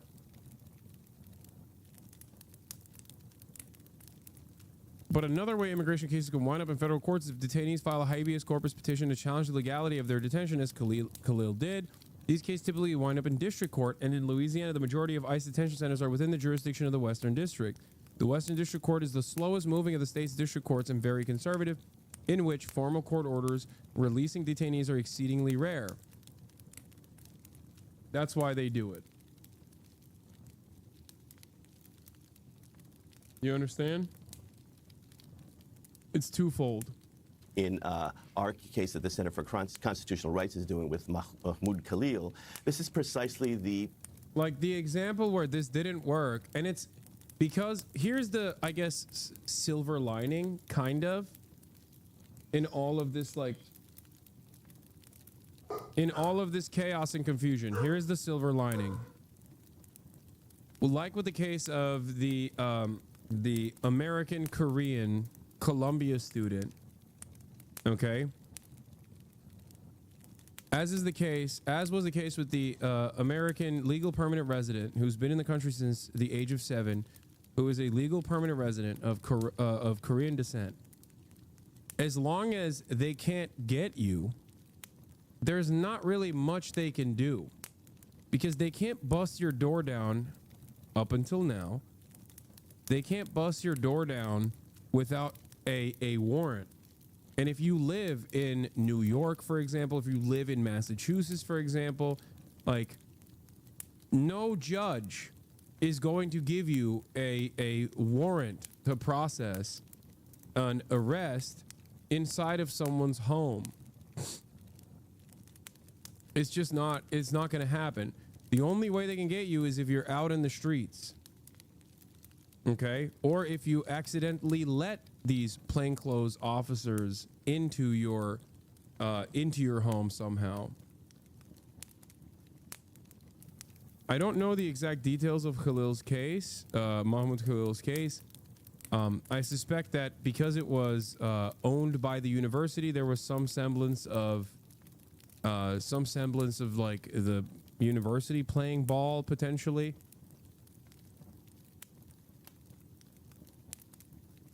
About you, are you just staying at home then? I'm an American citizen, big dog. You know, ICE can try to grab me off the street, and you know, they'll, I guess, have to suck my penis in the process. Once again, as an American natural-born U.S. citizen, I'm at the tail end of that oppression cycle. If it's gotten to me, it means we're far too late. Okay, it's over. Playbook. They move them around. Yeah, what are they gonna do? Deport me to fucking New Jersey? Oh God. A fate I wish on no one. And then they say, well, gosh, we didn't know. We didn't know that we weren't allowed to do that, but it's already done, so what are we going to do? So that requires the lawyers now to be able to file additional motions to have the person brought back so that they can have due process and get before a judge on the legality of their detention to begin with. So Mahmoud Khalil was brought to New Jersey after his lawyers intervened. Do you think the intervening crackdown and intimidation of actual lawyers by the Trump administration, Paul Weiss, etc., is going to reduce the number of lawyers who want to take this case, like Ozturk's case, or do you believe that will be petitioned and she will be brought back? Well, I think for all of these cases, the important, you asked the question, not so much how can this happen in America, but why is this happening in America right now?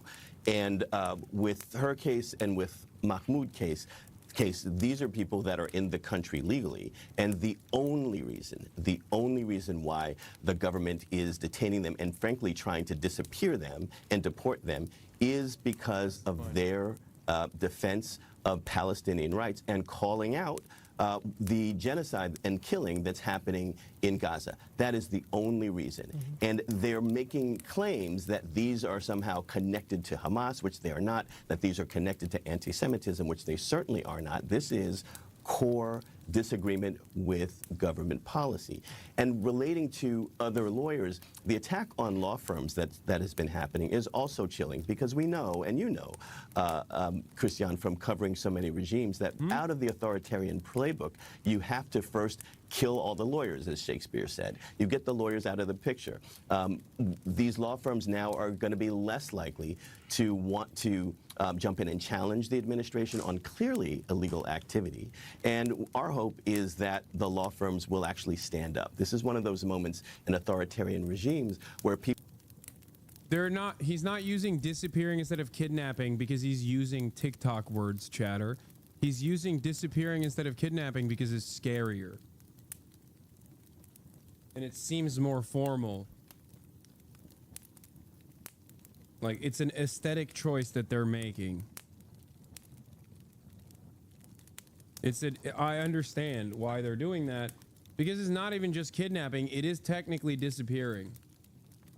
Okay? What is this? Oh my god. Watch Bad Empanada's criticism movie. It'd be good to respond to some actual good crit instead of the context vomit. I would rather kill myself in a video game than do that. Okay? And I will say it once again, because I did spend the entire morning duking it out with dumbfuck chatters about how stupid this is, okay? And I haven't watched it, and I probably will never watch it, okay? I'm going to maintain this position that I've had in perpetuity. You can disagree with my methods. You can disagree with them all day, every fucking day. Okay? That's fine. But if you come in here and constantly turn the thing that I'm trying to do into what I'm trying to do here into, like, respond to Bad Empanadas criticisms, I don't want you in this community. Okay?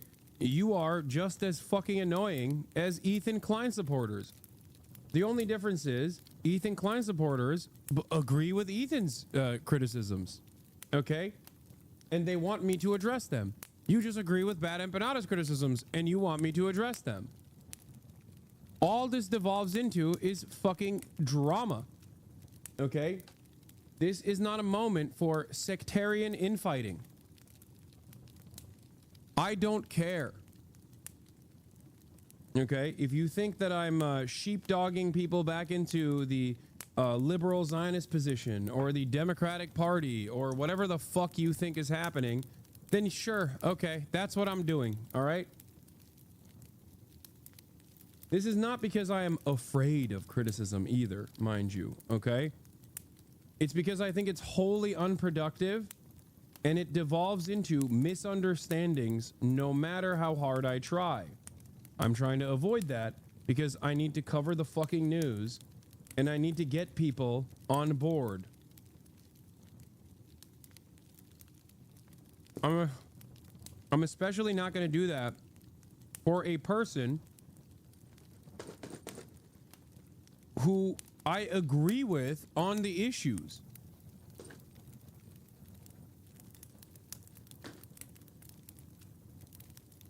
Like, if Bad Empanada tomorrow magically turned into a defender of Israel, trust me, I would be fucking talking about it, all right? I'd be talking about it every dang day. But as long as he is not,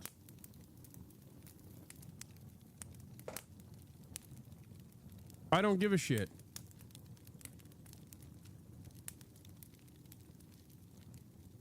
Sino-Soviet split happening in real time. Yeah, look, I'm gonna hope that you're fucking joking, because it is not that, and it is utterly inconsequential shit that you're gonna fucking forget about tomorrow.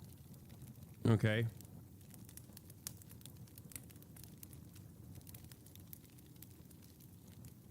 It's unproductive.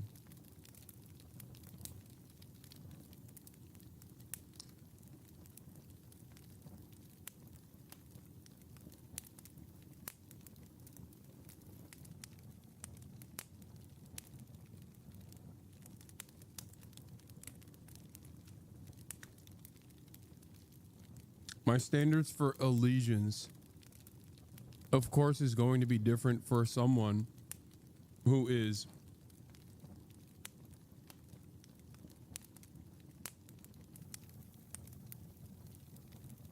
a legislator with a track record that I align with more often than not, as opposed to some fucking streamer or YouTube content creator.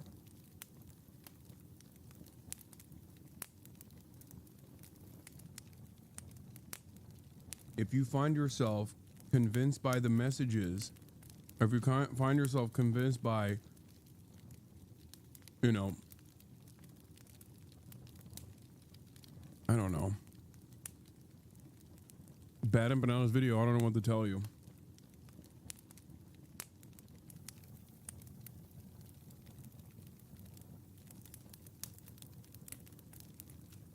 Gifted subs discount? Yeah, gifted subs are discounted. If you want to support the stream, this is your opportunity.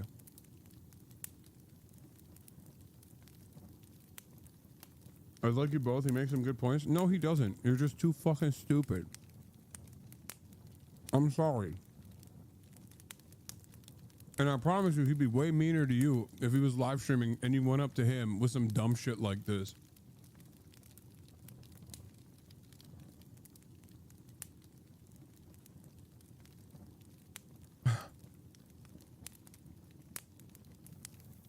I work within the existing framework and try to use. I'll give you 500 subs if you read this now. No, you won't.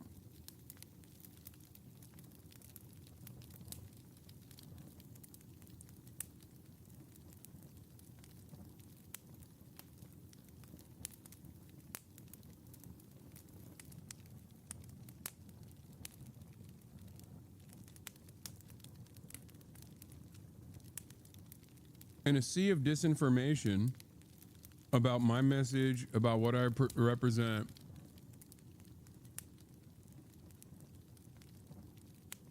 as I'm actively trying to come up with messaging that is more palatable to the average person, fully cognizant of the average American's frame of reference in terms of like socialism or any sort of anti-capitalist, anti-imperialist thought, I am not going to change my methods because someone has a more radical perspective than me in terms of messaging and in terms of methods. That's it. Especially when that person doesn't live in the United States of America.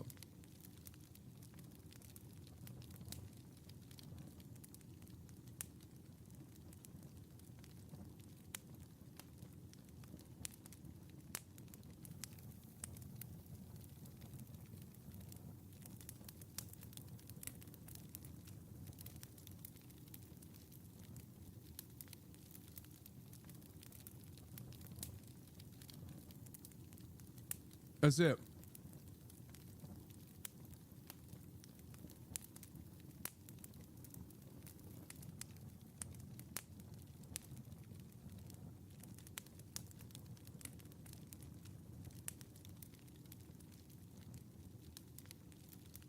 It's also extra stupid because we pretty much agree on everything. The thing we don't agree on is how to get there.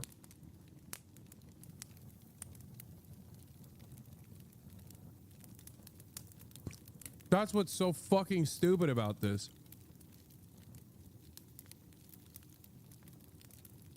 People say, well, some people will say, well, if we just keep our heads down, maybe it'll go away. But that actually doesn't happen in authoritarian regimes. When the middle capitulates, it strengthens the government. And so by not resisting, by not fighting back, including law firms, major law firms, civil rights organizations like the Center for Constitutional Rights, students and other protesters, if we don't continue to resist and push back, we are allowing this country to turn into an authoritarian nightmare that we may never come out of. Honestly, it beggars belief. It's just really, really, really chilling. And clearly, there's a point to this in you know, chilling the state of affairs on academic campuses. So look, Homeland Security has basically said that Ozturk has, quote, engaged in activities in support of Hamas. Of course, it doesn't specify anything. There are no charges. We've just spoken about it. Her brother says she never did anything or called for any kind of violence except for co-writing an op-ed challenging, I think, Tufts' response to what's happening in Gaza and doing the whole, you know, asking for divestment and all the rest of it, which comes under non-violent political action according to the definitions of that. I know it's unpopular. I know Israel and certain Jewish organizations believe that's anti-Semitic, but they say it's not. In any What is this statement? It's not even unpopular. Shut the fuck up. Oh my God.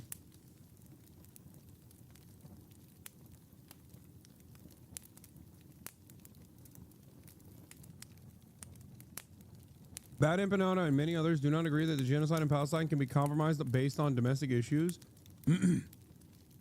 That is his disagreement. He doesn't just agree, but wanting to be more radical or whatever. Oh, wow. So we do actually agree with one another. That's crazy. Did I say it's a fucking compromisable position? Was there a moment? Can you point to a moment where I said that? This is precisely, what are you not getting? There's a lot that you don't get. This framing is incorrect. How is endorsing Bernie not compromising? Oh my God. I think you are too stupid to understand many things, let alone what I'm trying to do here. Bernie's endorsing me, not the other way around, okay?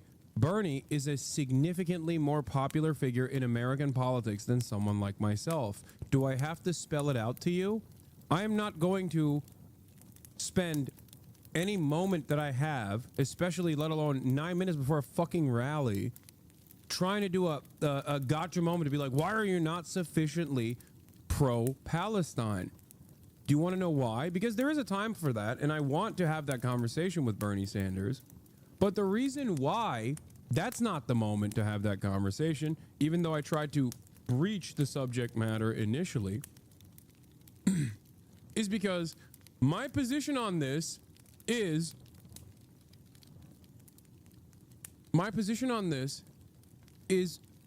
one that I arrived at after looking at the entirety of the American Congress as it stands. The argument that I make is simple. If every single American congressperson... No. We're not going to do this, by the way. We're not going to do this. Okay? We're not going to do this. I don't care about your perspective. I'll be honest with you. Surely, collaborating with him. Yeah, I know. I am. And also, by the way, it's because I love genocide. It's because I love the genocide of the Palestinians. That's why I'm collaborating with Bernie Sanders. Okay? Don't listen to my words at all. Don't even listen to it. Yes.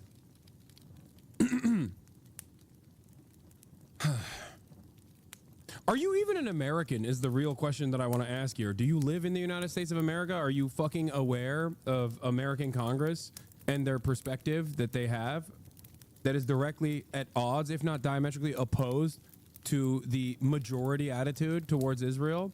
No. You're not, okay? Shut the fuck up and listen to my words now. I'm speaking. Hopefully you can understand where I'm coming from, because you don't know anything. You don't understand anything. You're just trying to do fucking drama, okay? You're trying to reduce the conversation to Bad Empanada, which you are hailing as like the singular champion of the pro-Palestinian position.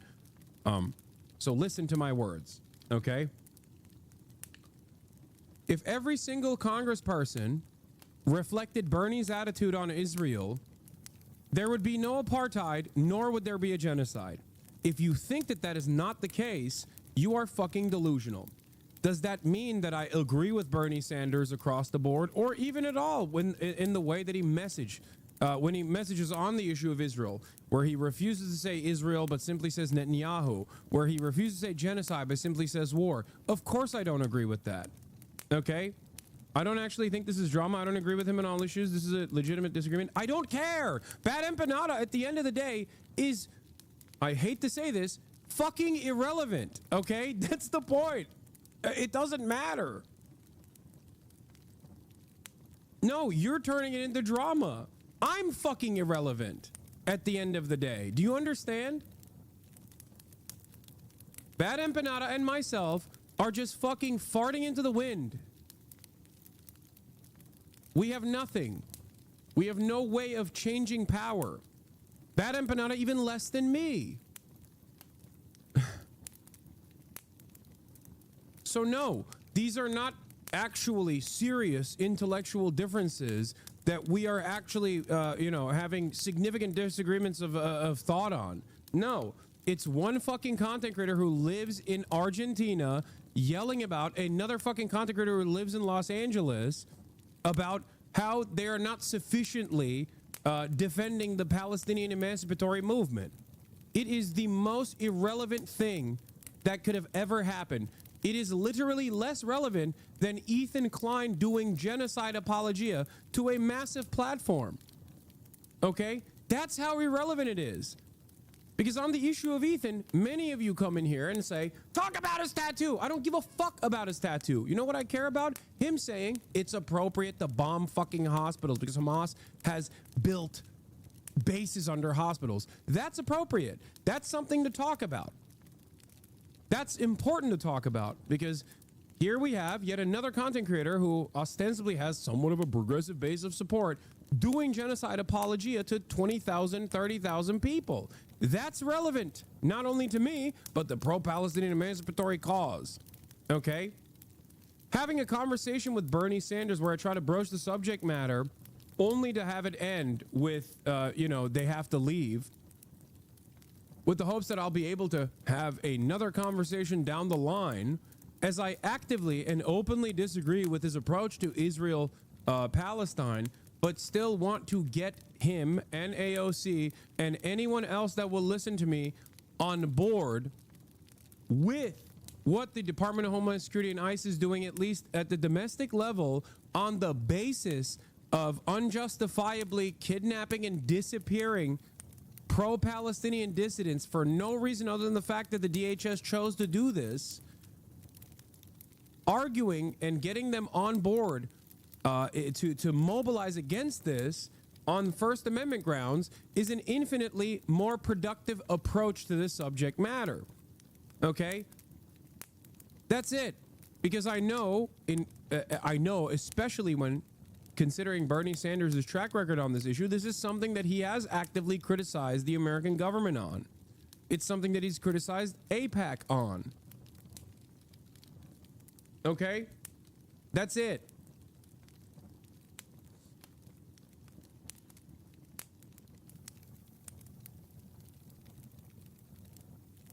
You have fairly criticized Bernie on his stand for the genocide, but that doesn't mean that Bernie has done positive things for the American working class. I guess they see this as a compromise. No, it's not even about that either. I mean, that plays a role in this.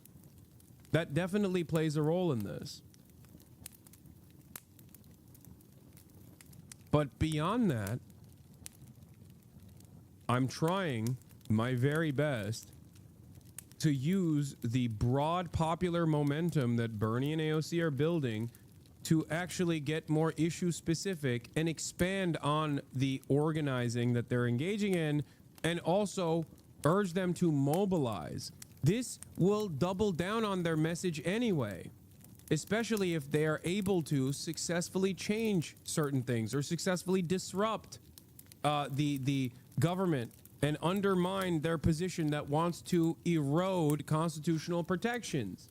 Because I'm not thinking just about what's right in front of me. There is a reason, I understand, why the American government is doing this right now. They're doing this to create a chilling effect on any sort of demonstration whatsoever. Okay?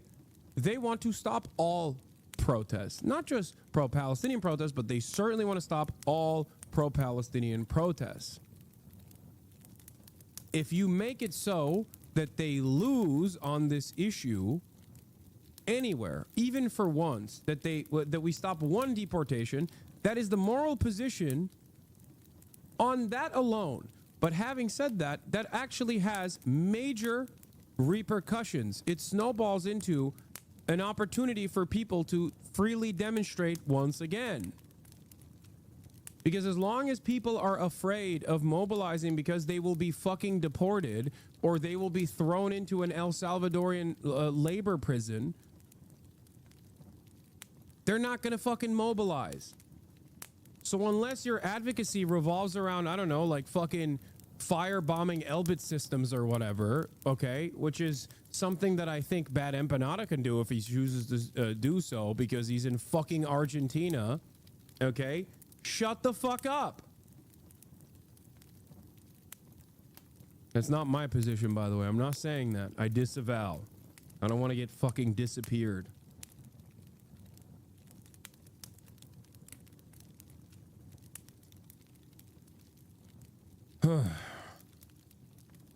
It's so funny.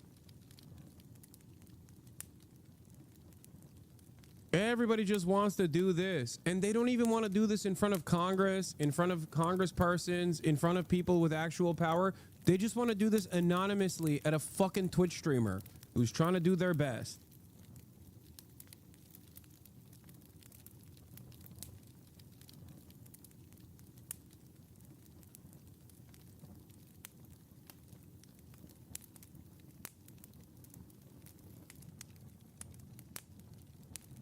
I spammed this a couple days ago, but you unfortunately didn't say, why do activists constantly do things where they outflank people on their own side? My wife is Palestinian. She likes Bernie, but is understandably annoyed. She loves you, though, and is able to understand that you can't be extremely combative on interviews, especially with people who are on our side. It never ceases to amaze me. Also, as long as Bernie is not diametrically opposite to my point of view, I look at fucking Congress and I grade it on a curve. Like, that's it. It's not something that I'm shy about revealing about myself either. Yes, I rate Bernie Sanders' messaging, rhetoric, legislative agenda, things that he has ran on, like cutting off funding to Israel the first time he fucking ran for office, as infinitely more quote-unquote radical, even though it's the moral position and the correct position, infinitely more radical than 99% of American Congress. What the fuck are we doing here? No, I'm not saying go criticize Republicans, okay? I'm not saying that either. Because I'm not like the Democratic Party being like, don't yell at me. I don't even mind the criticism in general. But this one is wrong. Like, you will never be able to convince me that my methods are incorrect and yours is the appropriate method, especially when yours is devoid of any sort of like, here's what you should be doing. That's the other side that's incredibly fucking annoying. I'm sorry, guys. Good luck. When you have 34,000 people showing up to your fucking rally, I'll listen to what you've been doing, okay? And I'll try to change your perspective. But until then, you have nothing, okay? I have nothing. We're all fucking losers.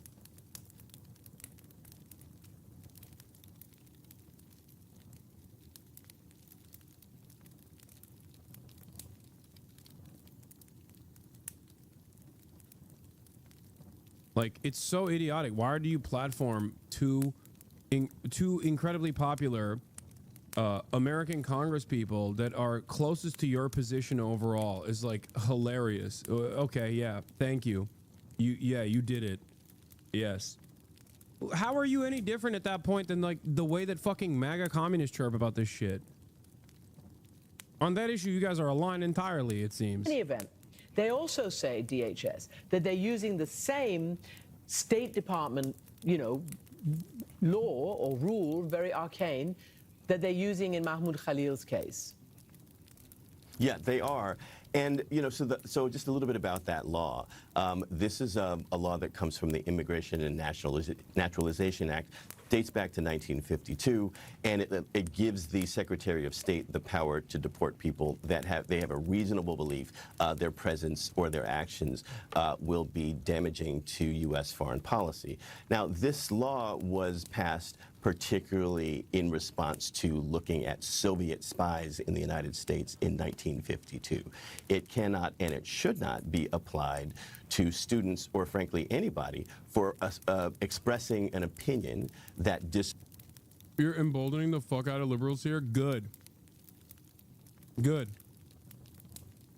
Great.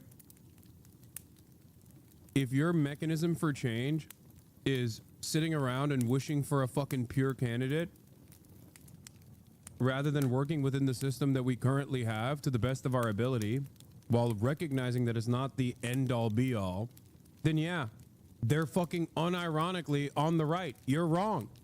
I can't believe I'm saying this.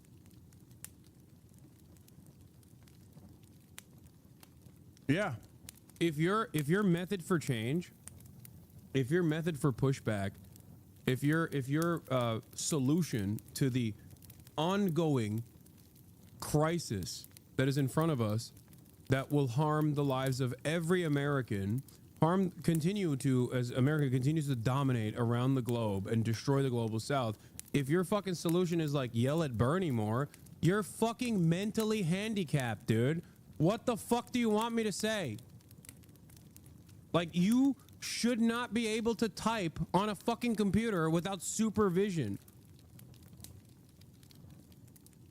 You're gonna accidentally hurt yourself.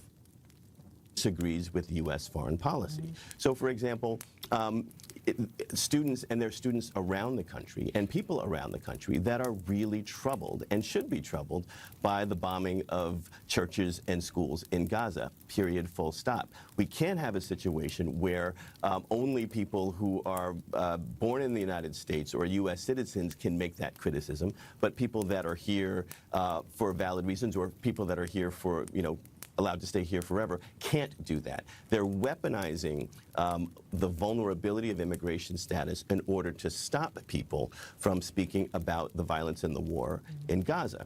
And as a practical matter, what does that really look like? If we are all going to be criminalized and deported or detained for speaking out against this terrible, terrible war, how is it possible for us to voice our dissent against what the Israeli government is doing and what the U.S. government is allowing them to do? This falls at the heart.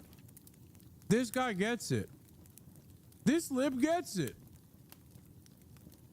Much rather have him on my side than someone who's fucking criticizing, someone who's like criticizing people who don't get it at all, who have no understanding of like where Americans are at. I just talked to Ested Herndon, who fucking travels the entire country. Talks to voters everywhere, and they're not even aware of this. If you don't live in fucking America, you probably don't know this, okay? You don't understand it. Americans are not even broadly aware of all this shit happening, and some of them that are aware of it, like the Asmongold fans.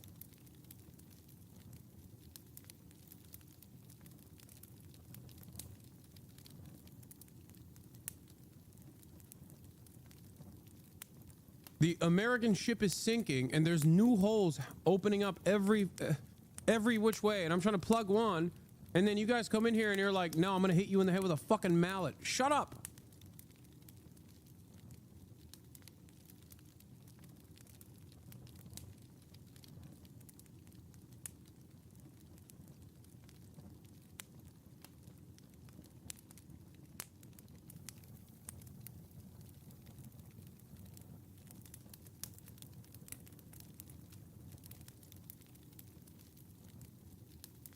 Yeah, I get it. I want to just broaden out quickly because there's this, and then there's the whole mass deportation piece of what the administration is doing.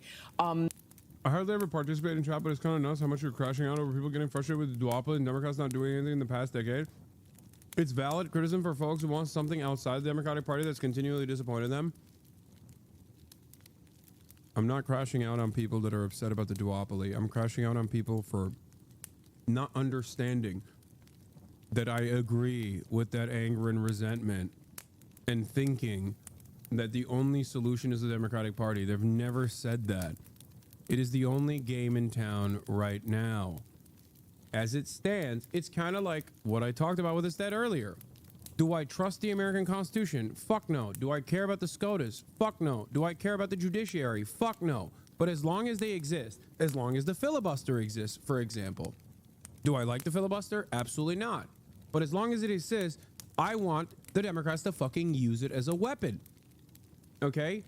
You're fucking stupid because you want a different method, but you have no solutions for how to get there. You don't know what the hurdles are. You don't understand any of those things. You just want to go, why isn't there a third party? Yeah, I mean, there are. There are. Go show support to them then. I don't know what to tell you.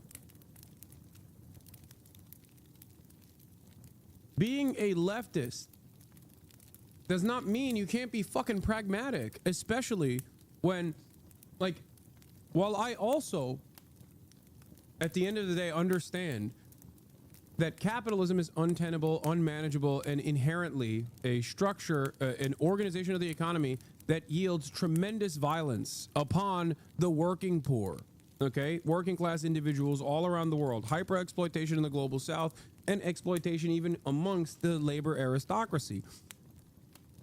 Having said that, however, I'm not gonna fucking sit around and be like, oh, we can't have nationalized healthcare or any kind of expansion of pre-existing social safety nets, because honestly, that's just breathing more life back into the fucking welfare state and therefore capitalism. That's it. You can't do that kind of advocacy in a country like the United States of America, where the average person is Adolf Hitler, okay? The average small business owner is literally Adolf Hitler, and the average working class individual is a lumpenprole that is deluded into thinking he will one day be the Adolf Hitler Treatlerite. Shut the fuck up. That's my point, okay? There's no class consciousness in this fucking country. That's entirely what I'm trying to do. Jesus, Lord mercy, dude. Holy fuck.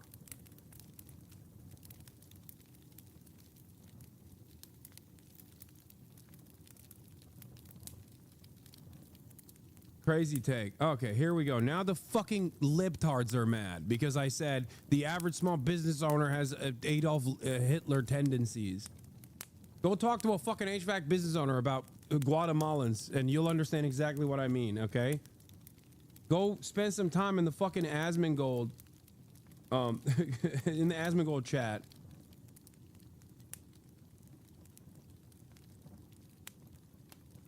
What are we doing here?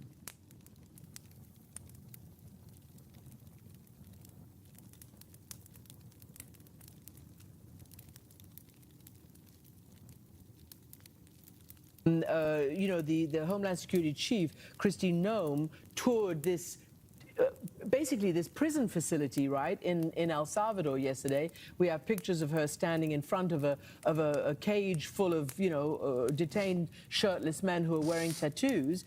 And apparently, according to report, let's say Mother Jones says that one of the detained men, who was born in Venezuela, told his boss that an ICE agent said they focused on him and others because of their tattoos. One of them apparently was screaming that he was just a hairdresser, and the other one said, you know, this person has zero connection to gangs, and one of the tattoos which we're showing is for autism awareness, to honor his brother. He's one of the detained in El Salvador. So the question goes, obviously, to the competence of this, to the due diligence on who they're actually rounding up and deporting. Is there any recourse? Yeah, there's tremendous amounts of recourse because all of this activity is illegal. That people are marching into courts right now for these men for the students that are being arrested, and they're saying that this type of mass deportation is illegal. So, for example, the Center for Constitutional Rights did the stop and frisk case in New York City for 13 years. We won a tremendous ruling that the Constitution just doesn't allow the government to round up people based on race, based on ethnicity, based on these things, and just massively criminalize them. We learned this lesson also after 9/11, tragically and sadly, where Muslim and Arab communities were just rounded up and deported, and communities were criminalized. And the lesson that we should have learned is that you can't massively criminalize, detain, deport people based upon outward appearances. There's not only the autism awareness tattoo. We've heard about a soccer coach who had a soccer tattoo on his neck, and that was mistaken or used as a justification for saying that he was in a gang. Another report where someone who's a musician and a construction worker had a bird tattoo on his neck, and that's being taken as a sign of gang activity. This administration is basically trying to round up anybody that can think of for any reason that comes to mind, separate and apart from what the law requires, and trying to deport them. Simply not allowed.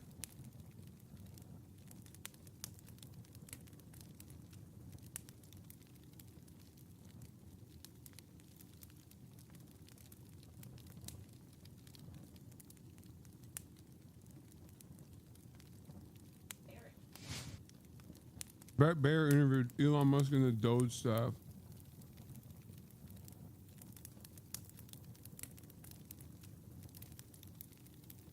I supported someone to El Salvador mega prison over paperwork error.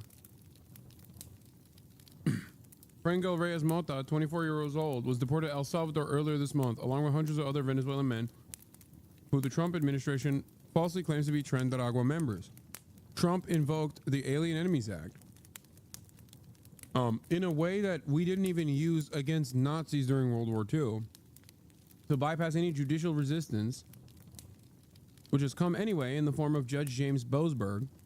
But Reyes Mota's immigration records contain multiple errors, including marking him as a woman, using a different last name, and filing 2 ID numbers for him. Reyes Mota has committed no crime either in Venezuela or the United States, and has none of the tattoos the Trump administration is absurdly alleging identify Tren de Aragua members. In fact, he has no tattoos at all.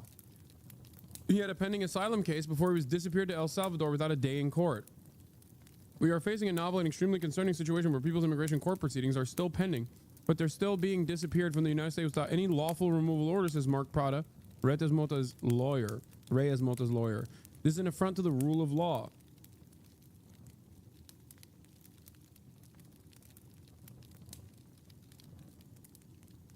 I may be silly or selfish, but I think I want to cover this stuff instead of minor disagreements that you think are major and consequential, okay? Especially with people that I don't have real disagreements on.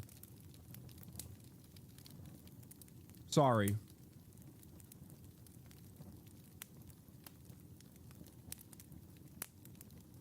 That's it. Oh my God. How about you platform some smaller organizers while you're at it? I do, though. I do. I do it all the time. So shut the fuck up. God, I'm so annoyed, dude. God, I fucking hate the left so much. All of you are such annoying little smarmy fucking crybaby scumbags, dude. None of us are getting any fucking rights. Thank God I'm inevitably going to be in a fucking concentration camp, and I hope it's not with any of you fucks who are chirping in here. Okay? Then I'll be like, I told you so. Holy shit. One of my least favorite forms of criticism from the fucking insanely I'm leftier than thou attitude that people demonstrate is constantly fucking bringing up shit that I'm doing all the fucking time.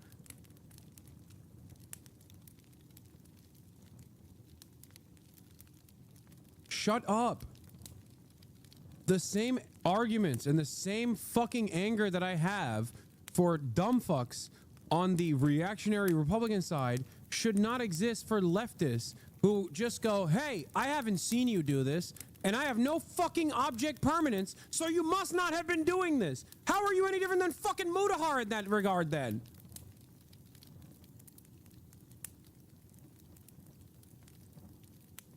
No, seriously. You sit here and you laugh at people that say that, and then you say it, but wokely, leftistly. What the fuck are we doing?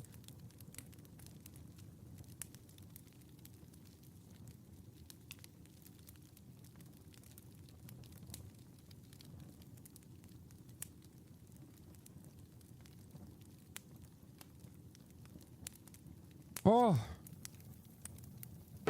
U.S. Homeland Security Secretary Kristi Noem tours El Salvador's Terrorism Confinement Center, the largest prison facility in the Americas, widely referred to as Hell on Earth.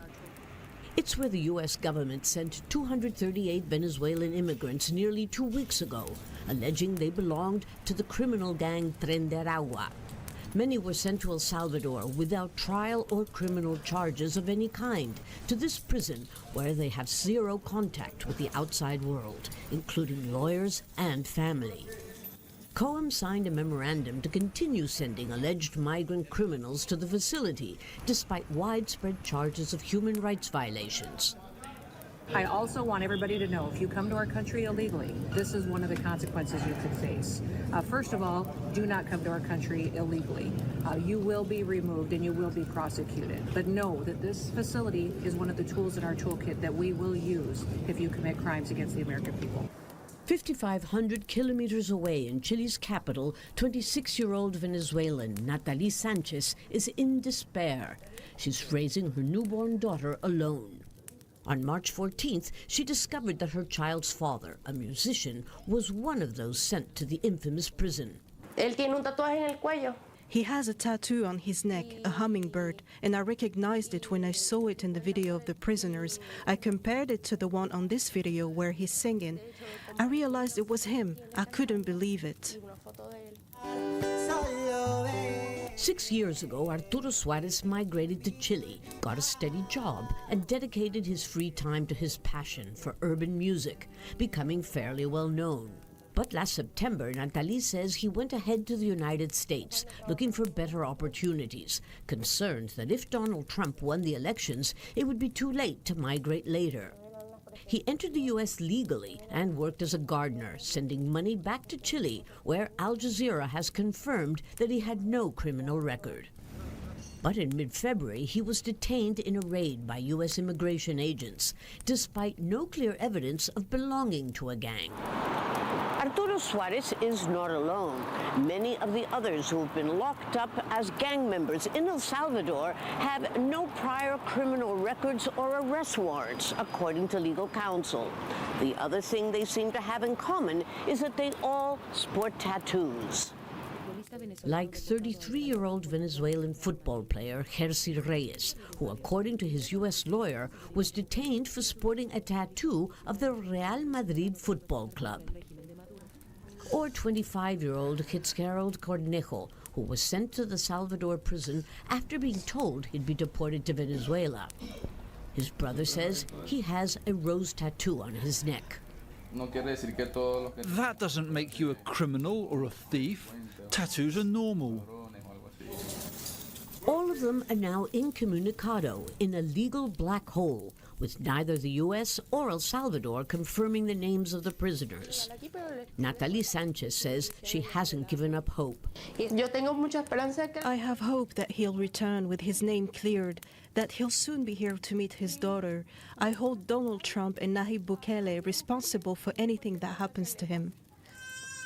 But so far, there's little evidence that he could be given a chance to prove his innocence. Lucia Newman, Al Jazeera, Santiago.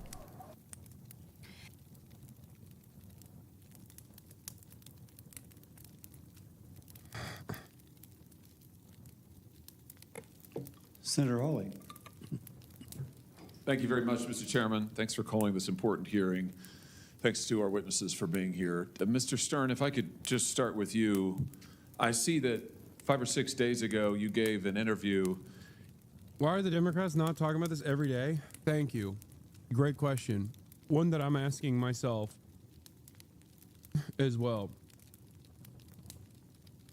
I think it's because they don't care and they like it.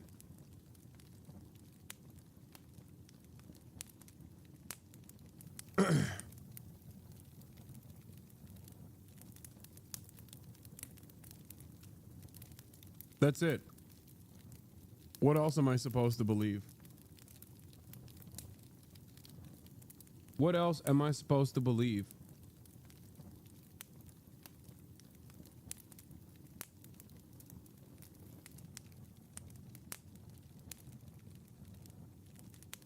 Also, to the one dumb fuck chatter that said, why didn't you ask that question to Bernie? I did. And also, Bernie does speak out on this, just not enough and not directionally.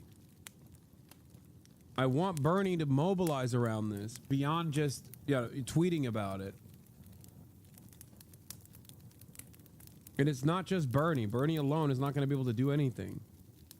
There needs to be an entire coalition of conscious human beings that are just like aware of all of these atrocities that stand up and take action.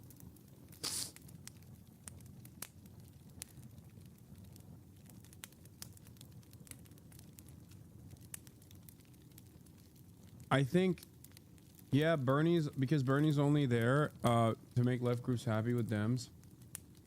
Dude, I can't have this conversation with you guys. I'm sorry, okay? I don't have your same cynicism. I just don't.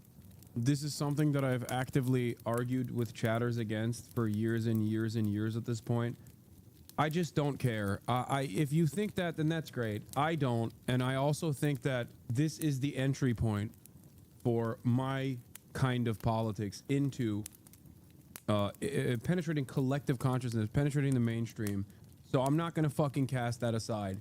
And I'm not going to listen to any of you, so that's good, you know, and that's precisely the reason why I'm not going to listen to any of you, just like I never listened to you when you were like, we can't allow microaggressions in this community, when I had like 35 people watching, right? Because if I had listened to you guys, we'd have 36 people watching right now, not 35,000 people. So shut the fuck up, okay? And let me do my thing. If you don't agree with my methods, that's one thing. I'm not entertaining the whole like cynical Hasan only is doing this for this or that reason beyond the reason that I'm stating. You want to know why? Because at no point, at no point out of the many years that all of you have been fucking watching me, okay, at no point have I sheltered you from my perspective. I am openly and uncompromisingly honest, brutally honest, to a fault, brutally honest in emotional moments that actually get me into a lot of fucking trouble, as a matter of fact. So what makes you think that I have some other cynical reason for doing what I'm doing beyond what I'm telling you and why I'm doing what I'm doing? Is it impossible for you to comprehend? Is it something that you don't agree with? I don't know. Maybe it is.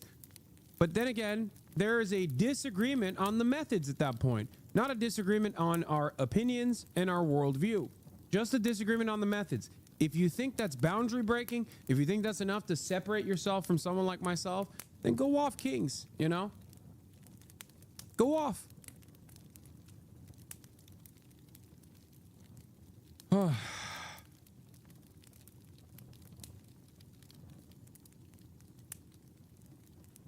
Yeah.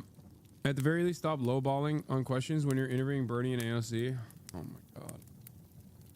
Dude, you guys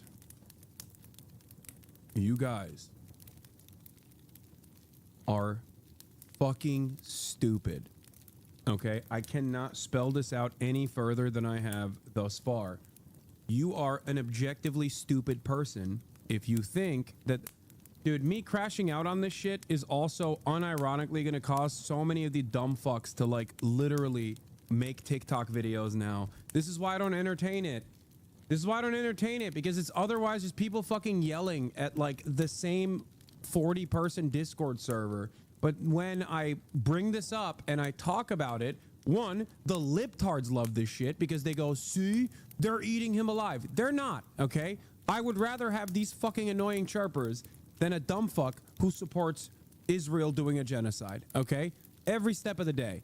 Every step of the way, every day of the week, okay? I would much rather have annoying, sweaty, crusty, unwashed, anti-genocide protesters by my side yelling at me at every step of the fucking way as I carry them across the fucking finish line than one singular pro-genocide dipshit. So make no mistake on that front. But they love it. Just so you know, the fucking liberals love this shit because then they go, ha, they're yelling at you. They're yelling at you as well. You're just like me.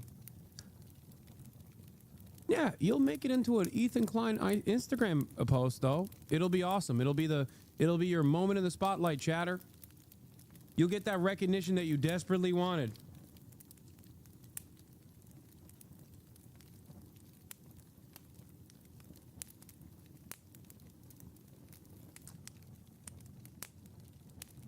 Even the very fact that I entertain this shit makes it seem like I'm constantly in a defensive posture, and it gives the inclination to others from the outside that I'm like defending something, like because I got caught doing something wrong. Make no mistake. I did not do anything wrong. Okay? I did not. You and I might have a disagreement on it, but I have a fucking vision for it. Oh my God. All right. I'm just banning people now. We're banning BE and bad empanada mentions in the chat. Holy fuck.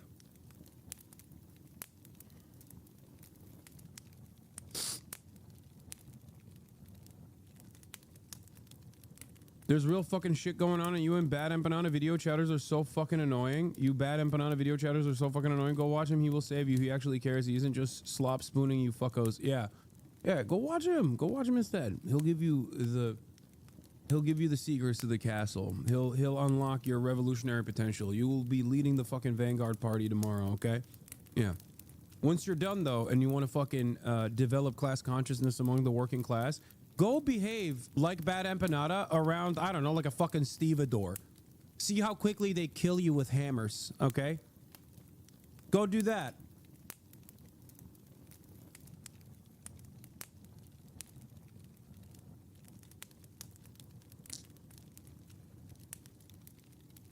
They'll fucking put you down like a horse that has a broken leg, okay?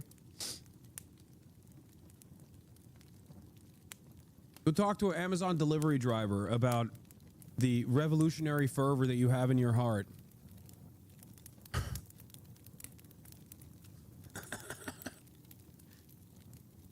In which you said that the removal of Mahmoud Khalil, the pro-Hamas foreign rioter, is a form of McCarthyism and makes Jewish students less safe. Now, this is an individual who has been accused of endorsing and espousing terrorist activity, who has been accused of lying on his application to a green card in the United States, who is currently being sued for terrorizing and assaulting Jewish students. Do you stand by your view that trying to remove him is a form of McCarthyism? Absolutely, Senator. Why in the world would that be the case? Let me answer. He hasn't been charged with the crime. The clear predicate for this, White House said, was handing out pro-Hamas propaganda. When you start talking... Wait, what is this? Chatters are ripping that talking point directly from the worst empanada video. I think it ultimately comes down to a misunderstanding or distance from American politics. I think it's simply impossible to understand where the Overton window here in America is outside the imperial core. Bad empanada has a perspective that Bernie and AOC only exist as controlled opposition for the Democratic Party without understanding how much they've been undermined and attacked by the very entity. Yeah, also...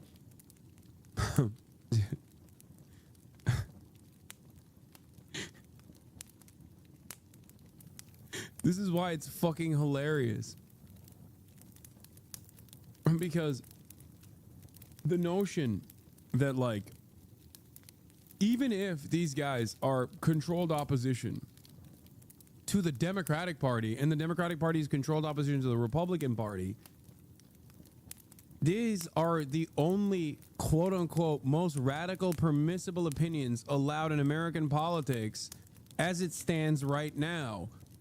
And it's broadly reflective of both the discontent that everyday Americans have with politicians on both sides of the aisle, but it's also kind of reflected about the lack of education that the average American has, political education specifically, and a lack of real, genuine confidence in being able to mobilize and get an issue across the fucking finish line, and also a tremendous lack of class consciousness, okay? That's why I say go talk to the average American about like Bernie Sanders and AOC being controlled opposition, okay? And they will look at you like you have a third ear on your forehead. Like they'll be like, "What the fuck are you saying? What do you mean? What? Controlled opposition? What does that even fucking mean?" We have a finite amount of time and space on this planet. What you choose to do with that finite amount of time and space matters. Who cares? Didn't ask if the fake thing you have is still the best thing you can hang on to. It's stupid, but it's for the people who live in reality.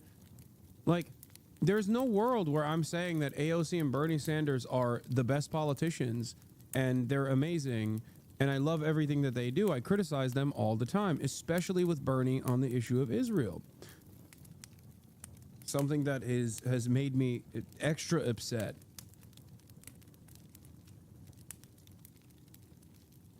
Do you all realize you are repeating keywords like other annoying small communities who come in here? They are.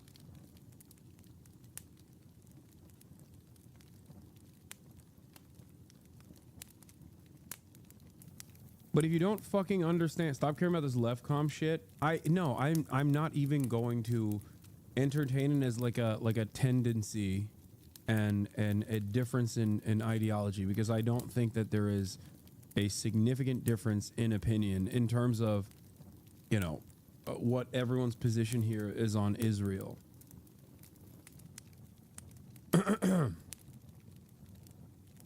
Not just the average American. Leftists look at that claim that there are controlled opposition as clown behavior that shatters. No, leftists look at that claim as controlled opposition is also wrong.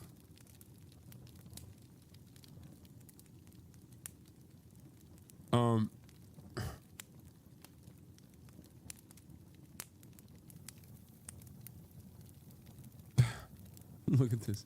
Oh man, American Congress. Senate overturns rule limiting bank overdraft fee to $5. Lawmakers vote to invalidate a rule adopted last year by the Consumer Financial Protection Bureau. It now moves to the House. What the fuck? Bad Empanada's main take was that you, a Muslim man in America, have different optics from himself, and that is evil and wrong. Yeah, there's a different set of standards that I'm operating on living inside of the United States of America, and I don't think he will ever understand that. I don't think he also understands like the average American's position and what I'm trying to do. And it requires charitability. And it's obvious to me that Bad Empanada does not respect me as a commentator. And that's why a lot of these fucking arguments are being... A lot of these arguments are coming from that. It's a lack of respect and a lack of fucking charitability and a lack of even entertaining like what I'm trying to do as a serious way of doing things in the United States of America, and that's what it is. So when dumbfuck chatters, who I've personally individually radicalized, think that they're now in a leftier than thou position because they've moved on to the next fucking, internet commentator daddy, it's nothing to me. Like it feels so sad and so silly. Okay. Please do not operate like this in broad daylight around other people. Or if you're going to do that, call yourself something different, you know? Don't call yourself a socialist. Say you're a liberal, okay? Say you're the #1 liberal. Say you're a Republican if you're going to behave like that. Or, yeah, grow the fuck up.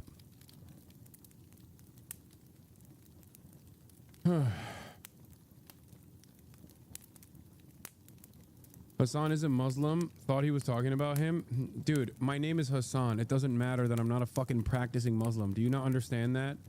You are judged by the most racist individuals that brand you as whatever they see fit. The fuck? Yeah. I didn't realize. Look, I say I'm white all the time. I am white. I present as white. Except, according to the fucking TSA officers that stop me and bomb swab me every single fucking time, it turns out I'm something different, okay? It's something that I thought was normal, by the way, until a couple years ago when I found out that turns out it's not normal to be fucking swabbed for GSR and bomb residue every single time you cross the fucking checkpoint at TSA. So for them, it's different, okay? That's how it works. That's how it works. But it's not even that. That isn't the end all be all anyway. It's not about me being Muslim or whatever. We're talking about what I do. What I'm trying to do. In order to instill class consciousness among regular Americans, you have to approach the issue very differently. That's it. Americans are insanely fucking reactionary when it comes to any sort of anti-social thought, or let alone, God forbid, anti-imperialist thought. Holy fuck.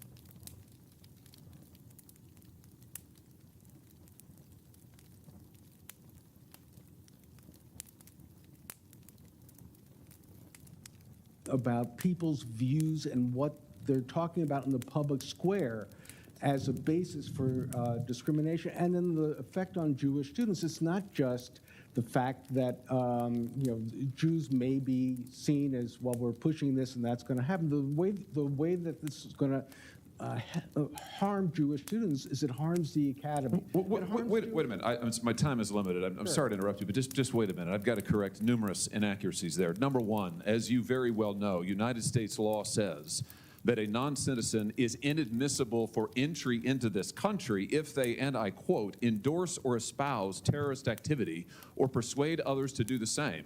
That same law provides you can be removed for the same reasons. That is... No.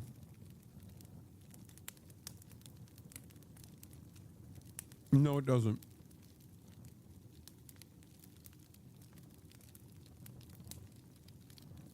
No, it doesn't. There's a higher order. First Amendment. I was on that stream. I genuinely felt bad for you, and the look on your face totally changed. Honest, very human moment. It made me respect you more, solidify how honest you are. What are you talking about?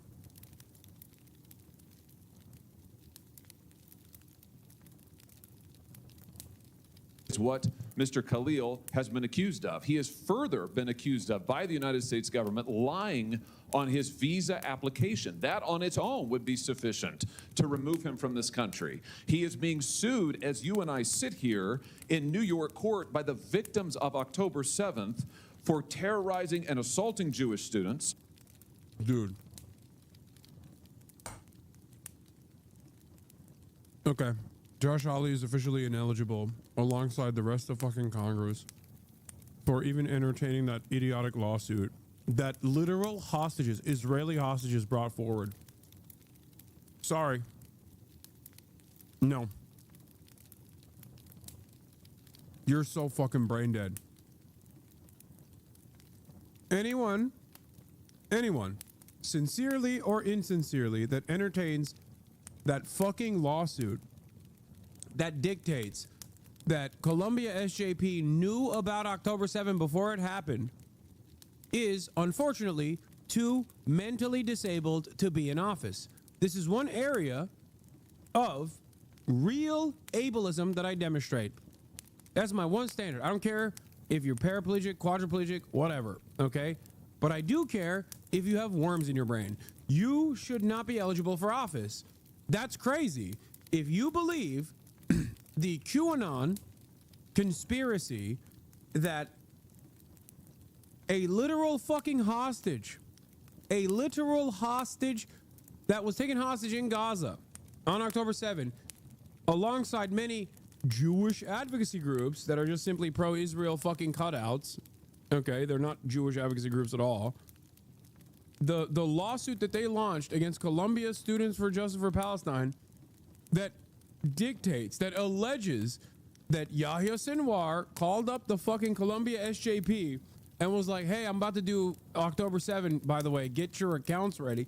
If you believe that, you are too mentally disabled to be in office.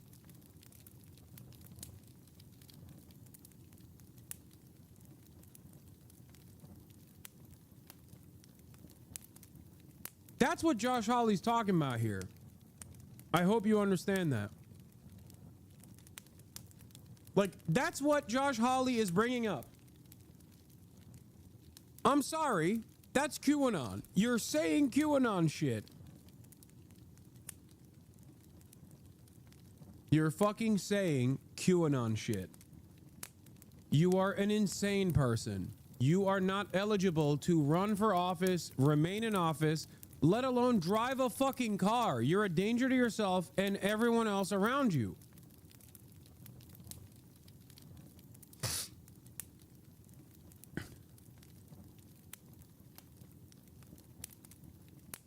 And the worst part about it is that these people don't even fucking believe it. Like, I think Josh Hawley doesn't think, in all sincerity,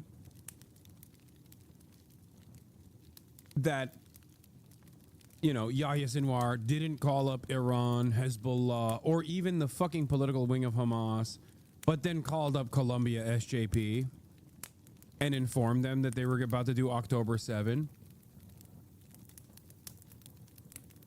There's no shot, right?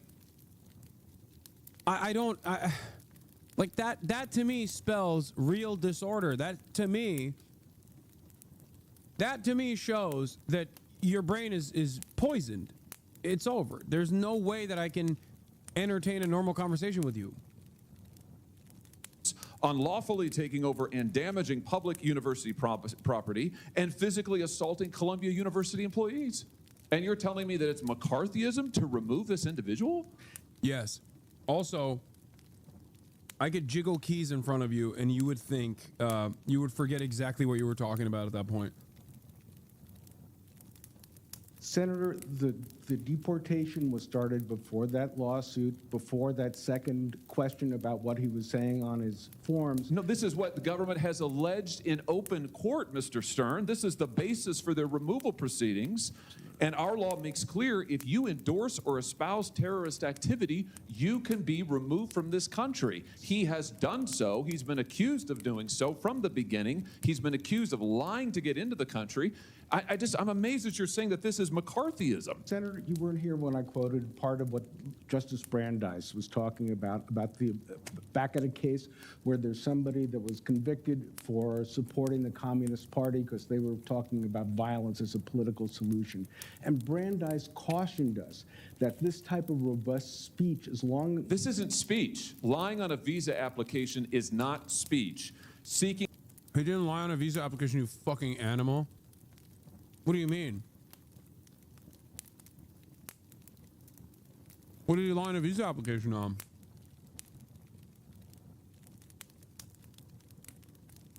Remember, if he actually lied on a visa application, that is a deportable offense.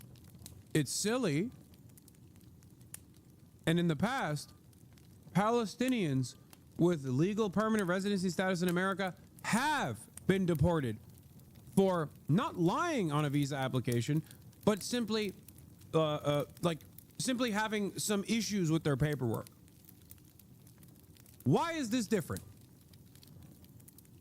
It's because he didn't lie on his visa application.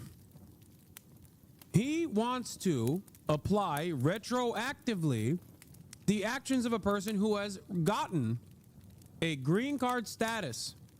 This is the third incredibly dangerous precedent. Retroactive application after certain processes have taken place means that they will be able to denaturalize you as well. If you think that you're safe, I'm telling you right now, it is not. You are not safe. You cannot retroactively apply things that you're doing now after you got constitutional protections that you already had as a non-citizen. It doesn't matter, but like you got extra additional allowances as a fucking legal permanent resident. That means you can take away someone's citizenship status. You can denaturalize people. Be like, well, they were an immigrant at some point, and at that point they lied about their, forms. There's a standard that's different for non-citizens. Do you understand?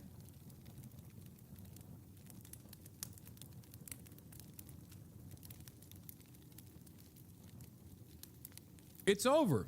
They will denaturalize people with this.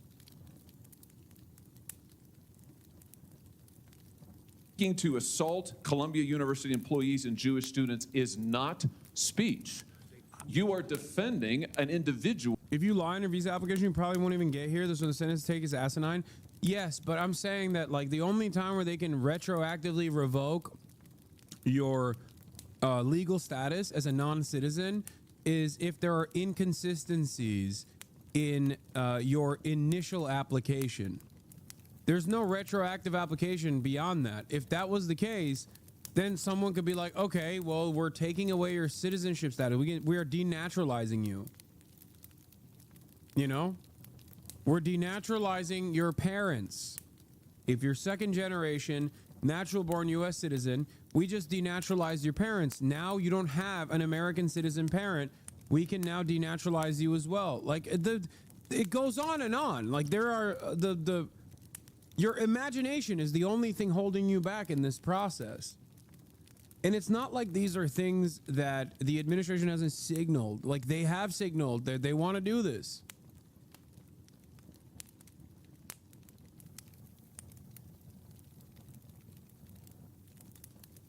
Oh, obviously the scariest part about this is even without the denaturalization conversation, like the other side of this also is the terrorism designation.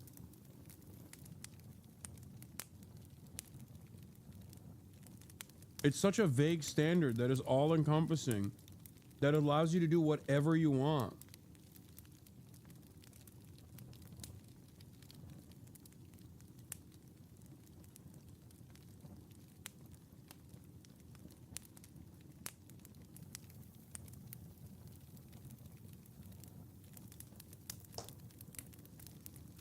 Do you think they want to make America solely white? No, but they definitely want to whiten it.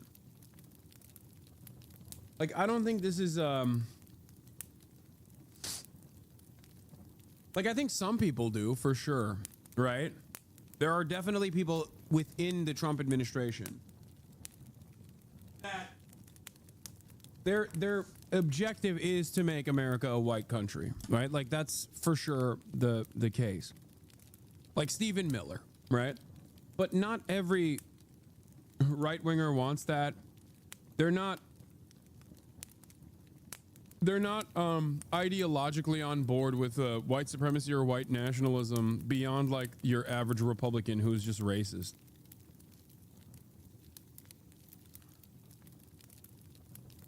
I think more so they just want to change the demographics a little bit. But of course, when you start taking steps in that direction, the guys that are more ideologically minded will win out on that battle. So inevitably, it will reach like a permanent white nationalist status for sure. Who has espoused the destruction of this country, the destruction of the state of Israel, the destruction of Jews, and has taken actions in furtherance of the same. You've also said that investigating the 60 colleges and universities that are currently under investigation by the Trump administration for anti-Semitism is a form of weaponizing anti-Semitism for political benefit. You're opposed to investigating these institutions for anti-Semitism? Senator, I've been very clear that OCR has a very important role, that there are complaints that should go through the process when you... Dude, this guy's Jewish, right? Am I crazy? I mean, I don't want to say nothing. Okay, I don't want to do an accidental anti-Semitism here. But you know, sometimes you make these inferences. Okay, so all jokes aside. Okay, all jokes aside. I mean, his fucking last name is Stern, chat. Okay, forgive me.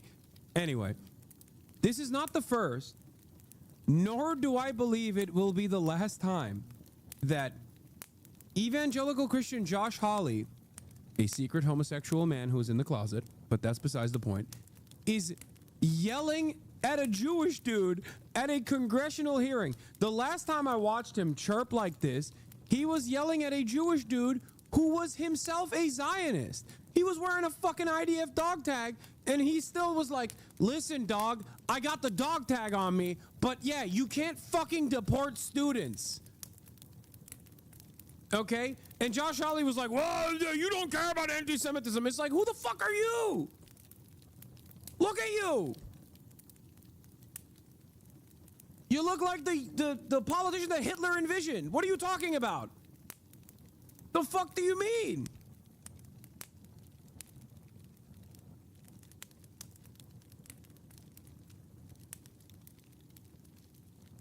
You start using the Department of Justice. He was literally the director of the American Jewish Committee. and threatening universities' funding. You are opposed, I just want to get this on the record. You are opposed to investigating Columbia University and others for anti-Semitism? No. That's what you said 6 days ago. I am not opposed to doing it the right way. What does that mean, doing it the right way? Not to claw back funds, not to say we're holding you ransom. We're getting your faculty, Jewish... You were asked about an investigation for failing to protect Jewish students, and you said that's just weaponizing anti-Semitism. It makes students less... I mean, he's right. He's right. You are. You're using anti-Semitism, something that you don't give a fuck about, to... And they did this already, successfully put Columbia campus under academic receivership. They did that. That happened already. I'm glad that there are people out there who are like even fucking pro-Israel and Zionist and whatever that are still like, yeah, this is crazy.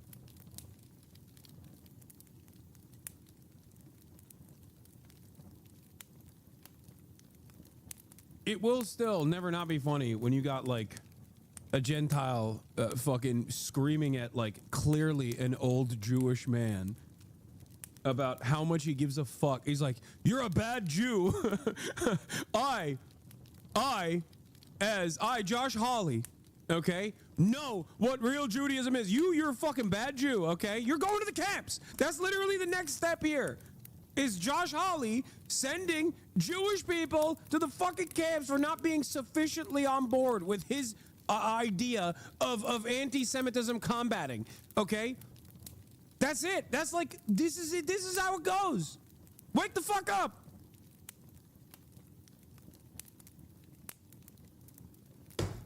People are so dumb.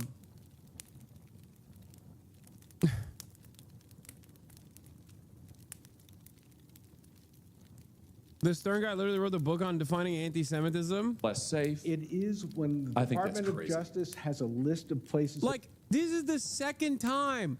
This is the second time Josh Hawley is outflanking a Jewish person on anti-Semitism defense. Okay? What the fuck is happening?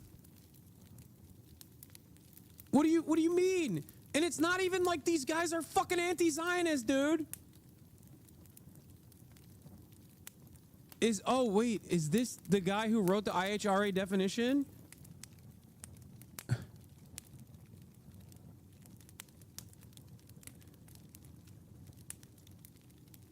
Oh my God, this is that Stern?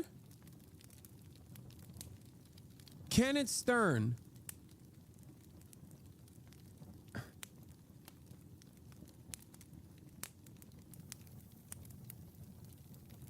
There's never been a bigger fucking oops, I really made a mistake moment than Kenneth Stern and the IHRA definition of anti-Semitism. This man has spent the last half of his career after putting together this definition being like, please don't use it. Why did you define it, man? Why did you do that? Why did you do that? Here he is getting fucking yelled at by Josh Hawley. The IHRA definition is means for research. Yeah, this is Oppenheimer moment. He's like, this is the moment where he realizes that the man sitting across from him yelling at him is inevitably going to put him in prison for the definition that he wrote, which he always maintained should never be used in legal settings.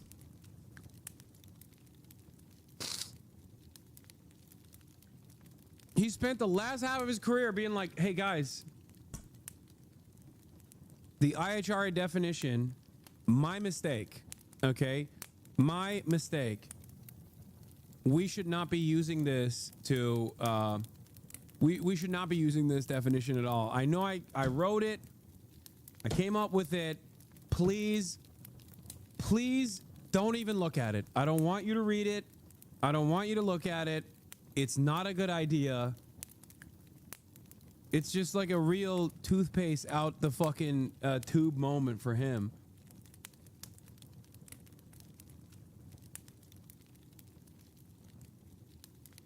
Yeah.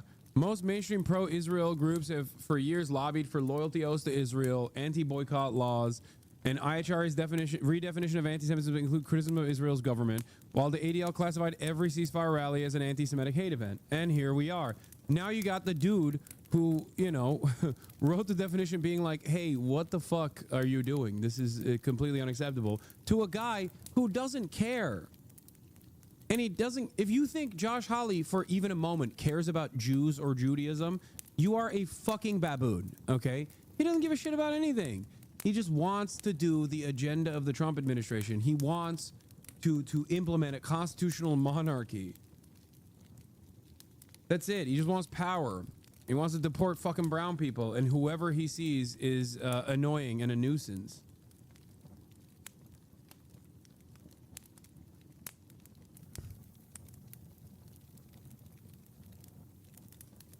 They want to go to the Senator Markey's question. Oh, I heard Senator Markey's questions. I heard his whole speech. I thought it was insane.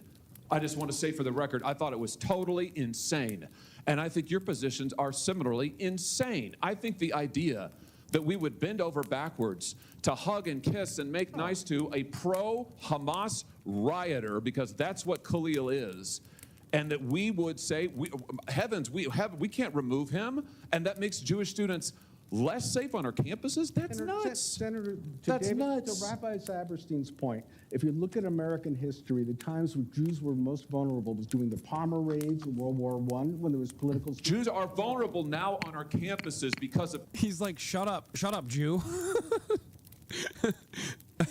A Gentile is speaking on anti-Semitism. Oh, I'm sorry, did you write the definition that I want to adopt? Well, you know your place. It's crazy. It's crazy. What the fuck?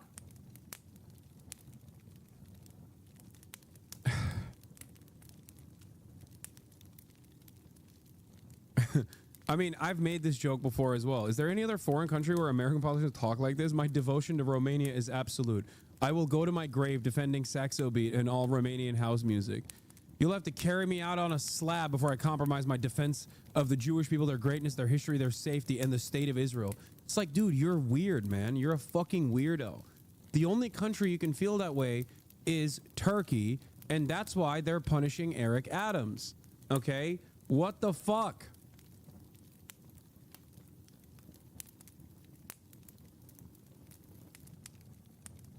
Like, if you have this attitude, in defense of Israel, then fucking convert and live there. Be an Israeli Knesset member. Listen to Psytrance music to your heart's desire, okay? Till your ears fucking bleed. Why are you here? I don't get it. Go live there then. Why are you in fucking Missouri? Which is objectively the least Jewish state in America. I don't believe you. Okay? If you had this kind of attitude, you'd at least live where I live. Or in fucking New York. Or in Boca Raton. You live in Missouri. You clearly don't like Jews all that much. What do you mean?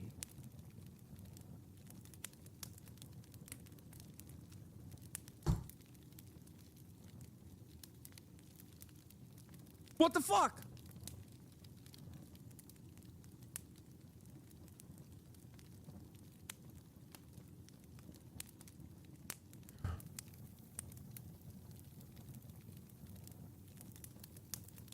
What? Compilation of the most insane right to try and target those civilians. But I can tell you that we are not targeting anyone else in Gaza but civilians. We are not the victims. Sorry, we are the victims. We are not the aggressor. Sorry. The decision of one man to launch a wholly unjustified and brutal invasion of of Ukraine. We need to see. No, it gets worse. He goes, well, Iraq too. That's that right there is the perfect. That right there is a perfect definition, dude. Like that right there is everything that's wrong with the United States of America. That the former war criminal president who's responsible for millions of dead Iraqis, tens of millions of displaced Muslim people in the region, in his fucking war on terror, can just be like, yeah, we lied. Yeah, unjustified and brutal invasion of Iraq. That's me. Like, take ownership over it. Laughing because he got away with it. Fuck, man. A cease. We need to see a humanitarian pause so we can flow. We need to see ceasing of the levels of violence that we're seeing. That wasn't even a Freudian slip. That was just him being Canadian. He was just trying to say something. We had the number at 1,400 casualties, and now we've revised that down to 1,200 because we understood that we had overestimated. We made a mistake. There were actually bodies that were so badly burnt, we thought they were ours. In the end, apparently, they were Hamas terrorists. People are bringing up the Holocaust. Do not use other genocides to describe this one. That was my favorite. Oh, when she said, I thought she was a child, by the way. It turns out she's like 21 or something, which is crazy. But I literally, when I first watched it, I was like, come on, she's like 12, okay? It turns out she's not 12. She is 21 years old. But yeah, do not justify other genocides to talk about this one. This is my genocide. It's important to me. Sverige och EU står enat i att Israel har rätt till försvar inom... The right to genocide.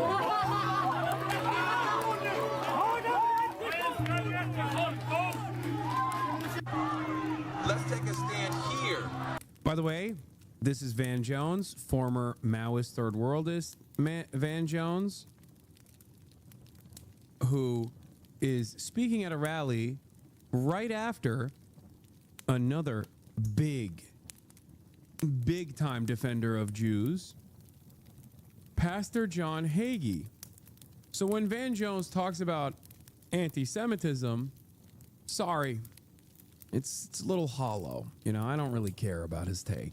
Why do I say this? I just told you John Hagee, evangelical pastor John Hagee, is a big defender of Jews. Oh, that's right. Because he said it's good that the Holocaust happened so that Jews could go to the Holy Land. Also said that Hitler was actually half Antichrist, half Jew. All part of a grand plan to get the Jews into Israel. That's his take. That's John Hagee's take. Real pro-Jewish guy, okay? Let me tell you, okay?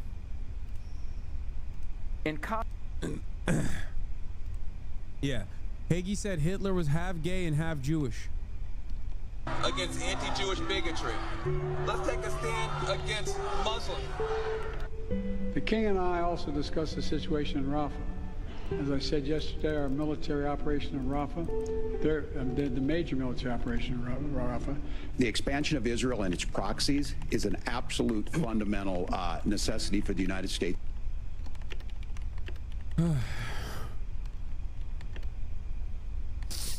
How do you be half gay? You know, the non-Jewish half is gay because he thinks being Jewish is gay anyway. So I guess he thinks Hitler is full gay.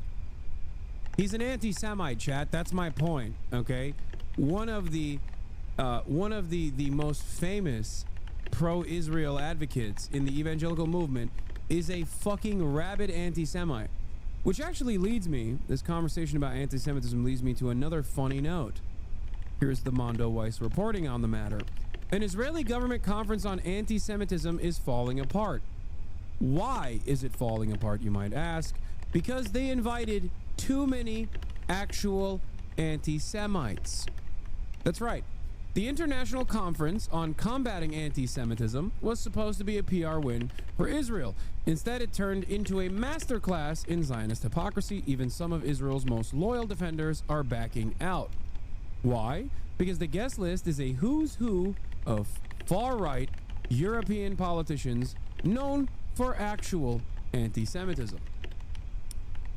The first fissure started around the invitation to the French National Rally. Okay? And people were like, well, I don't know about this. You know, the Vichy France, like a lot of the historic and even contemporary French National Rally supporters are, you know, not all too upset about Hitler, to say the least. Okay? They also were upset about the invitation of the Sweden Democrats, who also have their own version. They were upset that Hungary's Fidesz was invited, the Spanish far-right MEPs were invited, and more Le Pen family members than anyone had asked for. But of course, this is not new, says Mondo Weiss. Zionists have been cozying up to anti-Semites for over a century. Herzl, Eichmann, Mussolini, and the wild fascist history they don't teach in Birthright. Theodor Herzl, Zionism's founding father, literally wrote in his diary, "The anti-Semites will become our most dependable friends." It was not a metaphor. It's also Israeli policy. As I've talked about before, this is the reason why Benjamin Netanyahu, when he's not revising the Holocaust to say Hitler didn't actually want to kill the Jews until he talked to the fucking Palestinian Grand Mufti, which is insane, by the way. That is just straightforward Holocaust revisionism. You do not have to hand it to Adolf Hitler. When he's not doing that, when he's not engaging in Holocaust revisionism, Benjamin Netanyahu famously is aligned with Viktor Orban and his allies, who actually ran on a platform of Jewish puppeteers, claiming that Jewish puppeteers were in charge of the opposition. As you guys know, this last round of ultra-nationalist momentum happening in the EU shocked a lot of the liberalism defenders, both inside of the European continent, but certainly also outside of the European continent. And yet there was one group of people that were actually entertaining the rising momentum of far-right Islamophobes, who also happen to be anti-Semitic as well. That one group, of course, was the Israeli Foreign Ministry. In the 1930s, Zionist agents met with actual Nazis to discuss arming Zionist militias in Palestine. Adolf Eichmann, the Nazi bureaucrat of the Holocaust, was invited to Palestine by Zionist agents. Zionist paramilitary leaders literally trained under Mussolini's fascist regime. Italian authorities said their ideology aligned perfectly with fascism. Why? Because the Zionists supporting Israel erases all sins. You can deny the Holocaust, praise Nazi collaborators, attack Jews in your own country. Just don't criticize the occupation or the genocide. That's it. That's why groups like the ADL have more smoke for anti-Zionist Jews and anti-Zionists who are not anti-Semitic, Jewish or not, than they do for the likes of Donald Trump, Candace Owens, and many other figures that are in the far right. Now, of course, Candace Owens is also anti-Zionist and also anti-Semitic, but she's still firmly within the ranks of the right-wing movement. This is the point. Because both parties want an ethno-state to a certain degree, right? That's number one. This is precisely the reason why Richard Spencer, who hates Jews, loves Israel. He always says, I want to do Israel, but for white people here in America. Why can't we have it? That's Richard Spencer's position.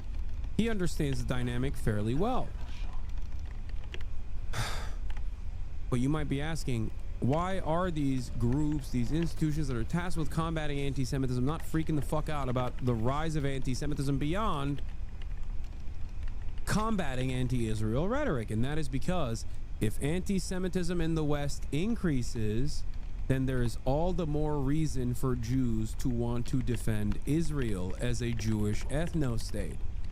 Because the inception of the Israeli state, and the continuation of the Israeli state as a settler colonial enterprise, demands that Jews, both in Israel and overseas in the Western world, feel unsafe and therefore have unconditional loyalty to the state of Israel. That's it. And you can't constantly demand more and more support especially at a time when Jews don't feel safe in Israel, ironically enough. If Jews in Boca Raton or Beverly Hills, West Hollywood, my neighbors, or in New York actually think, well, you know, I do feel safe here. It's what are you talking about? What do you mean? Like, yeah, sure, anti-Semitism is like increasing, but I feel pretty safe here. I feel much safer here. I'd much rather live here than fucking Tel Aviv. The moment that Jewish people feel that way, which they should, by the way, it's fucking ridiculous not to, is a moment where they're like, okay, I'm entertaining the notion of moving to Israel. Or if I'm not moving to Israel, I can be a soldier in my own way by doing Hasbara. By the way, this sounds like an anti-Semitic conspiracy, but it's Israeli foreign policy. This is the education of Zionism from an early age, and every single Jewish person in this chat will tell you that that is the case. From Jewish camp all the way to Hillel and Chabad, every aspect of collective Jewish identity in the Western world revolves not around the practice of the religion, but instead a defense of Israel and a justification for Israel, deeply tied back to the understandable fears that every Jewish person feels due to Jewish history and the collective intergenerational trauma that comes from centuries of pogroms and, of course, the Holocaust. All of that ties back to a justification and a reason for Israel to exist, no matter how militant, no matter how violent. Everyone hates the Jews. Always remember that. Everyone is always anti-Semitic. Always remember that. And worst of all, people also don't like Israel. And the reason why they don't like Israel is because they're the most anti-Semitic. Why? Because they don't want Jews to have an ethno-state. Not because that's an insane concept to begin with that no one should be fucking entertaining regardless, but instead because they secretly want all Jews to perish. And without Israel, all Jews will perish. This is the underlying agenda. This is the underlying argument. This is the brainwashing that takes place, the social conditioning that takes place that is truly damaging to the collective consciousness of many Jews living in the West who otherwise are incredibly progressive people, incredibly well-read, incredibly progressive, except if you're wondering what the fuck happens all of a sudden when your friends who are incredibly progressive and incredibly well-read turn into monsters that are repeating things that Adolf Hitler has said about Arabs and Palestinians alike, it's this. It's a very weird cognitive dissonance that is instilled upon a lot of otherwise very progressive Jews in the Western world. You don't even look like you enjoy doing this anymore? What? I do. What? What do you mean?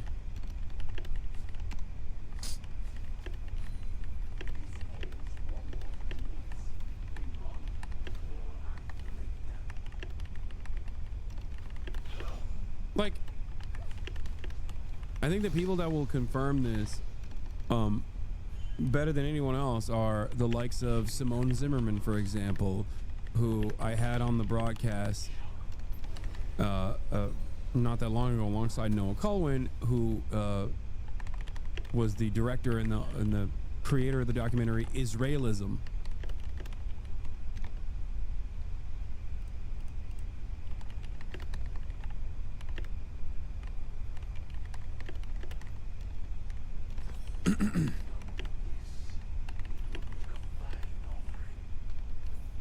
But yeah, if you are wondering why I'm not constantly having a good time, you know, I do feel very discouraged. I feel very discouraged when I see people who are supposed to be allies, who are supposed to get it, lose sight of productive conversations that could be taking place, and instead focus their crosshairs on people who are closest to them, whether it be someone like myself who you don't even have a fucking disagreement with, but or someone that you know could be moved to a position that is infinitely more productive and infinitely better. Mr. Sanders. Thank you, Mr. Chairman. And my questions are going to be addressed to all five. We have 5 experts on anti-Semitism, and I look forward to taking advantage of their knowledge. This is not the Foreign Relations Committee, so we're not here to debate the wisdom or lack of wisdom of what the Netanyahu government is doing in Gaza right now. But the reality is that 92% of the housing units in Gaza have been destroyed. Most hospitals and primary healthcare facilities have been bombed. Civilian infrastructure has been devastated. 50,000 people, mostly women and children, have been killed. Over 100,000 have been wounded. If I or any other member of this committee makes that point, that we think, and again, I don't want to debate the policies right now, but if we think that the United States should not be supplying more bombs and artillery to the Netanyahu government, do you think, I don't want the debate on Israel, do you think that is anti-Semitic? Briefly, Ms. Gamble, start it and go right down the line. Am I being anti-Semitic if I say that the United States taxpayers should not supply more weapons to Israel? That statement alone is not anti-Semitic. It does not attack Jewish. Oops. He accidentally said to Israel. I think, so here's the thing. No. Always a Netanyahu government, right? He did say Israel at the end. And I think the reason why, maybe I'm wrong on this, maybe this is copium. I think there's two wolves inside of Bernie as well on this issue. There's the young boy who thought Israel was a socialist project at the kibbutzim, okay? Who thinks that there is a vision for Israel that fucking never existed and will never exist. Both of the wolves are gay, by the way. Okay? They're both gay, and they're having sex. They're having gay sex with one another. They're kissing. The gay wolves inside of Bernie Sanders are making out with one another. But I think the reason why he does this kind of rhetoric is twofold. I don't know. I don't know exactly which side I lean on. It could either be out of trying to maintain a level of pragmatism, which I think is stupid and wrong for the record, or it's because October 7 broke his brain a little bit. Because I think Bernie Sanders, unironically, was way harder on Israel in the past, even though there have been moments where he's been entirely too defensive of Israel in ways that I would never expect from someone who has not been shy about promoting like radical socialist movements around the world, you know. But I think as a 83-year-old man, I think like October 7th scared him straight up, and I don't think it's appropriate. I understand why, but this is like his rhetoric post October 7 is far different than the smoke that he had for Israel across the board as a prominent Jewish American politician on the fucking main stage running for president.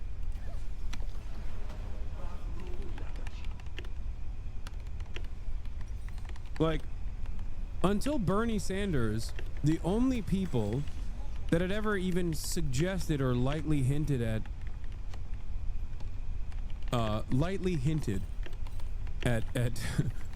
removing our intractable allegiance to Israel were fucking anti-Semites on the right.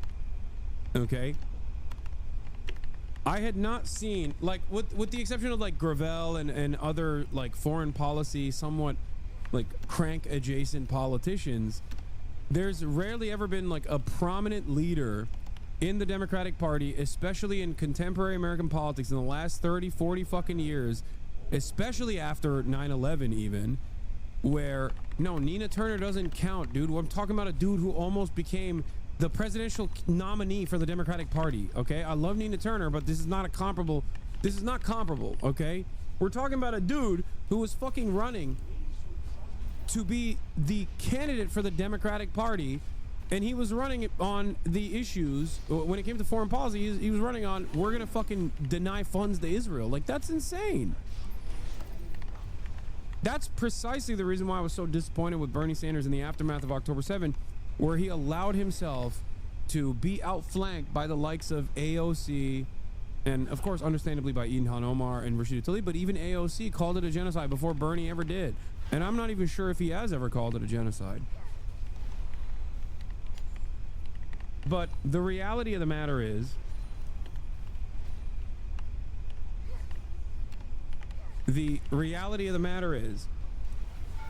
that even with my expectations, for the record, even with my expectations from Bernie, which is much higher than like the average American politician, you know, because he's supposed to be the guy that gets it. Okay.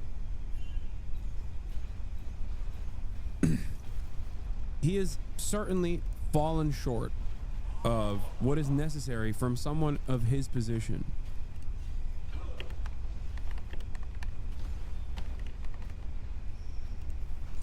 Yeah, Bernie Sanders' latest criticism of Israel signals an actual debate coming in 2020. Speaking at the annual J Street conference, Senator Bernie Sanders once again condemned recent Israeli attacks on nonviolent protests. But again, I think he is a J Street liberal Zionist. That's what Bernie Sanders is. I think that's what the situation is. That's what I think. This is the one issue with Bernie Sanders where I think that him and I do not, like, I can't even understand where he's coming from. Is J Street a two-state organization? Yes. J Street is interesting because a lot of the anti-Zionists that you know and love initially came from J Street. It's like the one step before. It's like Austin coming out as bisexual first and then dipping his toes into homosexuality full blown. A lot of Jews that are very progressive and very progressive on Palestine will start off at J Street like Simone Zimmerman and like Noah Culwin, and then they'll be like, oh yeah, I just you know, maybe two-state, and then they will usually be like, okay, I'm anti-Zionist, this shit fucking sucks. You're just dipping your toes in the water a little bit.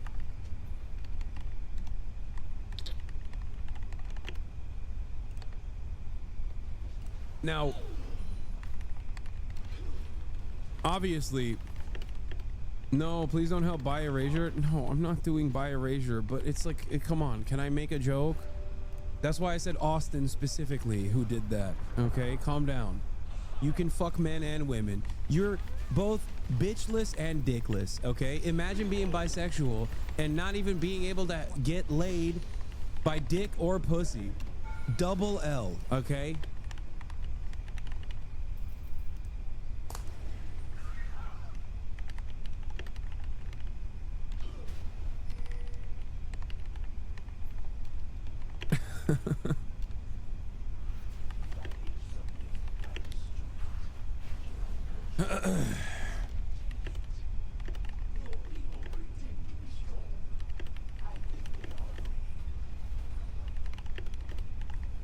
Sanders, speaking at the National Conference of Middle East Advocacy Group, J Street, Washington, D.C., called on the U.S. to adopt a more balanced policy towards Israel, Palestine, and condemn recent Israeli attacks on nonviolent protesters, called for an alleviation of the humanitarian crisis in Gaza, and even threw some harsh words for Arab autocrats who express concern for Palestinians but don't put their money where their mouth is. Sanders may be veering away from the establishment line, but he's still far from being an ally many Palestinians look for in U.S. policymakers. He opposes the boycott. Yeah, he opposes BDS, but you know who else used to oppose BDS? Norm Finkelstein. That's right. So just remember that. And you know who else also is kind of critical and maybe oppositional to BDS? Dr. Ofer Kassev. So just remember that, okay? That's why I don't discard allies for differences in opinion like that. Yeah. Yeah, bet you didn't know that. Those who've been at this game for a very long time know none of those are Palestinians. Yeah, you know why? Because we're talking about people in the United States of America, okay? Yes, I know. We're talking about edge cases here. We're talking about American Jews in general, okay? I know. Every single person I brought up is either an Israeli Jewish person or an American Jew. And also, their points have changed as well. That's what I was trying to say. Yeah, Norm did not oppose BDS because of the Zionism. He was very much about the tactics. No, I know. Why are you telling me this? I know. No, and it's not even that. It's because Norm is a two-stater, and I don't even know if he still is, but he was a two-state solutioner, and he thought that he did the... I feel like it's shameful to bring this up when talking about Norm, especially because there's so many people who now are the most radical on Palestine because they learned about it since October 7, and now they're gonna go fucking yell at him or some shit. But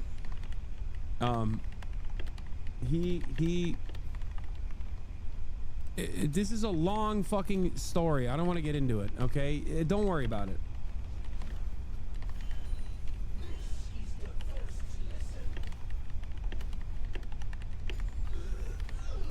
Well, Israel wants a two-state solution, but well, it used to.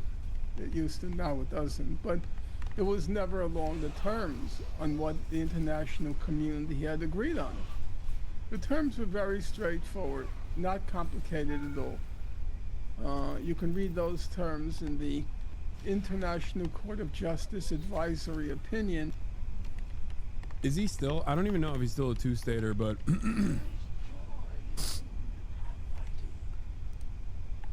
but ultimately it doesn't matter. And the same reason for Ofer Kasif. Like there is some level of I think fear that people have, you know. It is what it is. I mean, I think Norm's opposition to BDS was that it was too antagonistic, which ironically enough, I used to believe in a two-state solution, but I was always a firm, committed supporter of boycott, divestments, and sanctions. People change. People's attitudes change. People's reflection and people's understanding of situations change. Now, of course, when you're 83 fucking years old like Bernie is, it's a lot more difficult. Okay? I'm not telling you all this because I'm saying Bernie Sanders is like an unconditional ally. But anyway, because I think BDS is important. Chomsky reviews because BDS is ineffective to Israel and pressure needs to be put on the U.S. No, BDS is to put pressure on companies that are American companies for the most part that are operating in Israel. It is to try and create a pressure valve in the same fucking way that apartheid South Africa did. I don't want to have this argument over and over again. Okay, guys, please, just let's continue.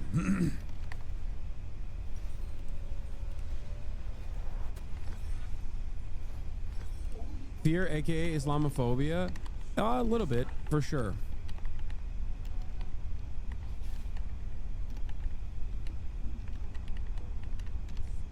Norm also talked about his perspective on the usefulness of peaceful protests by Palestinians changed after the March of Return.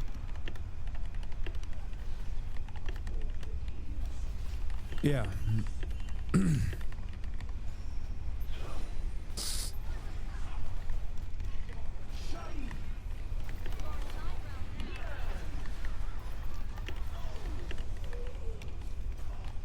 Ofer Kasif's position comes from the CPI line, which is two-state, which comes mostly from the Palestinian comrades in the party. He also explains through Leninism why it's the correct approach. Attended a talk where he explained this.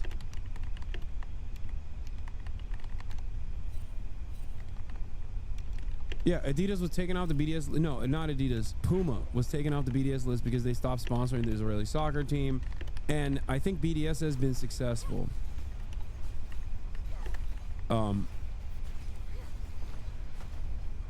Anyway, let's continue. Bernie, including the expansion of settlements, Sanders has also consistently voted in favor of U.S. military aid to Israel. This is obviously a fucking massive point of contention that I think is incredibly valid from everyone. that criticizes this. The U.S. gives billions of dollars in military aid to Israel every year and generally shields the country from accountability at the UN. But in a political system where mainstream politicians of both major parties usually shy away from any vocal criticism of Israeli human rights abuses, the fact that a leading presidential contender and a member of the Senate Democratic leadership is willing to do so is noteworthy and a sign that the debate in the U.S. is shifting.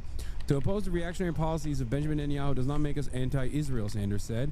So this right here is his position. He's a liberal Zionist who believes that Benjamin Netanyahu is bad, who believes that Israel is a right-wing country, mind you. Like, I don't think he doesn't think that Israel is not like an incredibly right-wing country, but it's idealistic to assume that it would be anything other than that, because if you don't re-examine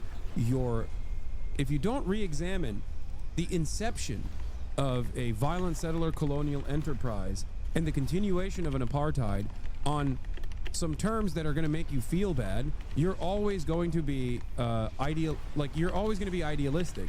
This inherently is anti-materialist, which is another reason why I find it strange when Bernie Sanders, a person who is supposed to be a socialist, doesn't recognize it on those terms.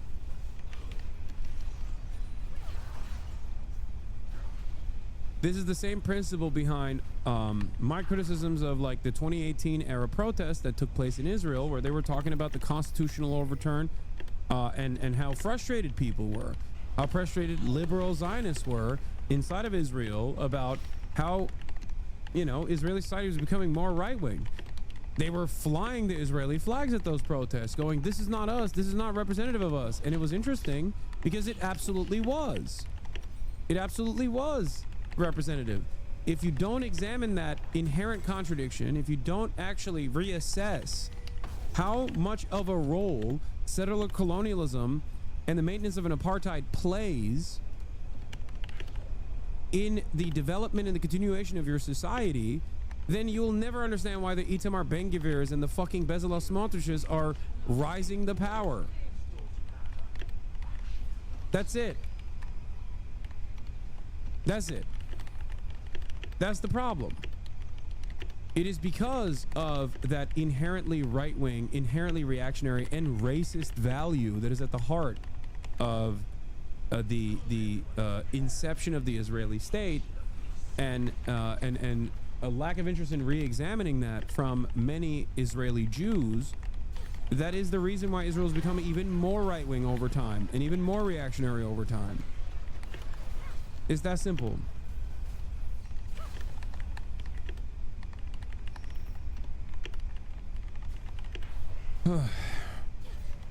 This is one of the main reasons why I'm always skeptical of those who say Israeli society is on the brink of collapse and tearing itself apart. Israeli institutions from top to bottom are collectively committed to the mission of ethnic cleansing and genocide of Palestinians. After a full year, the petition submitted on March 2024, Israel's Supreme Court rejects appeal to allow humanitarian aid to Gaza, claiming inter alia that the IDF and the respondents went above and beyond to enable the provision of humanitarian aid to the Gaza Strip. This devotion to Palestinian erasure is explicitly baked into Israeli law and national narratives, and is necessarily a precondition of Zionism as a Jewish ethnocracy in its current location. It is the glue that will always hold Israeli society together. Yeah.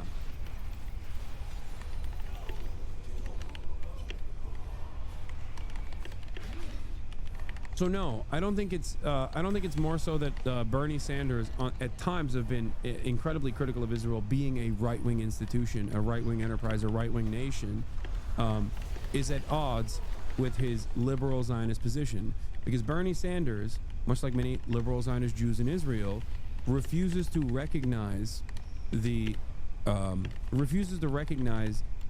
inherent flaw in the development of the nation state.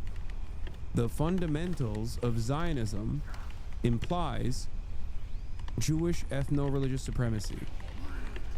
That's what it is. So saying you're a liberal Zionist is like saying you're a liberal Nazi. The Nazi in that situation, because they're both fascist ethno-supremacist ideologies that engage in expansionist agendas and erasure of the lower class, the lower ethnic class.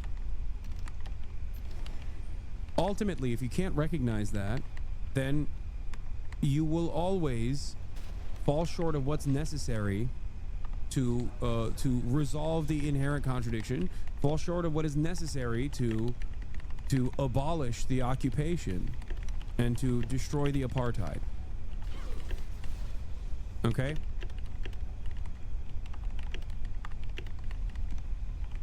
I think that's what it is. That's at the heart of the problem. Why didn't you say this to him? Because I had 9 minutes, brother. If you think that this was going to be an impactful moment right before he goes up on a rally, for me to be able to have a theoretical conversation with someone who I admire, by the way, still, regardless of this position, okay? You are a delusional person.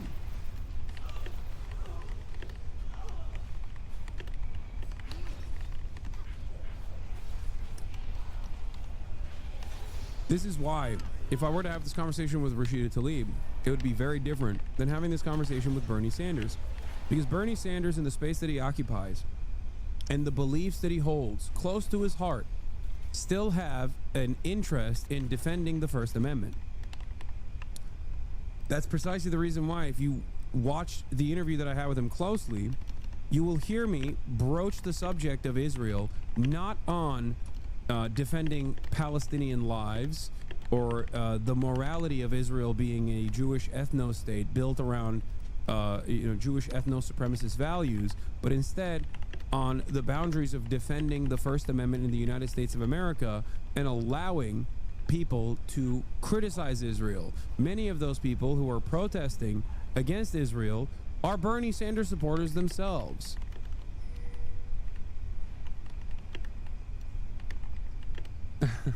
You're a shallow dope of a man that you used to be. I know.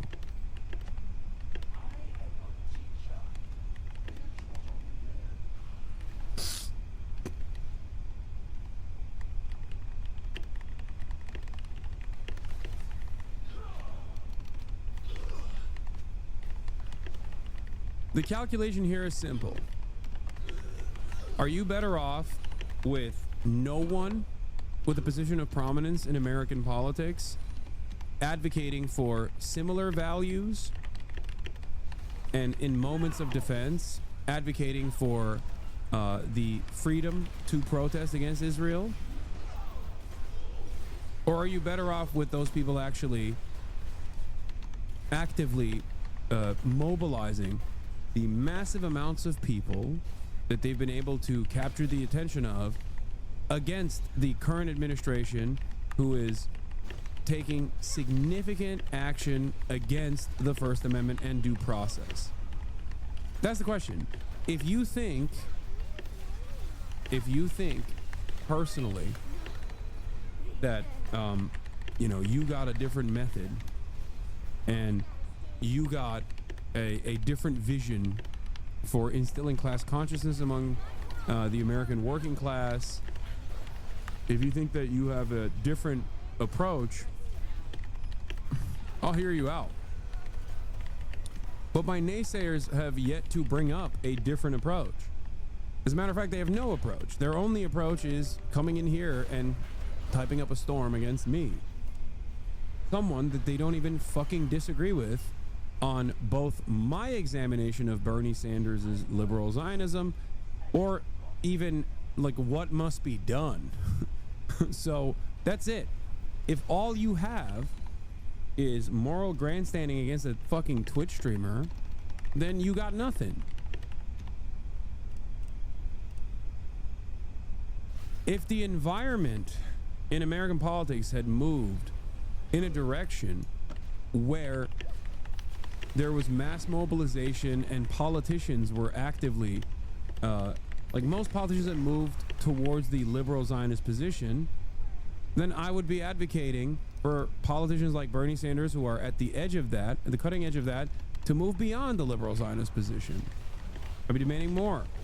But right now, the 99% of Congress is ultra-Zionist. And if 99% of Congress is ultra-Zionist, I'm not going to yell at a couple of the politicians that have, like, even on the optics front, put their names out there to say, we got to stop giving weapons to Israel. It's that simple.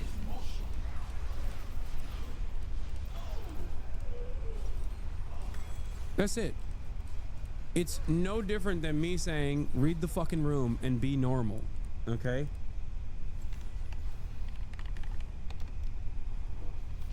Does this mean that I'm not disappointed or want more from Bernie Sanders? Of course.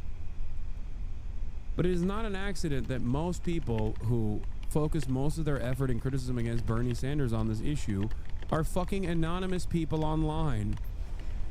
There's a reason for that.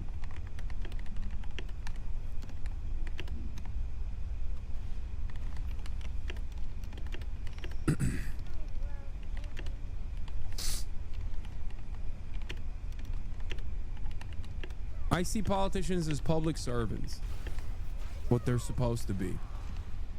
Politicians are supposed to represent the interests of their constituents. They're leaders as well. Okay? But yes, this chatter is correct. Don't punish the behaviors you want to see. I want more politicians to have Bernie Sanders' opinion, and I want more politicians to go beyond that. But before more politicians have even Bernie Sanders' opinion, in an environment where none of them, they don't even think it's like questionable to have that, like they don't even think it's something that's debatable. Yeah, I'm not gonna fucking yell at the one guy who is further to the fucking closer to the progressive position on this than anybody else. Please watch Jewish journalist exposes Israel's darkest secret. Dude, I'm not gonna watch that video. Okay? But I know Israel's always been far right. Yes, you can't be a fucking progressive country if you're built on, I mean, look at America, look at Australia, but especially look at America. America is a settler colonial enterprise built on top of continuing slavery, chattel slavery, okay? Continued far longer than the European contemporaries did. The fuck? Yes, I know that.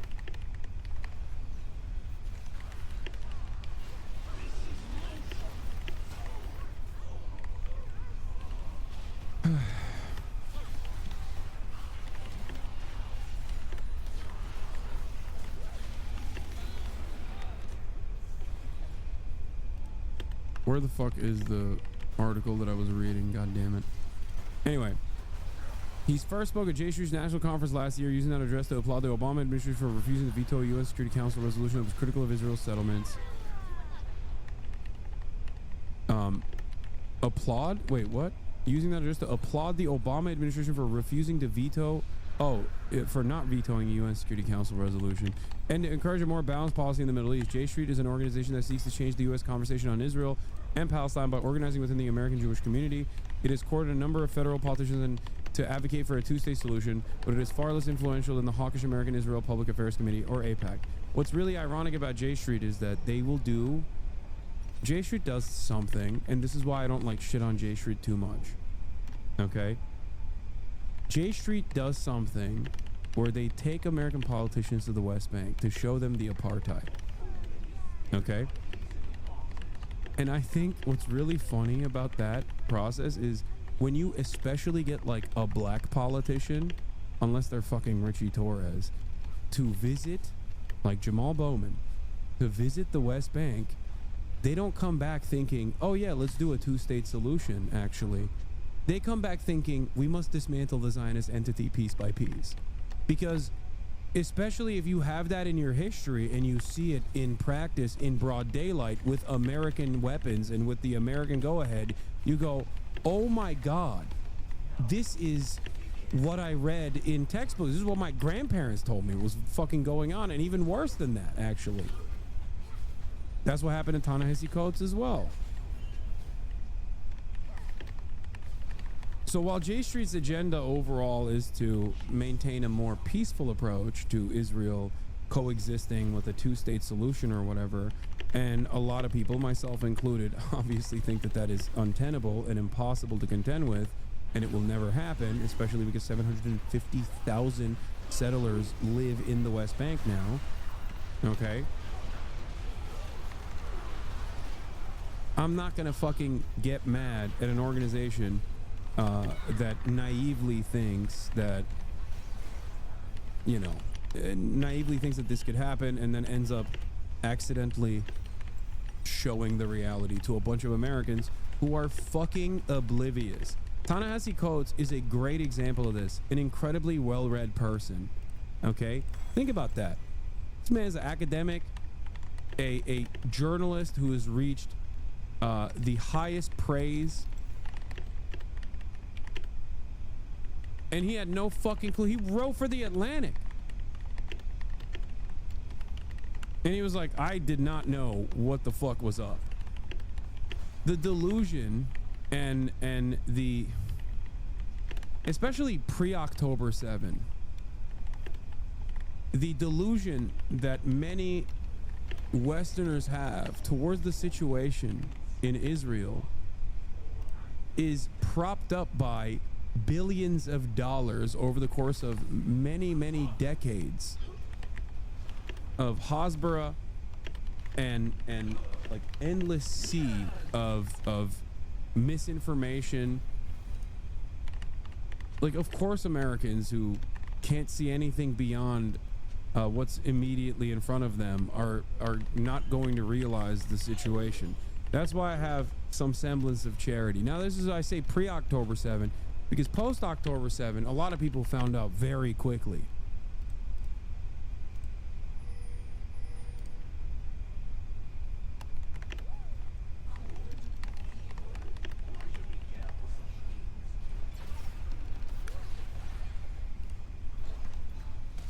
Sanders' appearance at J Street was significant in a number of ways.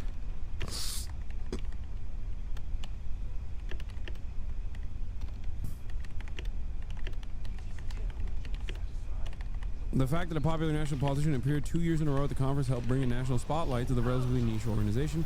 And considering that Sanders is leading contender for the 2020 Democratic presidential nomination, his appearance may be a sign that the party could be forced to take a slightly more pro-Palestinian posture moving forward. They did not. They became significantly more right-wing. Presidential candidates typically toe a careful pro-Israel line, refusing to criticize Israeli human rights abuses and instead heaping blame on Palestinian leadership. Typically, U.S. politicians who criticize Israel's treatment of Palestinians are marginalized. Sanders, on the other hand, is now chair of the outreach for the Senate Democrats and is willing to adopt these positions even outside the context of a presidential race. He's organizing his own colleagues in the Senate to sign on to a letter urging the Trump administration to address the Gaza humanitarian crisis, and his popularity from 2016 is virtually unchanged. This may be partly a result of the fact that the Democratic Party's constituent base is evolving as well. A recent survey from the Pew Research Center showed that Democrats are almost as likely to be sympathetic to Palestinians as they are to Israelis. This was on April 17th, 2018. Okay? Just so you understand.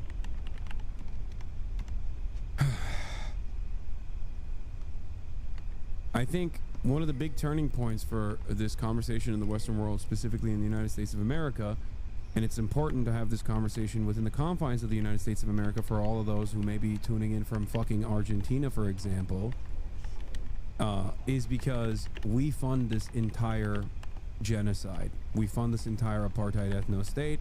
We find this entire genocidal apartheid ethno-state project to be of benefit to our State Department and to the agendas, to our agenda in the Middle East. I need you to understand something, okay? Like, let's say you're fucking outside of the United States of America, you have to get Americans on board. That's why I can't fucking talk like, you know, I'm a goddamn radical. That's why I have to be, one, more careful about what I say, and two, make sure that I, you know, am speaking to people who are completely oblivious to the fucking realities. Okay? Why do I have to do that? Because you have to get enough Americans on board to go out and fucking protest so that then you can get enough American politicians on board. That's how it works. It takes a very long time, okay? That's why I'm a massive advocate for boycott, divestments, and sanctions on the state of Israel specifically, because making Israel out to be a pariah for the crime of genocide and apartheid is incredibly important, because if Israel is seen as a pariah by Western nations, which it is already happening, that's, you know, no matter how hard I push, I can't change that dynamic at all in the way that Israel can by just live streaming its fucking genocide.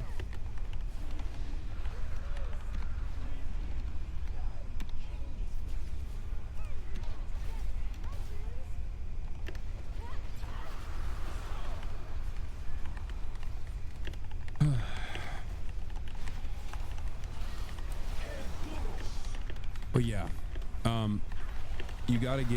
you gotta make it so that Americans are not being deported for protesting against Israel, and you have to make it so that people are willing and able to protest against Israel, protest politicians so that they are against Israel, and protest organizations so they cut ties, financial ties to Israel. A process that takes a very long time, but it's basically the only tool we have at our disposal. Maybe not the only tool, there's others as well, but this is my advocacy within the confines of you know, being a broadcaster on a broadcaster of prominence on a platform.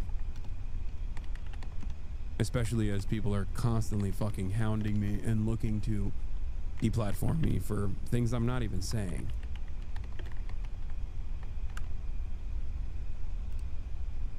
Okay? Anyway, I understand that the Netanyahu government is trying to make all this about Hamas in order to delegitimize any opposition to blockade and occupation. The presence of Hamas members among a crowd of tens of thousands does not justify the violence that we saw, and frankly, it is amazing to me that anyone will find that point of view controversial. Sanders used the platform to explain some of the congressional action he's encouraged. More settlements will not bring peace. Demolishing Palestinian homes and villages will not bring peace. Last year, some of you may know, I wrote a letter to Prime Minister Netanyahu along some of my 9 colleagues, protesting deeply inhumane policy of demolishing Palestinian villages. When it came to Arab autocrats' response to the situation in Palestine, Sanders did not mince words.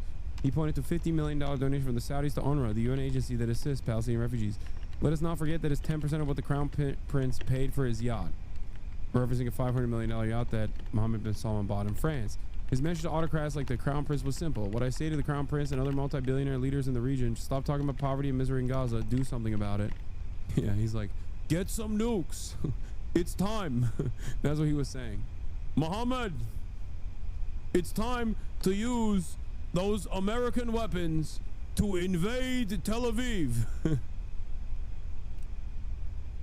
You must restore the Islamic Caliphate right on top of what was formerly known as Judea and Samaria, but what will now be known as the new Mecca.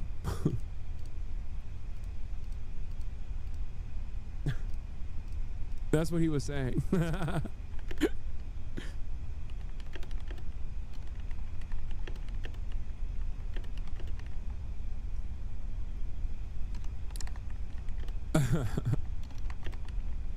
Yeah, do something about it. From most of the conference attendees, many of whom trended younger, Sanders to the rock stars welcome.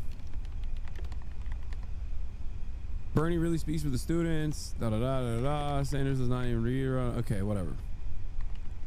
For instance, when the then Senator Barack Obama was running for Senate, he told a group of activists in 2007 that nobody is suffering more than the Palestinian people.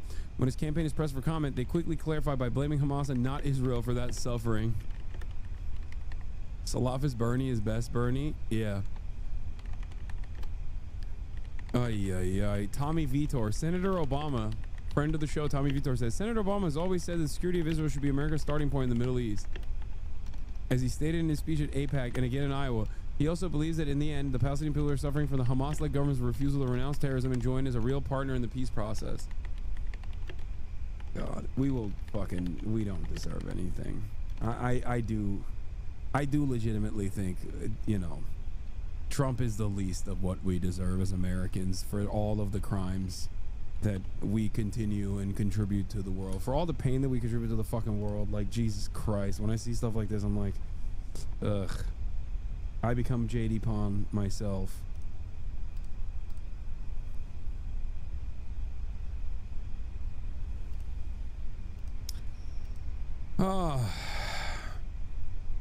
Sanders' position is markedly different. Though he has not yet embraced the ultimate progressive call, namely threatening the U.S. military aid to Israel, he is not timid in his frequent and loud criticisms of Israel. By the way, he has actually said this now. He has said this. In 1988, while he was using his position as the prominent mayor of Burlington to lobby Vermont's voters to back Jesse Jackson's insurgent bid in the Democratic presidential nominee, he condemned Israeli violence against Palestinian protesters, even entertained the notion of cutting off arms transfers in response. He was a lot more radical back then, for the record. But since being elected to Congress, Sanders has been a reliable vote for U.S. military aid to Israel and has rarely dissented from bipartisan support for Israel's government. He offered a qualified defense of Israel's bombardment of Gaza in 2014, angering his own constituents at Rowdy Town Hall. He's also continued to oppose BDS campaign. That's the famous clip that every fucking anti-Bernie, anti-Zionist loves showing. He has also continued to oppose the BDS campaign that seeks to use economic pressure to force Israel to respect the rights of Palestinians. More recently, Sanders signed on to a congressional letter last year that condemned BDS. Since then, he has also literally said that anti-BDS laws are a violation of the First Amendment. So once again, he's gone back and forth, hot and cold on Israel, over and over again. Still, his 2016 presidential campaign brought with it a change. He courted Palestinian Arab Americans, brought on surrogates like Linda Sarsour. He sought foreign policy advice from Arab American Institute head Jim Zogby and J Street head Jeremy Ben-Ami. He declined to address the right-wing AIPAC, becoming the only top-tier presidential candidate to fail to do so. I read Secretary Clinton's statement before AIPAC. I heard virtually no discussion at all about the needs of the Palestinian people, almost none in that speech. Clinton responded by citing her own record as Secretary of State, where she held talks between Israelis and Palestinians. Israel added 100,000 settlers, a testament to how ineffective those talks were in the time frame where she was Secretary of State. At the same debate, he railed against Israel's conduct in the war in Gaza as a disproportionate to the threat and risked alienating large pro-Israel constituency in New York. Clinton took no such risk. Instead, she claimed that Hamas fighters hide in civilian garb and declined to criticize Israel's conduct in the war. And the reality of the matter is, most people have this attitude, and that's why I manage my expectations from American congresspersons, by the way. This is it. This is where it is.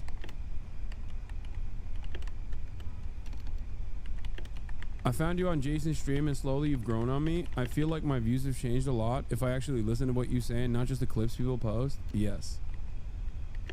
That is, thank you for being open-minded. Thank you for being open-minded and being in here and actually listening to what I have to say. W chatter. Listen to W on.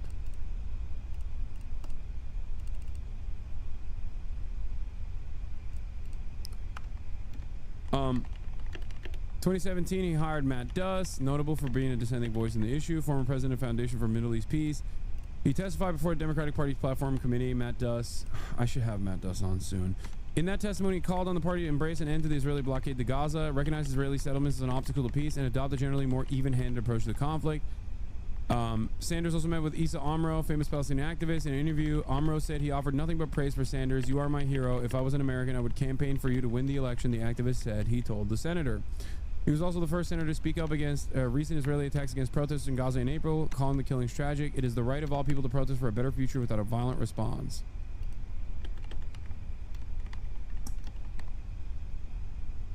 So, this is a Jason W. Yeah, Jason W. So, just so people understand, while I have a very different approach to Israel and a very different opinion of Israel than Bernie Sanders himself, Bernie Sanders still is further to the left than the overwhelming majority of Congress, if not damn near entirety of Congress, with some notable exceptions. And while my expectations is for Bernie to be significantly more loud about Israeli war crimes, the Israeli genocide, I'm not going to cast aside people who I think can use the formative position that they have, the position of authority that they have, the platform that they have, as long as they are still going to use that for at least setting up hurdles in front of this administration at a time when this administration is trying to actively deport every single fucking pro-Palestinian voice in the country. You might have a disagreement with that. This doesn't mean that I'm oblivious to Bernie Sanders' positions on Israel. You might have thought that that was the case. But the reality of the matter is, if you're comparing like Bernie Sanders' liberal Zionism to someone like Ethan Klein's, or maybe even saying Bernie Sanders' liberal Zionism is more damaging than Ethan Klein's liberal Zionism because he's in a position of fucking power, you're out of your fucking mind. You have to grade people on what position they occupy in society. It's that simple. Like, Bernie Sanders has significantly less smoke, regardless of his liberal Zionist position, for the pro-Palestinian cause than a fucking YouTuber who has no has no reason to be this fucking unconditionally pro-Israel and actively trying to deplatform people. It's that simple.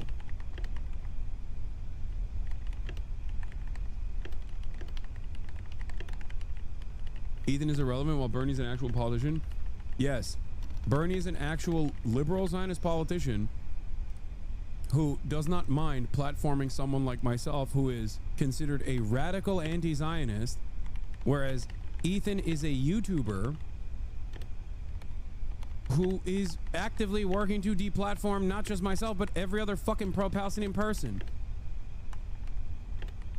What the fuck? He's doing canary mission shit. What are you talking about?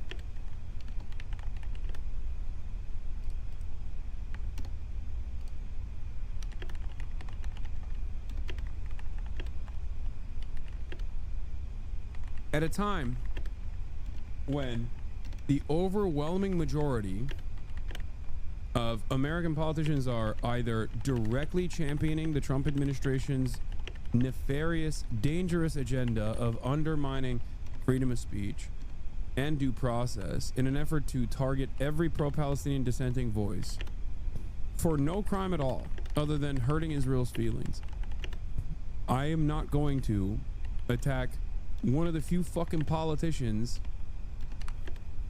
one of the few politicians that is speaking out against it. Of course, I will demand that they do more, but that's it.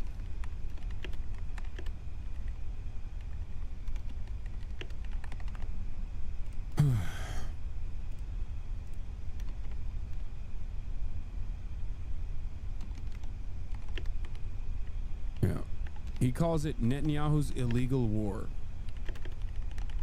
Here's your reaction to Bernie rally. Things that I even heard from the crowd and also in the chat that was like fairly common throughout the entire process was like, what do we do? What do we do?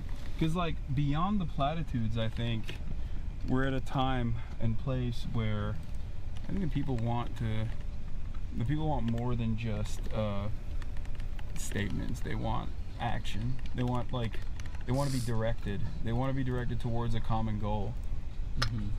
Because like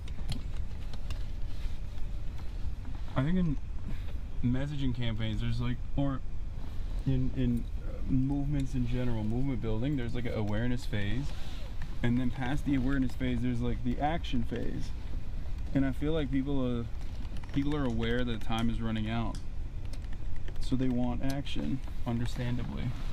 Like they want action in terms of like what to do in the short term. All the things that I even heard from the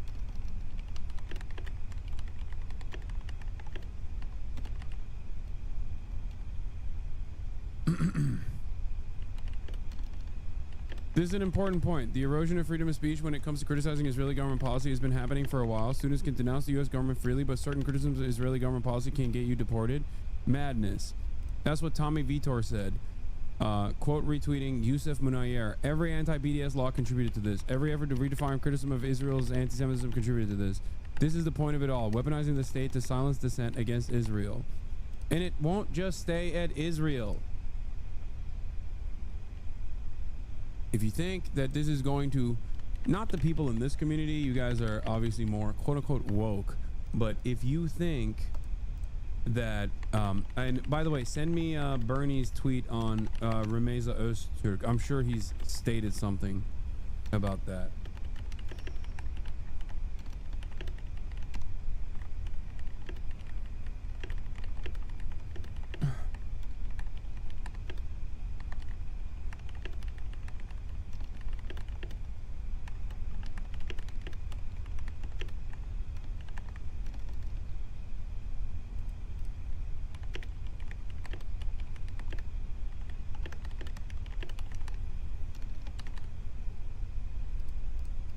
Trump's move toward authoritarianism continues. A Turkish student at Tufts University was snatched by a group of mass DHS agents. Why? She wrote an op-ed critical of Israel's war against the Palestinian people. Together, we must stop Trump's political persecution of dissidents.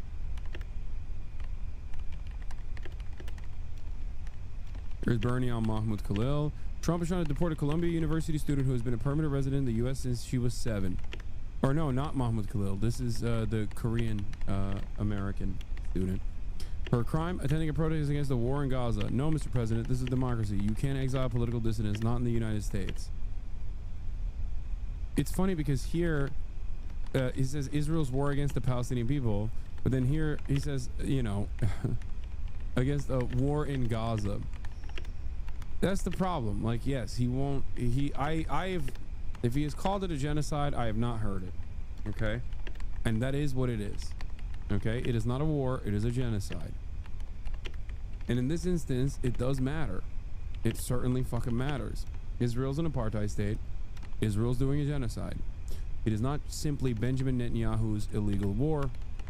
It is one that is a war of exterminationist principle.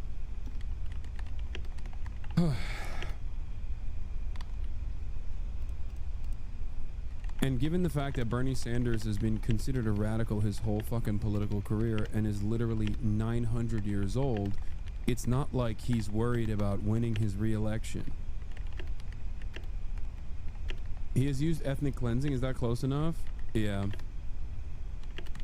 So at times he says he replaces Israel with Netanyahu, and at other times he says it's Israel, right?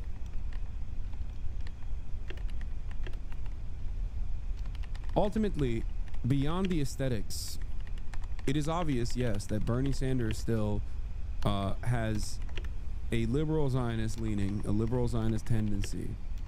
Having said that, he also happens to be one of the only fucking congresspersons out there who is actively trying to craft bills to stop Israel from getting weapons. So what am I supposed to do? Okay? That's it. Like that's it. You got any other allies? You got other fucking congresspersons actively petitioning their fellow congressional members to try to veto weapons going to fucking Saudi Arabia, to try to veto weapons going to fucking Israel? Bernie's doing that. So I'm not gonna fucking yell at the one guy, or, you know, the collective total of like 10 guys, really, mostly women, that you know, they're bad and wrong when I got bigger fish to fry, like, you know, people with no motion like fucking Richie Torres, all the way to people with a lot of motion like Chuck Schumer. This was before we even arrive at the fucking dildos on the Republican side of Congress, like Josh Hawley. That's it.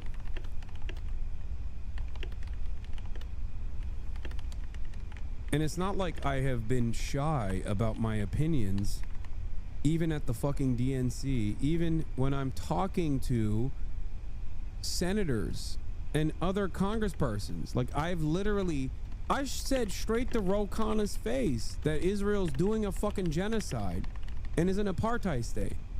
Like, what do you mean? It's not something that I shelter my opinion on. Okay?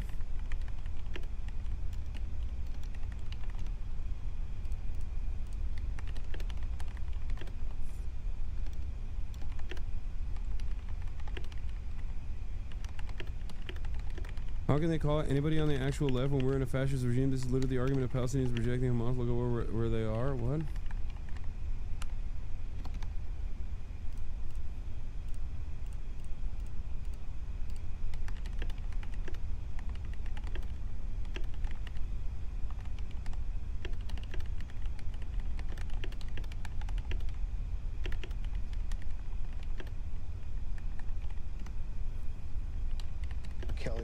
You give it out, in other words. Democratic Arizona Senator Mark Kelly posted on X about his trip to Ukraine to push for continuing to send U.S. weapons and support there, and you posted that he was a traitor. Well, why do that? Well, I think somebody should care about the interests of the United States above the interests of another country.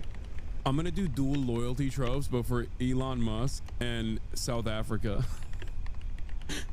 I'm gonna do powerful Jewish puppeteers tropes, but for Elon Musk and South African billionaires, which is, by the way, not a trope. It's real. Elon Musk is doing that. He is literally a fucking billionaire in the White House, which is so crazy because stupid ass fucking American neo-Nazis will literally just be like, oh yeah, it's the Jews. And it's like, dude, he's using the government like a fleshlight. What are you talking about? He's there every day, his ugly ass face, wearing his fucking shitty suit with a t-shirt underneath it that says like colonize Mars. Going around being like, oh, look at me, I'm on ketamine. And you motherfuckers don't even care about that shit.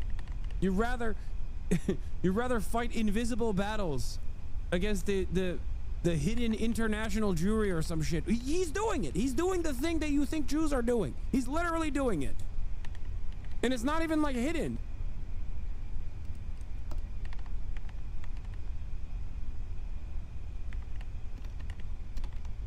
It's so fucking stupid. God, Americans with their fucking peasant brain, dude. I can't stand it. And if they don't, they're a traitor. Yeah, but he's a decorated veteran, a former astronaut, a sitting U.S. senator. It doesn't mean it's okay for him to put the interests of another country above America. Obviously, there are some Republicans who think supporting Ukraine is the right thing still, but there is a battle back and forth about how do you think it comes to an end?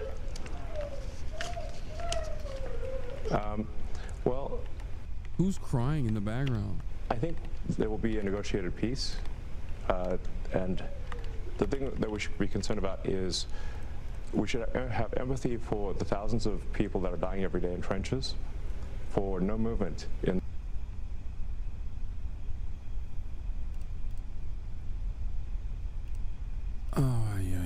You're not even from here, Elon. Fuck you. Anyway, Jewish here. identity. Rabbi? I must say, you are revered on one side of the aisle and respected on the other side of the aisle for the strength of your convictions. You do not say dispassionate statements.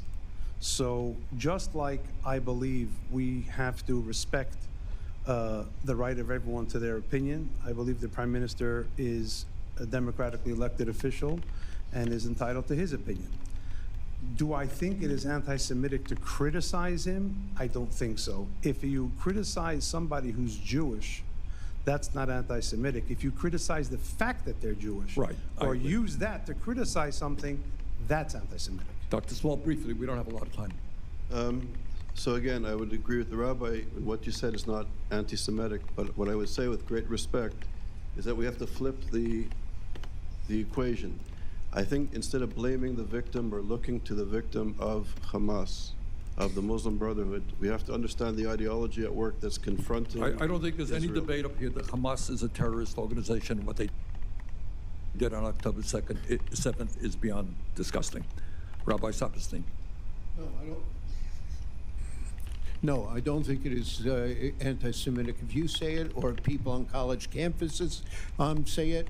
But on college campuses, there are too many instances in which those kinds of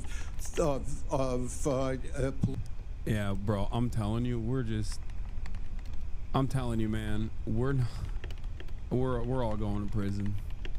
Like, listen, the deportations will not stop until everyone's like, we love Israel, it's the best.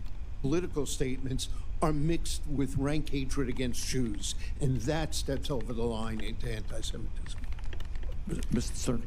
Senator Sanders, that statement, that opinion alone is not anti-Semitic. Okay, now I need your help on something else. I have never met George Soros in my life, to the best of my knowledge. I don't believe I've ever received a nickel in campaign funding from Mr. Soros. But I think, as all of you know, Soros has been a stereotype, a manifestation of anti-Semitism all over the world. Yes? More?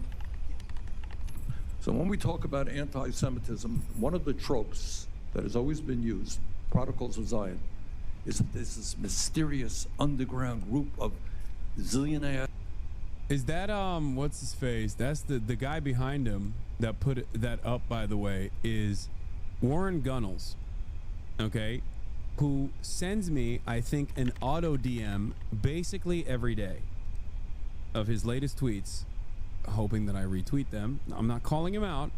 He's a wonderful person. He's Bernard's big time homie. Minority Staff Director for Health, Education, Labor, and Pensions Committee, ranking member. Okay, so Warren Gunnels, for those of you who don't know, as a Bernie staffer, is big time homie of Bernie's. He is a former healthcare, private healthcare insurance CEO or executive, who is obviously very much pro socialized healthcare, Medicare for all, and the only reason why I'm bringing it up is because I think Bernie loves him, because I see him around Bernie all the time, more than anyone else. He's his consigliere. Jews were manipulating the whole world, right? Is that the trope? Okay. This, from the Holocaust Memorial Museum, is something that appeared in Hungary, a Hungarian anti-Semitic publication. Jews puppeteers, right? Familiar with that trope? Mm-hmm. This is from a Donald Trump campaign email. George Soros, puppeteer. Biden is the puppet being manipulated. Okay. I don't want to make a big deal about it. Ms. Gamble, does that look to you like an anti-Semitic trope? I think that there's no question that there is a relationship when you look at the two images that would cause that question to be raised.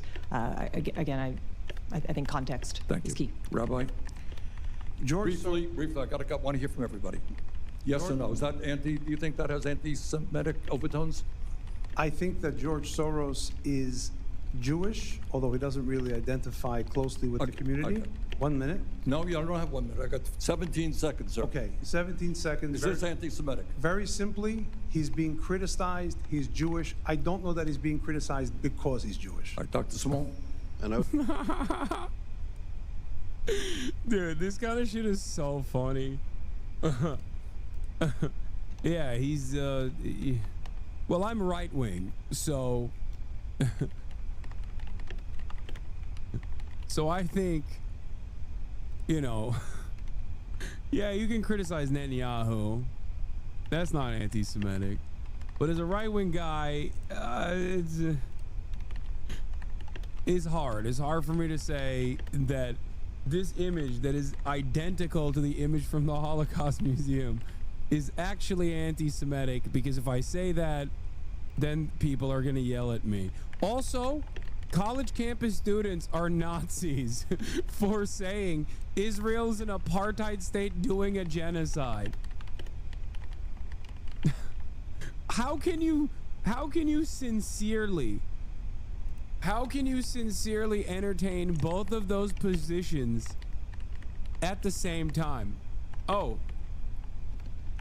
Jewish college student wearing a keffiyeh, that's neo-Nazism right there. That's the modern swastika. George Soros puppeteer images? I don't know. He's too woke for me.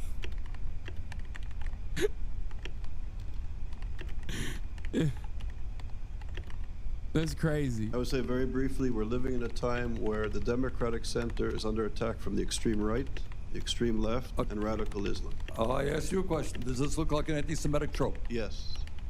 Rabbi Saperstein? Yes. Mr. Stern? Anti-Semitism is two things in its essence: a conspiracy theory that Jews try to harm humanity and giving them an explanation for what goes wrong in the world. That picture is anti-Semitic. Orban was using it recently as well. Clearly anti-Semitic. Okay, thank you.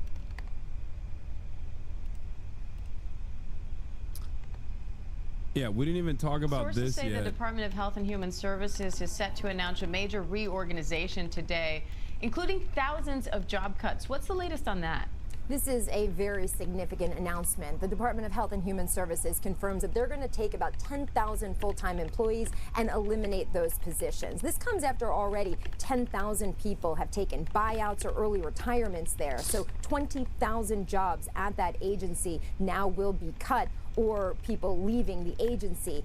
Diane, the department says that this is not going to have an impact on critical services, despite losing about a quarter of the workforce in such a short amount of time. But it really does remain to be seen how we're going to see that play out in terms of real-world impact. We've already seen top researchers at the National Institutes of Health have cuts there, and, you know, they do a lot of significant work on disease prevention and other things. The statement, though, from the Secretary of Health and Human Services, Robert F. Kennedy Jr., says this: "We aren't just reducing bureaucratic sprawl, we are realigning the organization with its core mission and our new priorities." Diane, this is all part of this effort by the administration to cut what they say is waste, fraud, and abuse. And the administration says this is going to save taxpayers about $1.8 billion per year. As part of President Trump's DOGE workforce reduction initiative, we're going to streamline HHS to make our agency more efficient and more effective. We're going to imbue the agency with a clear sense of mission to radically improve the health of Americans and to improve agency morale. We're going to eliminate an entire alphabet soup of departments and agencies while preserving their core functions by merging them into a new organization called the Administration for a Healthy America, or AHA. We have two goals. The first is obvious: to save the taxpayer money by making our department more efficient. And the second is to radically improve our quality of service. The irony is palpable that a significantly unhealthy vector of disease is undermining the health department, you know? Health and Human Services. It's fucking crazy. Bro looks like pestilence, dude. Like, directly. He looks like a super spreader. If I saw this in a fucking Hideo Kojima game as a villain, I'd be like, that's a little bit too on the nose, Hideo. What are you doing? Like, I get it. Oh, four horsemen of the apocalypse, really? That's... So the guy that's supposed to represent pestilence is a sickly, diseased man who is now undermining the American government's health and human services? That's a bit on the what? He has a brain worm? You gave him a brain worm? You gave him a worm that controls his brain. And he's a big advocate for dewormer?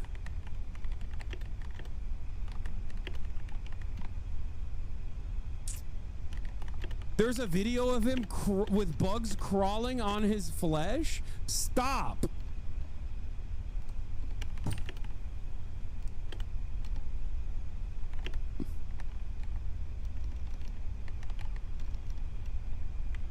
That's crazy. I want to promise you now that we're going to do more with less.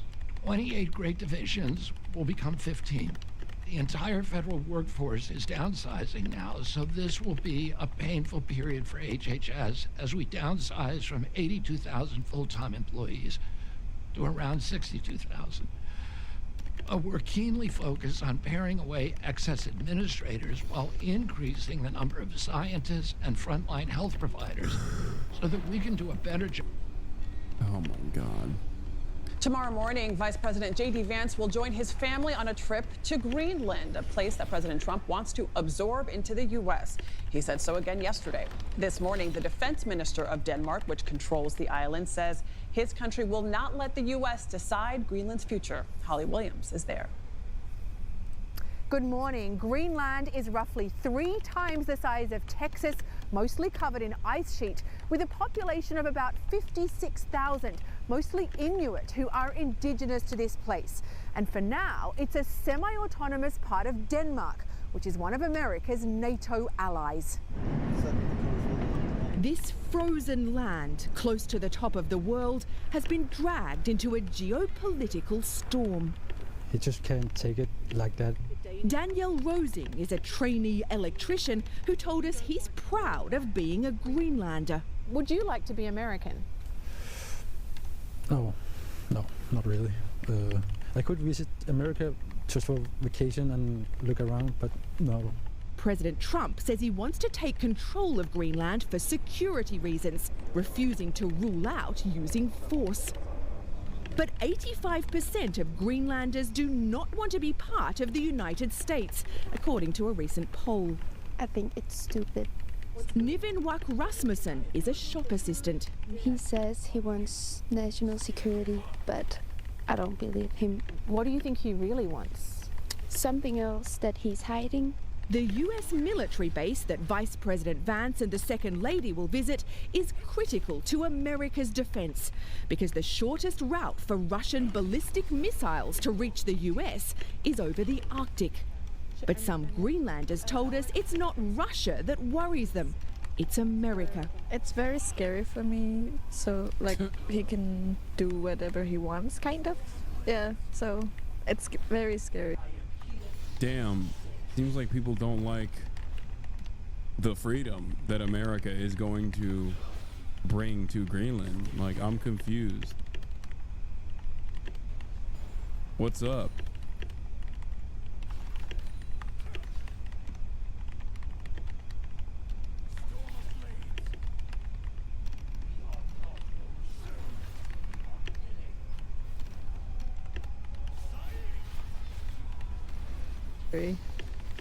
Climate change here in Greenland is melting the ice and making lucrative mineral reserves more accessible.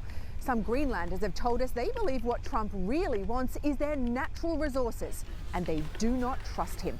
Back to you. Holly Williams with some eye-opening interviews in Greenland. Holly, thank you very much. Vladimir Vladimirovich Putin. Oh my God.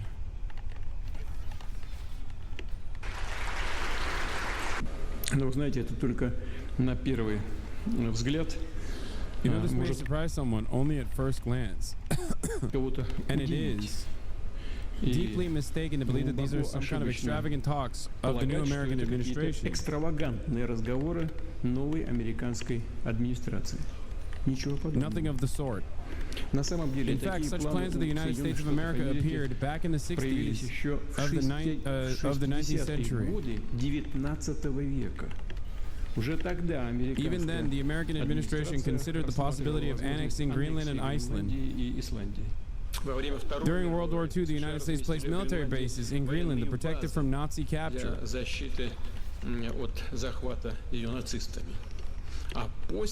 And after the war, the United States offered Denmark to buy the islands.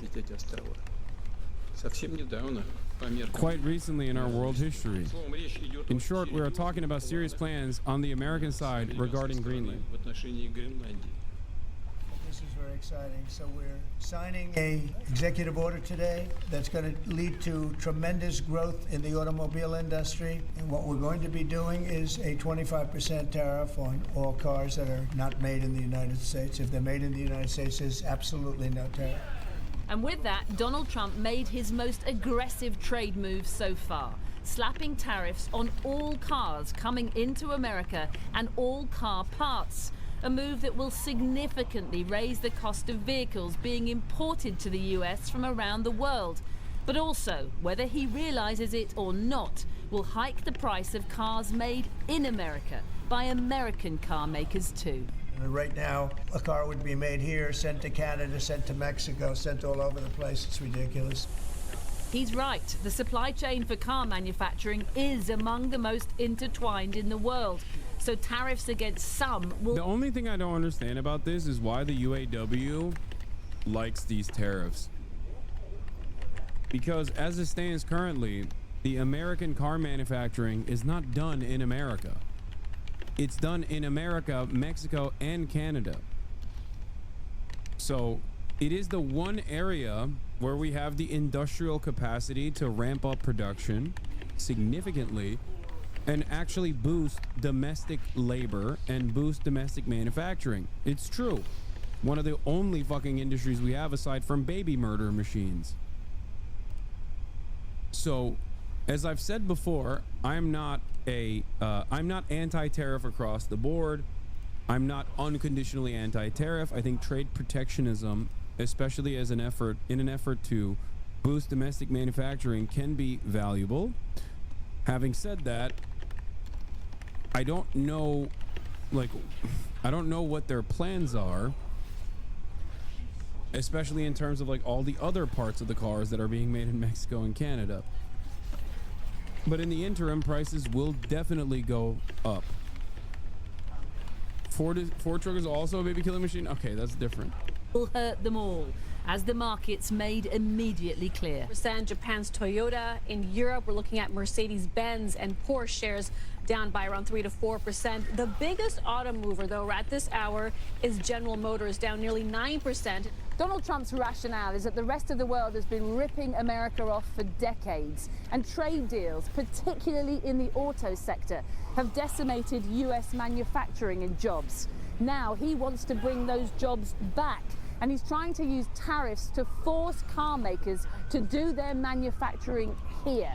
Now that may well work in the long term, but in the short term, car prices for US consumers will rise, demand will likely fall, and thousands of US jobs could be lost again. Prices on autos are just going to rise across the globe, really, which is pretty tough because when you think about every country right now, everyone's facing higher cost of living. Everything has gotten more expensive, and cars are such a big budget item for many people. So having to absorb these increased costs is really, it's hitting a hard time for all consumers across the world. So who stands to be the hardest hit? Well, by far it's Mexico, given the US imports nearly 80 billion worth of vehicles from its southern neighbor. Why does chat keep spamming cum?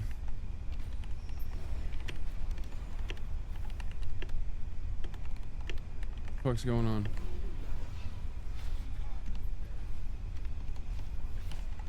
Followed by Japan, worth nearly 40 billion, then South Korea and Canada with over 30 billion worth. In Europe, the US imports most cars from Germany, almost $25 billion worth, and imports from the UK, while smaller, are still worth more than $8 billion. You know, this will hurt us. Canada's Prime Minister was visiting a bridge that connects his country to the US and is a key trading hub when news of Trump's tariffs hit. And this is a direct attack, to be clear, a direct attack on the very workers that I stood in front of at the Ambassador Bridge, a bridge that is a symbol of the tight ties between our two countries' ties. Their audio is busted. Canada's already been taken down with these tariffs, dude. Canada, United States, Mexico equals cum? No. We're in the process of being broken. Broken ties, he says, because don't forget, Canada has also been clobbered by Trump's tariffs on steel and aluminium imports, as has Mexico, whose president sounded defiant today. We have to defend the jobs created in Mexico and defend Mexican companies too. Of course, within the Mexico-US-Canada trade agreement, there should be no tariffs. That is the essence of the trade agreement. Si ça devait advenir, je le regretterais. If this has to happen, I will regret it. And of course, the Europeans will protect themselves by reciprocating. Perhaps anticipating a wave of retaliation, President Trump took to social media in the early hours to warn that if the European Union works with Canada to do economic harm to the USA, large-scale tariffs, far larger than currently planned, will be placed on them both to protect the best friend that each of those two countries ever had. Car tariffs today, another round of reciprocal tariffs next week. With best friends like that, who needs enemies? Well, the Office for Budget Responsibility estimated that a full-scale trade war could wipe out all the £9.9 billion of headroom the Chancellor bought herself with the spending cuts she announced yesterday. Rachel Reeves is pinning her hopes on government negotiators striking a deal with the Trump administration that protects the UK.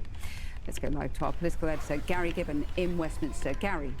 Well, particular concern in government about luxury car exporters who are particularly exposed to the American market. And you talk to people in government, they say Jaguar Land Rover is probably number one on their list of concerns. But you're talking about what actually is President Trump going to decide on Liberation Day, as he calls it, next week. And what we really know about the talks that are still ongoing between Britain and the United States is that they are intensive.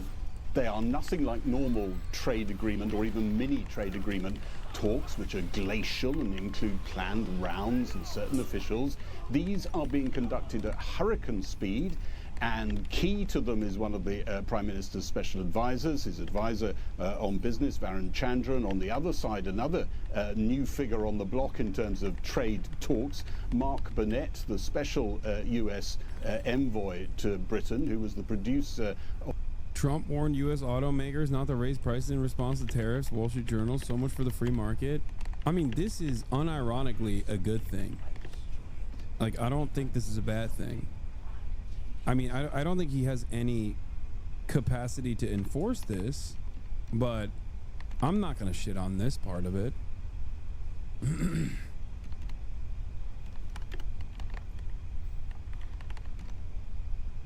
Does he have the power? No, but he has the flex. He has the threats.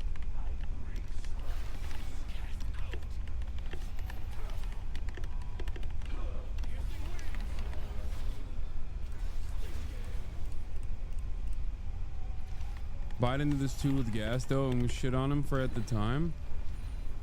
Wait, what? I didn't shit on Biden for saying he wants to keep gas prices low. What? No, I literally kept repeating that the oil and gas industry did not respond to Biden. Oh, you shit on him for saying it instead of doing it. Oh, okay, yes. No, I'm saying the same thing. I think that like the industry will not comply.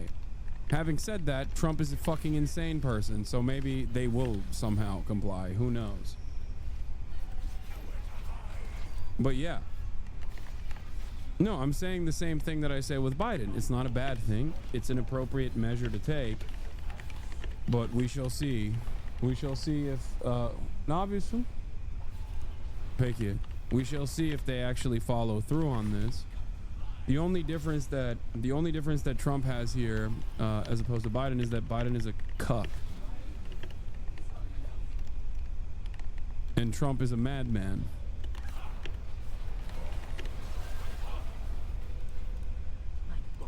This is funny. Mexico, Claudia wins again. Oh yeah, I saw this earlier. Yeah, I love Claudia, my queen. White House documents obtained by WAPO lays out first wave of personnel reductions across agencies. 30% from Commerce.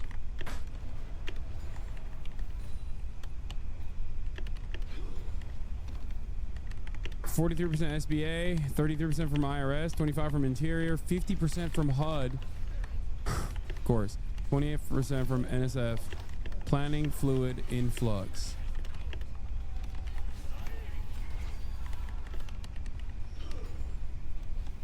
Doro.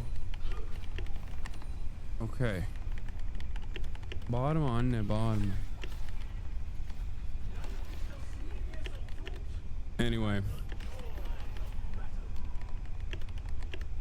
What is this? Disney, the day of anti-woke university funded? Now, why they not like Snow White? The reason why is that the actress that plays Snow White, she acts like a bitch all the time. I'm a narcissist. Original cartoon came out in 1937, and very evidently so. Okay. There's a big focus on her love story with a guy who literally stalks her.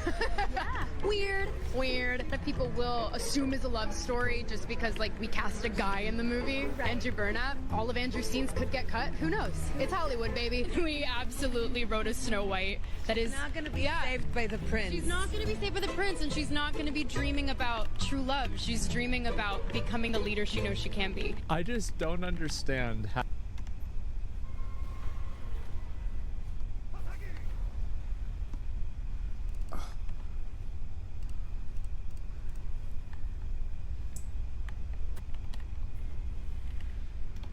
I'm going to reframe this in a way that Asmongold would consider to be based. If this was a white man, okay, talking about like we're not pussifying Alexander the Great any longer, okay? Alexander the Great is great, and greatness implies he's not gay. I don't care what the history books say. He's not a gay man, and he didn't have a weird relationship with his mom, okay? We're gonna focus on all the hard dick dominance that Alexander the Great engaged in, okay? He's not bisexual, he's not gay, he only fucks women and not his mom. Don't say that he fucks his mom.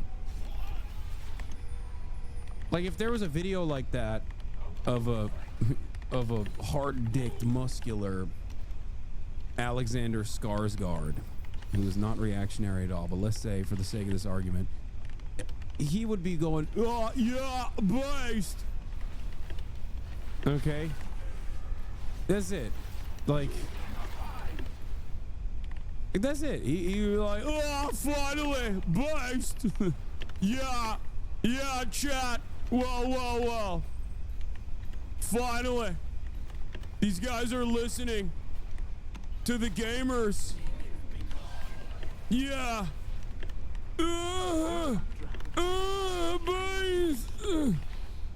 That's what would happen, okay? But of course, it's Rachel Zegler, who is an outspoken Zoomer of the brown woman variety, which is the worst. Oh, Disney will never recover from this. Like, I don't care about Snow White. I don't care about the new version of Snow White. I don't fucking know what Disney did with it. I don't have any opinion on the matter, okay? And that's fine. You can just do that, okay? You could just say that. You could be like, I don't really give a shit about this. It's okay. Sometimes it's all right. You don't have to fake having an opinion just because you want the sweatiest, most balding, unwashed losers online to be like, yeah, my goat, my king. Ah! Yeah, she's disgusting. She has back hair. Like, you're a fucking adult, man. Who cares? That's the thing. I feel like some of this shit is so forced and cringe, where people are just like, yeah, I got a take on this. Bet you're gonna be shocked. And then says the most expected thing. How your story about feminist empowerment is everything was great when a man was controlling the kingdom. A woman takes over, the kingdom goes to shit. She kicks out the younger woman because she... Okay, he 100% saw this in the comment on Reddit. Also, he did not come up with this on his own. It's a kid's movie. Oh my god. It's not about... Yeah. Old LaFontaine tales. I don't know what Snow White is. Snow White's not LaFontaine, right? I don't fucking know. It doesn't matter. None of those things are woke, okay? They're not about feminism or feminist empowerment. They were written at a time when... Is it Brothers Grimm? Oh, even worse. Okay. Oh my god. Oh my god. Oh my god. I'm sorry. It's not LaFontaine. It's a Brothers Grimm story, which is infinitely fucking worse, okay? Germans should be nowhere near literature.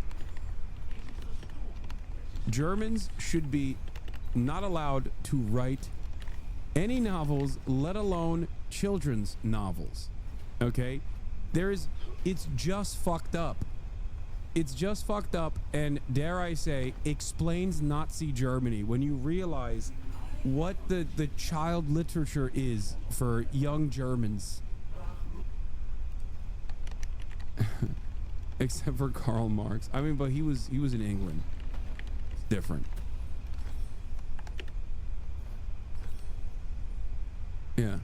What do you mean? They're excellent bedtime stories, yeah. Who could forget the famous one where the wife cooks up the child for the husband to eat and consume? If you're a bad child, every Brothers Grimm story is like, oh, were you a bad child? Were you being a tattletale? That's right. Now I'm going to cook you and put you in the borscht. You are now soup. I've turned mein child into soup. To soupen.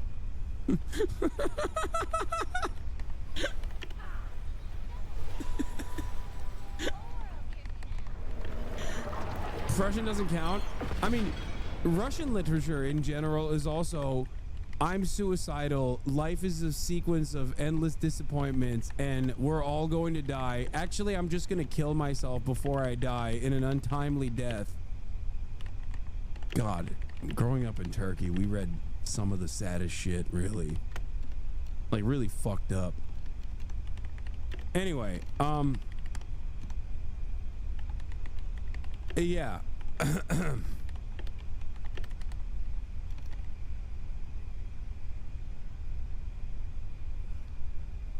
But yeah, I don't think Brothers Grimm is or any part of Brothers Grimm is a fucking feminist empowerment story.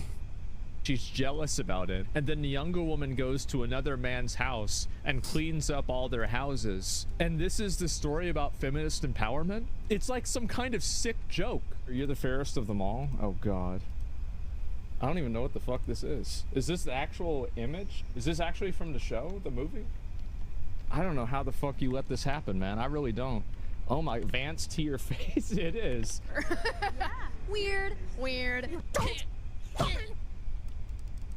That's it. That's the take. He read like a couple Reddit comments. Oh my god.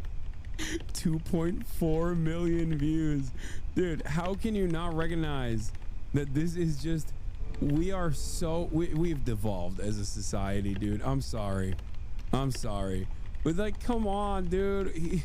Is a 2-minute clip, him just reading one Reddit comment bar for bar, and then basically being like, look at how ugly she is. Yeah. Look at her weird, ugly face. You know, did people get? I have, as a matter of fact. Wait, where's the Asman clip? I skipped it. I lost it. Yeah, she's got an awkward face. Me, on the other hand, beacon of physical perfection, chat. Right? It's fucking awesome. He did 24 minutes on it. 1.6 million views.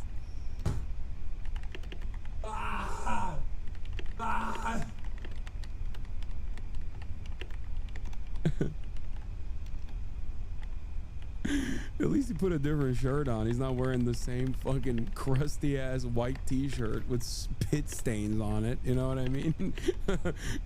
This is a different, totally new look, new and improved look for Asmold. This was the clip earlier. That's what I mean. It's like a 1-minute thing. First, it's like his editor slamming Asman, calling her a bitch in AI format. And then it's just basically saying like, she's dumb. She's dumb. And also I'm gonna read a Reddit comment bar for bar about how, you know, Snow White is a feminist empowerment thing. It's ay.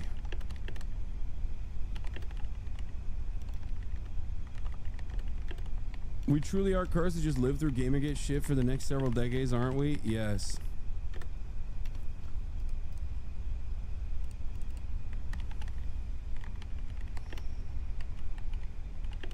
Oh my god. Was he always this crazy?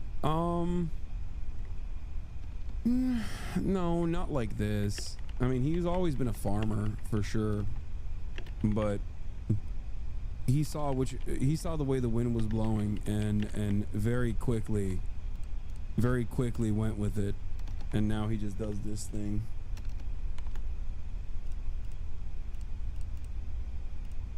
I literally heard this take from a 60-year-old maintenance worker. I just told him the movie probably sucks, don't worry about it. Anyway, the closed plant. They closed the plant and my last day is tomorrow. Please buy me gently used trolling motor. I'm late for the ice out catfish bite. What?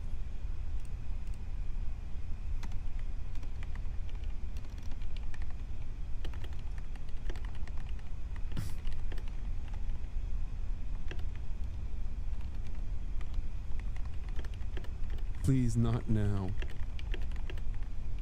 I mean, you can't be dropping bombs in here and then fucking going caught. Not now. I'm gonna shake you a little bit. Okay. I'm gonna shake you a little bit. I'm gonna pick you up and shake you like a baby.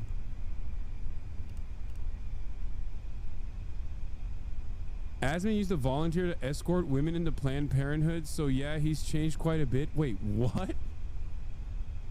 Are we what? What the fuck? Wait, hold on. This is a 2012 account, so I'm inclined to believe this person.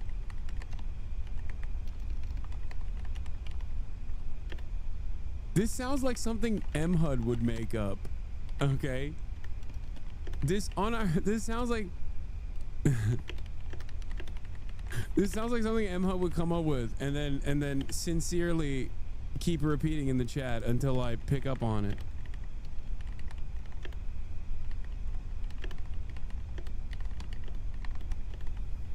Why would you vote for either? Yeah, exactly. That's your right. Yeah, I don't care or not. Like, the thing is, people that like. What language is this? And what fucking what is going on here? How many years ago was this? Nobody's gonna guilt me or fucking bully me into voting. All right, or voting or not voting, or voting for a certain thing. I'm always gonna do what I want to do, and I'm gonna do what I think is the right thing. Oh, it's from 2020. It's right there. I didn't even fucking see it. 2020 election. Doesn't matter when it is. It doesn't matter anything, man. I volunteered for fucking Greenpeace and Planned Parenthood to support gay marriage and all that shit back whenever that shit wasn't even legal. I had just become an adult. I did that immediately because I said, you know what? That shit's fucking wrong, and I don't care how many people agree with me. The truth is not a democracy. You do whatever you can to do the right thing. Wait, why does he always fucking LARP about like, well, the law's the law? Yeah. Yeah, based. The law's the law. Them's the rules. The fuck happened to that guy? Asmongold, old Asmongold from 2020 be like, yeah, I'd be firebombing ice trucks. Back in my day, they used to call it the INS, right? Department of Homeland Security. That's new. Post 9/11. Yeah. Based.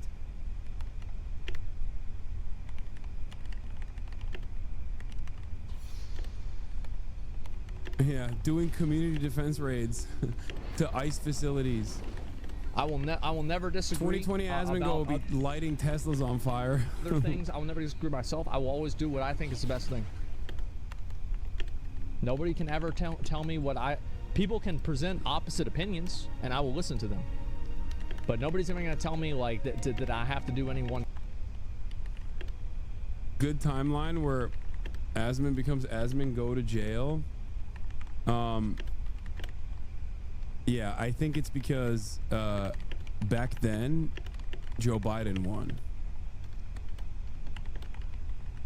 So obviously the majority opinion was kind of wokeness has won out. Wokeness has won out against the Trumpian agenda. Now Trump won, so wokeness is dead.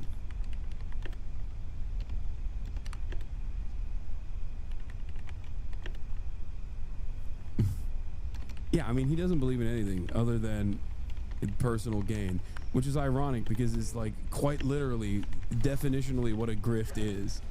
Like, that's why chatters get so mad at me back in the day when chatters would be like, dude, why are you saying he doesn't fucking personally? Also, thank you for the socialism gift, Hasan. Wait, what is this? One more question. Who do you know who Hasan Piker is? Hasan, if you're seeing this, I am obsessed with you, and I like you way more than him. Yeah! If you're into the dolls, let me know, or the non-binary dolls. You never know. Well, now it's Trump's America. I gotta pick a gender. So one more question. Did he try that again after that? Probably not. Why would you ask at the Red Carpet the GLAAD Awards if someone knows me? That's crazy. Those are my people right there. He asked like 30 people. He did it a lot. Wait, were they like, nah, I don't know who the fuck that is? This one too. He asked everyone. Why was that a You know thing? who Hasan Piker is? Who? Hasan Piker. He's putting together. He's doing this to be petty. I'm just doing Hasan is our friend, and Hasan has tried to assert that he's more prevalent in the gay community than Austin is. Yes. Do you have a photo? I'm really good with faces. Okay, hold on. Let me get a photo. Hold on, just a second. Let me see. This petty bitch would probably post a photo of some random person too.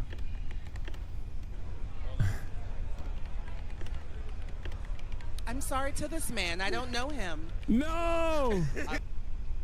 No, it's over. He's gonna show your Discord PFP. Yeah. Or you in 2021 with long hair.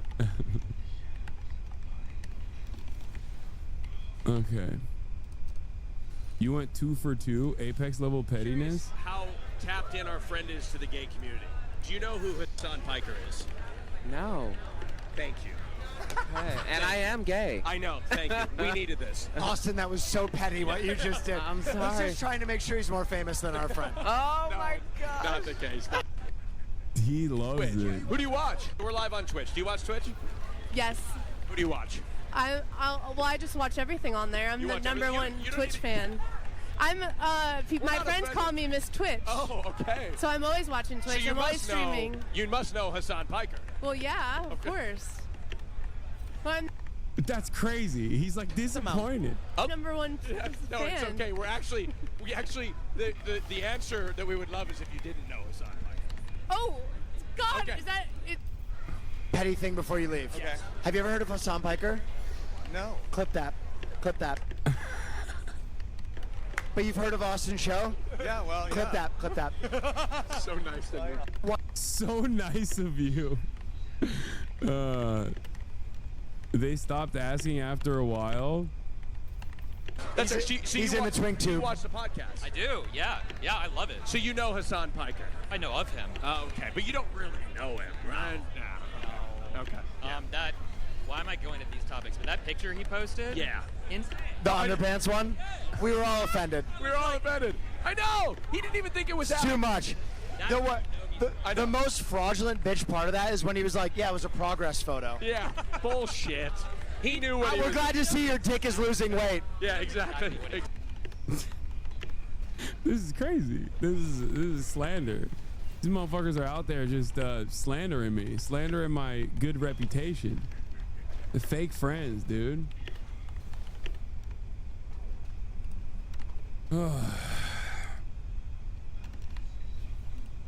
We are due for a new one of those, King. Yeah, next time I post a progress pic, you bet your ass I'm gonna be fluffing, dude. Okay. On that note, this is I'm done. I'm tired. Them hosting is just hating on you. I'm dying. Yes, fucking assholes, dude. We're friends like these. Who needs enemies, chat? Anyway, all right. All right, everybody. That'll be all for today. Like I said, tomorrow I will be interviewing a Cuban doctor in Cuba. That's right. We've been working on this since the Trump administration decided to make it illegal for other countries to invite Cuban doctors. I'm not going to Cuba. I'm saying that he's in Cuba. Okay, I love you guys. And that'll be all for tonight, okay? Peace, everybody. Bye.